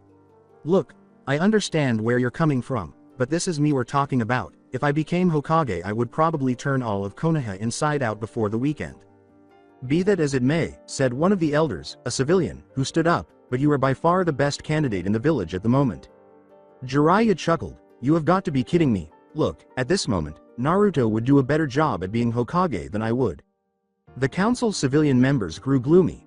How dare you even suggest that that demon be given the title of Hokage? Do you want to disgrace the names of all those that came before us? Do you want Konoha to be nothing but a burning pile of rubble? As long as I am in this council, I swear to never let the demon even try for the title. Jiraiya wanted to force the man to swallow a Rasengan. That demon, as you call him, single-handedly stopped Gaara of the Sand from changing into a huge one-tailed sand monster, saved 40 genin, healed a boy that doctors said could never be a shinobi again, helped the Sandaime with his fight against Orochimaru, and then declined a promotion to become a chunin. Would a demon even bother with that? Jiraiya said as he opened a can of killer brought the civilian to his feet. Jiraiya interrupted the key, and the elder twitched back in his chair. Would a demon try to save a man who put the Yondaime into power? Would a demon protect the village he was intent on destroying? But of course you were too blind and ignorant to see the difference between the boy and the fox. And just for reference sake, I wasn't saying Naruto should be Hokage yet. I know someone who could take the job. Who? Well, I'll only do it on one condition. Hinata was waiting to speak with Naruto outside his door. She felt guilty for falling for the genjutsu that the Kabuto guy used, but she was also guilty for not being there to console Naruto after Sandaime passed away. She was now waiting for Naruto to emerge at last. She would be there when he opened up, but she would never pierce the shell he had created. Haku promised to provide the food while she was on her vigil, so he came out of his room with lunch. Hinata's mouth watered just from the aroma of the 3 rice balls with fried fish and various herbs that were served for lunch today. Haku sat on one of the chairs he had arranged in front of Naruto's door and said, "So he still hasn't come out yet, huh?" According to Hinata, no, he hasn't. Haku gasped. I feel so sorry for him. Hiruzen Sarutobi was probably the closest thing Naruto had for a father, and now, he's gone. I know what that must be like, Hinata replied. My mother died when I was very young. Yeah, well at least your mother wasn't killed by your father, Haku replied. Hinata said, I'm sorry. With a tear in his eye, Haku remarked, oh, don't worry about it, I moved on, but still, well, I better go see Kakashi Sensei and let him know that you and Naruto won't be showing up. She called after Haku, saying, thank you Haku. Thus, she sat and waited, even though the minutes passed painfully slowly. After finishing her lunch, she set it aside and started to consider how she would explain what Kairi had given her to him. But she didn't have much time to consider it before a sharp pain shot through her abdomen from her bladder. She made an effort to ignore it, but her bladder was a very strong foe. Hinata glanced quickly at Naruto's room door before turning to face the hallway that led to the restrooms downstairs. She was unsure whether she should go relieve herself or wait for Naruto to emerge. Once more, her bladder complained. Before she went down the hallway, she reflected, Naruto probably won't come out for a while, anyways. She passed a man wearing a red jacket, a big scroll on his back, and white hair that was spiky. Without hesitation, Jiraiya approached Naruto's door and opened it. After Jiraiya stood there for a few seconds, Naruto looked up from where he was sitting on the edge of his bed with his head in his hands. His eyes, which had been blue and lively, were now red with tears and sad. His eyes spoke louder than his expression. Naruto mumbled, oh, hello, Jiraiya. Sensei, almost. Jiraiya exhaled.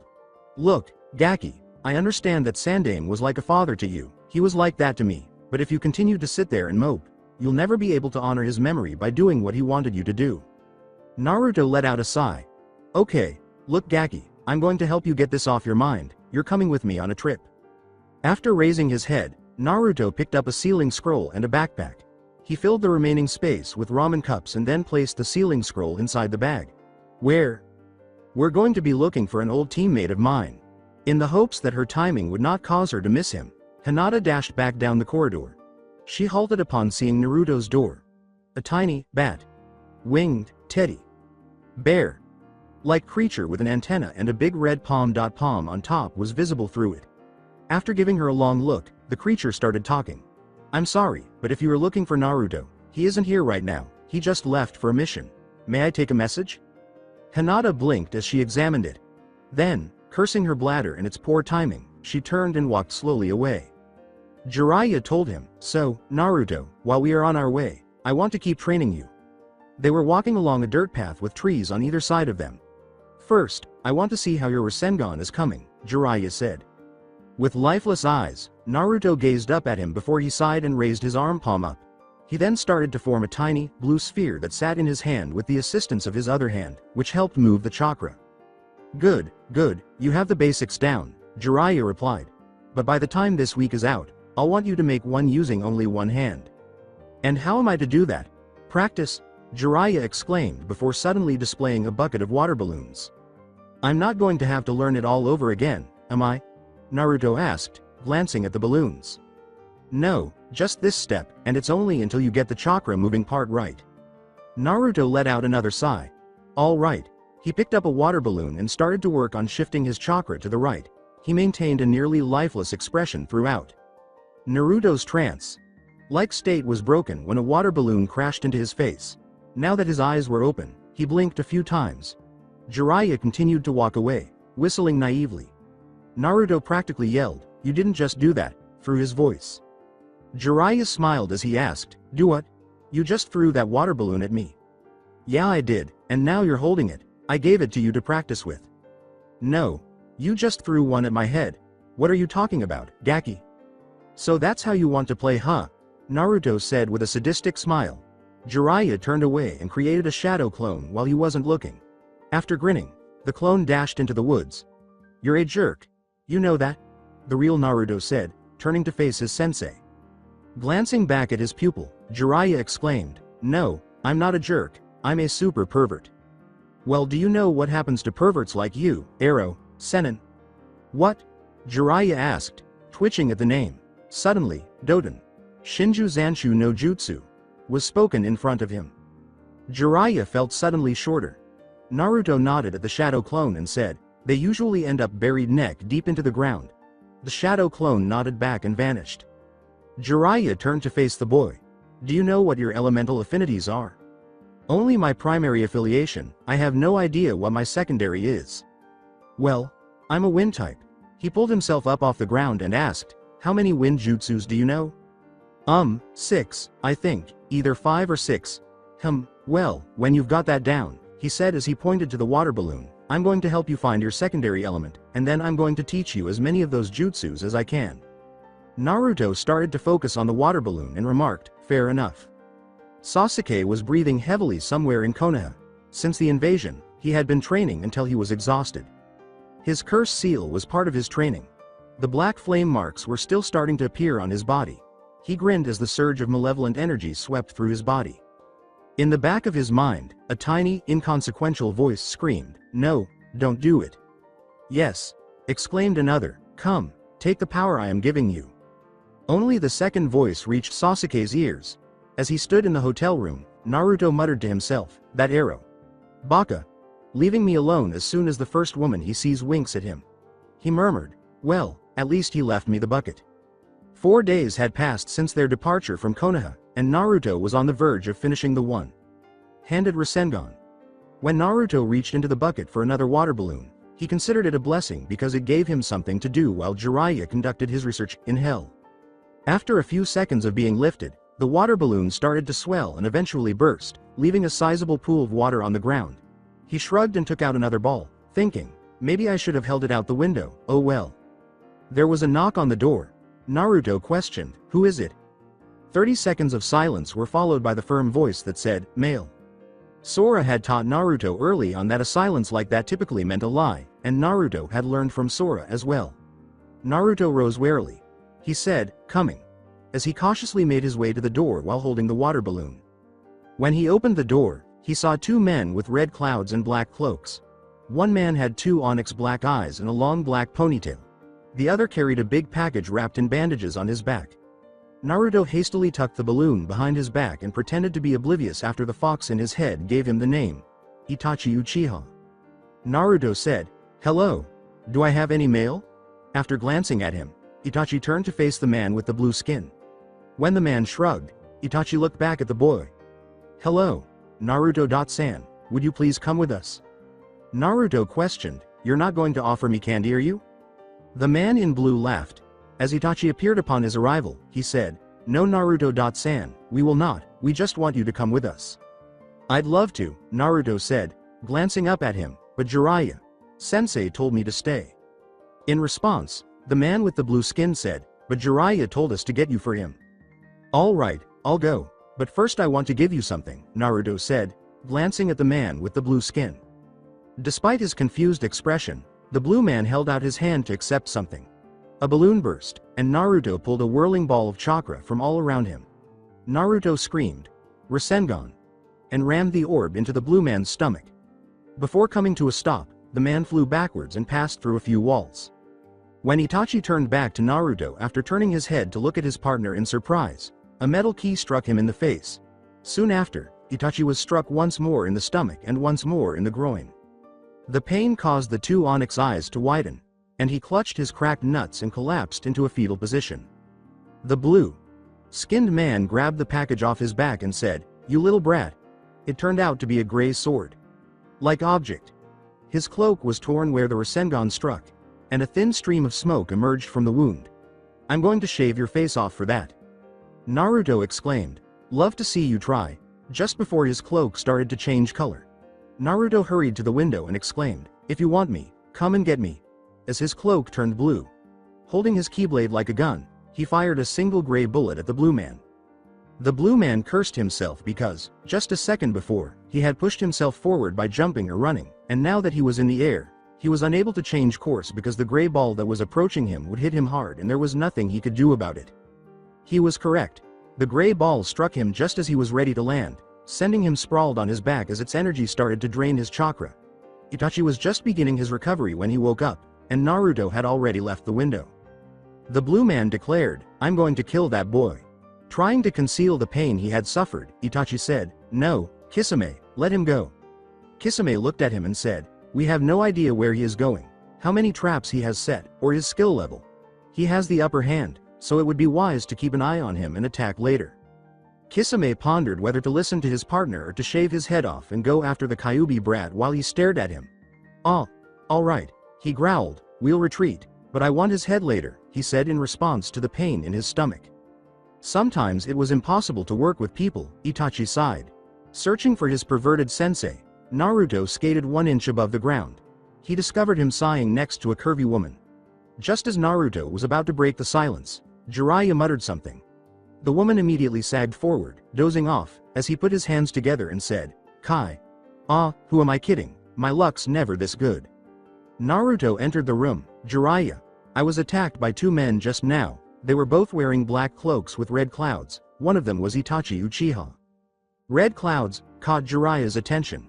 He inquired anxiously, was the other one tall, blue, and had large gray sword? Surprised, Naruto replied, "Yes." With wide eyes, Jiraiya said, "We must leave this place quickly." "Kachiyose no jutsu." Naruto nodded, and then an eagle twice Jiraiya's height materialized. Naruto addressed the eagle, saying, "Raiden. Zero, we must leave here." As Jiraiya and Naruto climbed on the eagle's back, the eagle remarked, "A one-way trip to out of here, coming up." Before the 2 ninjas on his back could blink, Raiden spread his enormous wings and took off. Slowly, the woman Jiraiya had been with stirred. She asked, "Oh, what happened?" as she supported herself on one arm and raised the other to her head. "And why'd I have the urge to take a long shower?" she asked. Another day of being stranded with Lee and Guy, Neji sighed. If only one of them were crazy, he could probably handle it, but good luck with that. Soon after, Tenten joined him, likewise in a bad mood that was intolerant of Lee and Guy. "If I have to hear another word that has to do with youth, truth, or love, I'm going to stab something." "Did someone wake up on the wrong side of the bed?" Neji asked, glancing at her. A voice behind them said, "Based on the sound of it, I'd say she woke up on the wrong side of the building." As Neji and Tenten turned, their gazes were met by the sky. Again, the voice said, "Behind you." Then a blur of black and green appeared as they turned forward. In an attempt to find the unseen tormentor, Neji turned on his Byakugan. His jaw dropped at what he saw. With a hint of fear, Tenten said, "Wah. What is it?" Neji blinked a few times and said, I don't believe it." The voice behind them said, "Well, believe it, Neji," before continuing. Tenten turned and almost passed out from the shock. The only noticeable change to Lee was that his once flawless bowl cut had turned into spiky black hair that stood out toward the sky. He wore a new orange belt with a silver belt buckle and had his Konoha headband tied around his forehead. What he was wearing with it, however, was the most obvious change. In addition to his orange leg warmers and green spandex suit, he was sporting a trench coat that was as dark as night and 2 leather baldricks that were crisscrossing his torso. He carried a staff as tall as himself in his left hand. He shouted, "Neji, Tenten, let me present to you the new, much younger Lee. Lee, the Green Mage of Konoha." And then he threw himself into the air with the word, Jetaga. Tenten's and Neji's jaws dropped. Jiraiya and Naruto entered a small town 2 days later. Aside from a few sizable craters and ruins that appeared to be relatively recent, the town was actually quite pleasant. Abruptly, a man flew from a bar and struck the wall across the street. Someone shouted from the bar, "Get away from me, you pervert," at them. With a smile, Jiraiya said, "We found her." The pair approached the bar and entered through the damaged door. Tsunade, it's been ages. 2 women were seated at the table. One appeared to be in her 20s based on her appearance, with blonde hair, light brown eyes, and rather large breasts. She was steadying herself with one hand on the table and the other holding a bottle of sake. The other had short black hair, black eyes, and was most likely in her late 20s or early 30s. Her eyes were wide as she gazed at Jiraiya. The blonde woman said, "Jiraiya, you stupid pervert, what are you doing here?" As he sat down, Jiraiya said, "Looking for you. Hey Shizune, it's been while." Jiraiya Sama, nodded the woman with the black hair. "Oh, while it's still on my mind, I'd like to introduce you to my new student, Naruto." Naruto merely waved his hand in recognition of the introduction as he stood back, facing a wall that had a large picture on it. Jiraiya said, "Sorry for Naruto's actions, he's in a bad mood today." "Why?" inquired Tsunade. Naruto stated, "Because he went on our research break earlier." Tsunade appeared like a vengeful bull, Shizune grimaced, and Jiraiya went pale. Then she exploded, "What?" Jiraiya's bleeding and broken from were dragged back to the table, where he attempted to sit with some dignity, while Tsunade calmed down after a few scrapes and bruises. Shizune and Naruto, on the other hand, quickly became friends after discovering that they shared a Sannin sensei who was a real handful, a passion for training, and a love for Konoha. Tsunade said, "All right, so why did you come here, other than to peep on women?" After everyone had returned to their seats. Jiraiya nursed his aching head and said, "We have an offer for you." "What?" "We want you to be the 5th Hokage." We do?" Naruto asked, glancing at him. With hope, Shizune inquired, "You do?" Jiraiya affirmed, "We do." Naruto slammed his head against the table and said, "We do." Tsunade gave Jiraiya a look. "You want me to be Hokage?" Jiraiya gave a nod. Tsunade gave him a look and then burst out laughing. And it wasn't a happy laugh either. She calmed down gradually before introducing herself. "Being Hokage is a fool's job. The people who become Hokage only wind up dead. Look at Yondaime, for instance. If hadn't been Hokage, he wouldn't have died, and he would still be the greatest ninja in the world. But he wanted to become Hokage, and that responsibility led him to his death." Tsunade's wrists were slashed by 2 vines that suddenly grew from the table they were at. Naruto sat there with his eyes hidden by the cowl of his robe and a frown on his face. "If you think," he said, "that being Hokage is a fool's job, then you are the perfect candidate. Because only a fool would call their love foolishness." The statement appeared to shock Tsunade, who had not been insulted in a long time. Then she became enraged. "Don't you know who I am, kid?" "Yes," Naruto replied, "you are old, bitter, and friendless. You have proven it yourself by saying that protecting those you love with your life is meaningless. What are you talking about? The greatest love one can have for a friend is the love of willing to lay down your life for that person. How can one who has no friends understand this? You know nothing. You understand nothing.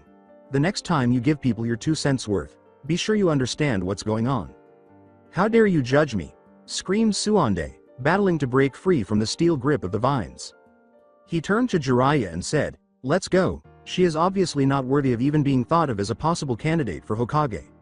Naruto said, "I have not judged you," but then he got up and said, "You have judged yourself." After turning to Tsunade, Jiraiya remained seated and said, "Just for the record, he said it, not me." He then hurried out of the bar. When Tsunade heard a faint sob, she turned to Shizune and sat there with a tear in her eye. She kept fighting against her bonds, pulling and pulling and pulling. Shizune gave her sensei a direct look. "Is dying for me foolishness, Tsunade? Sama?" Her heart was split in 2 by the question. "Am I a fool for knowing that I die for you at any given moment?" Like a blade of ice, that question sliced through her. She didn't respond, though. Naruto was right. You are old, bitter, and friendless. You call those you love fools because they died defending their home, and you push away those who love you with your uncaring heart." She started to cry. "Shish. Shizune, what? Why should I care? If you will not die for your friends, then you only live for yourself, and those who live for themselves end up like Orochimaru." Normally, if someone had said that, She would have slapped them for even considering equating her with the snake. But she was afraid rather than angry. She was afraid since she knew Shizune was correct. Sensing her rage, the vines let her go. Shizune. Without a word, Shizune walked out of the bar to find someone who could drive her home. As Shizune and Naruto's words came to her, Tusnade sat there by herself, feeling as though each syllable was an invisible blow to her conscience. How can one who has no friends understand this? You are old, bitter, and friendless. You have proven it yourself by saying that protecting those you love with your life is meaningless. You call those you love fools because they died defending their home, and you push away those who love you with your uncaring heart. Am I a fool for knowing that I die for you at any given moment? If you will not die for your friends, then you only live for yourself, and those who live for themselves end up like Orochimaru. Sunday breathed a sigh of relief and she was holding. The pottery shattered into 1,000 pieces as she hurled it at the wall. Tsunade thought as she got to her feet, the Hokages have the worst bet in the world. They bet their life every day for their village. From now on, I too shall bet my life. Tsunade departed from the bar.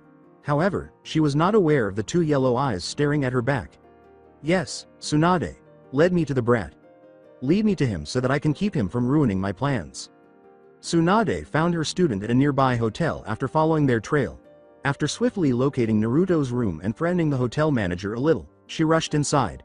Jiraiya and Shizune both appeared to be in shock, and the shock seemed to intensify when Tsunade arrived. Jiraiya remarked, "That's just creepy." "Okay, seriously." "Ditto." Naruto chuckled. With a blank expression, Tsunade asked, "Okay, what's going on?" "Oh, nothing. I just predicted you'd come to take up our offer is all." Tsunade questioned, "But what about the whole, not worthy, thing? Haven't any of you guys heard of a bluff before? Seriously? How did, look, I knew your heart was in the right place, you just needed to see the light, that's all." "How did you know that?" As the Keyblade appeared in a flash, Naruto grinned. Being a Keyblade master does have its perks. When Tsunade saw the weapon, her mouth fell open. "A Keyblade?" she asked, hardly able to stand anymore. "I've only heard legends about that." A hissing noise suddenly arose from behind them. They noticed a shadow Heartless when they turned. A figure emerged from the artificial darkness as the hall behind it grew darker and more shadowed. Ku. "Thank you, Tsunade, it would have taken me much longer to find the Keyblade brat without you." The ninja immediately leapt into their attack positions. With his Keyblade at the ready, Naruto yelled, "Orochimaru! You'll pay for what you did to G.San." His voice was full of hate and rage. With an evil smile, Orochimaru remarked, "So there it is, the darkness of the heart of the Keyblade master." Naruto grinned as he asked, "Isn't that the pot calling the kettle black?" Orochimaru had unintentionally given him a warning. Orochimaru scowled as the light obscured the darkness within his heart. He continued to smile. "No matter how well you hide the darkness, it is always there, Naruto, and the Heartless will consume you because of it." "Well, they haven't yet." Nachuo grinned and exclaimed, "Faraga," before shooting a fireball into the doorway, erasing multiple shadows and forming two shadow clones. After grabbing one of the other ninjas' hands, each Naruto pulled them out the window. "Come on, let's go." It was Tsunade who said, "What are you doing?"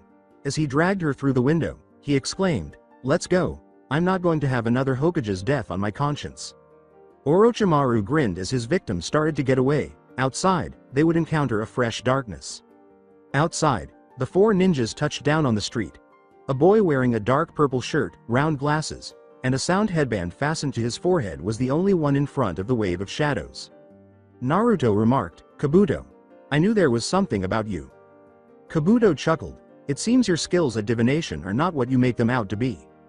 With a smile, Naruto said, "And your skill over darkness seems less than average." His eyes narrowed. Kabuto narrowed his eyes behind his glasses. "What do you know of the darkness?" Naruto shuddered at the thought of Sora turning into a Heartless, saying, "I know more than you do, because I know what happens if the darkness consumes you." As he gave the order for the Heartless to charge, Kabuto remarked, "Well, then you'll experience it again." Explodaga! Naruto screamed loudly as he charged in, sending Heartless flying and burning as the explosion tore through their bodies. Still others suffered a more terrible fate, while others succumbed to the power of the Keyblade. After sneaking up behind the boy, one of the Heartless scratched his back, eroding his strength. As Naruto turned to kill it, Tsunade smashed the Heartless into the ground. "Tsunade, go back, I can handle them." Pointing to the long tear in Naruto's cloak, Tsunade remarked, "Doesn't look like it to me. Besides, I can take out more of these guys than you can." His cloak turned red as Naruto said, "Oh, yeah, just watch me, Chan." Oathkeeper then materialized in his left hand. With a swift swing of either the Kingdom Key or Oathkeeper, Naruto sliced anyone who stood in his way as he ran through the Heartless crowd. From behind, another Heartless sabotaged a bit more strength and sliced at him with its claws. He sent the Heartless flying into space by flipping his Keyblade into a reverse grip and stabbing backwards. "Is this all you've got, Kabuto? I've seen worse darkness when the power to my apartment goes out." Naruto laughed out loud. Kabuto scowled. He held out his hand and a big Heartless materialized in front of him, saying, "Well, let's see you take this." It was round and tall. In fact, it was as large around as it was tall. Its armor was yellow and gray and dark purple. Assuming Naruto's memory was accurate, which it usually was, this was a large body Heartless. This one might be entertaining, Naruto grinned. To his surprise, the large body charged toward Naruto as well, using its belly as a shield as he charged the large Heartless. Using Valor form to aid him, Naruto leapt over the Heartless and then started running at it from behind to get a better look. Although the body was moving quickly, its large size caused it to slow down, which was exactly what Naruto needed to send it back to the darkness from which it had come. "Is this all you have, Kabuto?" Naruto responded, "Is this all your darkness has to offer?" Kabuto snarled, "Your light does not impress me, for darkness will always consume the light." Kabuto was abruptly joined by Orochimaru. "Kabuto, I am displeased that you have not yet captured their hearts. It seems the strength of the Keyblade is stronger than we thought. I have told you many times, Kabuto, never underestimate the light." Before hurling Oathkeeper at the two, Naruto exclaimed, "And this is why, strike raid." Kabuto was knocked to the ground after the Keyblade caught him in the chin and used the key's point to cut his cheek. Kabuto quickly stood up again, but the Oathkeeper returned and gave him a hard slap on the back of the head. Kabuto was about to attack Naruto after giving him a fierce look, but Orochimaru stopped him. "Do not waste your strength, and delve too deep in darkness, Kabuto, we shall retreat, for I am still no to my full strength." When Tsunade screamed, "You're not leaving this village alive, Orochimaru," Naruto stayed with her. "Let them go, Tsunade. Sama.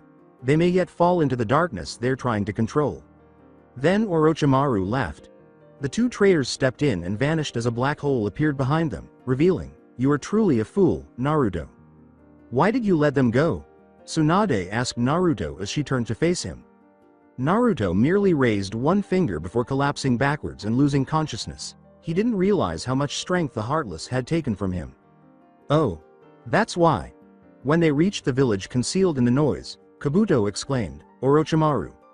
Sama, I could have taken them, I know I could have." "Then you do not realize that your heart was about to be consumed?" the Snake Sannin asked the boy, glancing at him. "What?" Kabuto questioned, startled and terrified. "You were delving too deep too soon. You prepared only for shadows but then summoned a large body, you could have lost your heart for that." Kabuto stood silently, hidden by the room's shadows. "I see, Orochimaru. Sama, I will be more cautious in the future." "I know you will, because your life depends on it. Now, summon the four, I have a mission for them." After 2 days, Naruto awoke. Everyone was observing him while they were in the forest. As he crammed the poor boy into a small space, Jiraiya exclaimed, "Naruto, you're awake. You had us worried sick." "Sorry about that, Arrow. Sennin." Naruto grinned. Jiraiya wanted to punch him, and if Naruto hadn't just woken up from a mini coma, she probably would have. "What happened to you?" Tsunade responded, "You were perfectly healthy, but you went into this coma. What happened?" Then he grinned and said, "I guess the cuts went deeper than I thought." Naruto sighed. "Yeah, the Heartless are like that, each cut, bruise, and scratch sucks away at your strength, then your will, and finally they take your heart." "Hey, Arrow, Sennin." "What?" inquired Jiraiya. He had his eyes on the woods. "You owe me some jutsus." Jiraiya turned to face Naruto and asked, "What are you talking about?" just as he noticed that Naruto was holding a Rasengan form flawlessly. As Shizune and Tsunade appeared to be about to have heart attacks, he asked, "Do I need to spell it out for you?" Tsunade questioned, "I.I.I.ist.th.th. That the raw, Rasengan?" "Yes, it is, and that pervert over there needs to teach me some more jutsus." Jiraiya muttered, yeah, a deal's a deal and all that crap. Tsunade went up to Jiraiya later that evening, but she was out of Naruto's line of sight. Doesn't it amaze you that your student has mastered the Rasengan? Not really, considering who his parents are, Jiraiya said with a smile. Who are they? That is an S-rank secret concerning the Yondaime. Well, I'm going to be Hokage, aren't I? So why don't you tell me? Who said I wouldn't? I just told you it was an S-rank secret is all. Yes, but who are they? Naruto's sleeping bag caught Jiraiya's attention. Minato and Kushina. Tsunade nearly suffered a heart attack once more. The Minato and Kushina? Yes, them, but don't mention it, he's not supposed to know until he is a Chunin. Wait, he's still a Genin?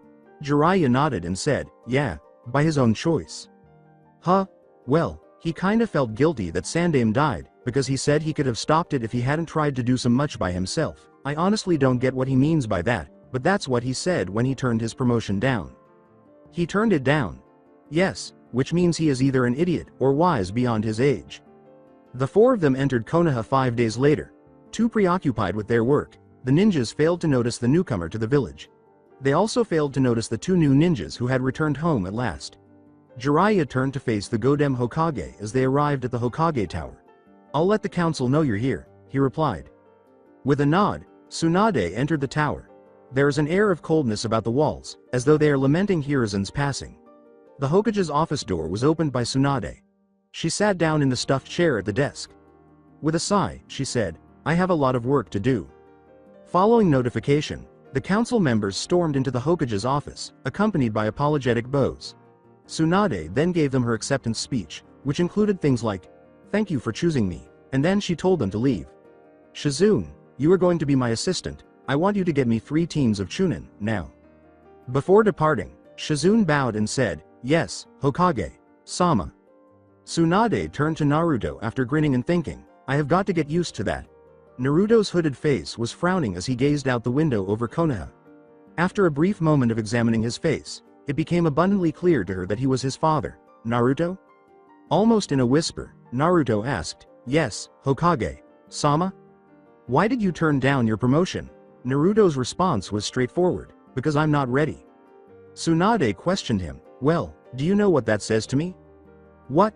It tells me that you are ready. With a puzzled expression on his face, Naruto turned to face her. You think I'm ready? No, I don't think you're ready. I know you are, by the very reason that you think you're not ready. Tsunade cracked a grin. Those who boast in their power, those who think they should receive power because of their skill do not realize that power comes with responsibility, and they shun it, taking only the power, and leaving those who are in their care to die. Those are the ones who do not deserve it, those who care only for themselves. Those who care not for the lives of others, they are the ones who deserve to be sent back to the academy. Tsunade then got to her feet and knelt down in front of Naruto, making eye contact. But that's not you, she said with a grin. You are a boy who does not care for himself, putting others before him. You sacrifice your hopes and dreams for those who threw you away. You put those pigs before yourself, helping others before yourself. And do you know what that is called? That's love. And love, my dear boy, conquers all. And Sarutobi loved you, and he only wanted what was best for you, and I know he would not want you to mourn so long over his death. Naruto started crying and said, but I couldn't save him. No one can save everyone, Naruto. I have tried and failed on too many occasions, but that doesn't mean you should stop loving, that you should stop caring, that you should stop trying to save those who have put their trust in you. Yes, you made a mistake, and yes, Sandaime died because of it, but we all make mistakes, even the wisest man on earth made mistakes, and they probably messed up his entire life. But the point is you learned you can't do everything, and that has made you a man wiser and better than most. Tsunade gave him a hug. With a few tears still in his eyes, Naruto grinned as well. Feel better now? Tsunade asked, breaking the embrace and taking Naruto by the shoulders. Naruto gave a nod. Tsunade walked to her desk and said, good. She grabbed a small package from underneath it and threw it at him. Because we can't have a Chunin of Konoha crying now, can we? He said as it fell into his hands and opened to reveal a green flak jacket. Naruto gazed at the green item of apparel. His jaw dropped. But. She started scanning the room and said, no buts. You are a Chunin, and I order it as Hokage. Now there should be a box around here somewhere. A group of Chunin stood in her office, waiting to ask, how high? If she asked them to jump, as her office door slammed open. The leader or the one aspiring to the position said, "Hokage. Sama. I guess I'll find it later." Tsunade murmured, "Naruto, you're dismissed, but I'll want you to be here when I ask, immediately. Understood?" As he left the office, Naruto said, "Yes, Ba-chan." At what he had just called her, the three Chunin gasped in surprise. To their surprise, they noticed a smile on Tsunade's face as they turned to face her. Sasuke stood in the center of his deserted home, detesting his brother to the core of his being. In his mind, the voice said, "Yes. Feed me hatred. Feed me anger. Feed me." Sasuke complied. Then he heard a rustling and became conscious. He turned and saw four ninjas with a pure white yang on their fronts, dressed in gray tunics. One said, "Hello, Sasuke." He was big and had orange hair that resembled a mohawk. Sasuke questioned, "What are you doing here?"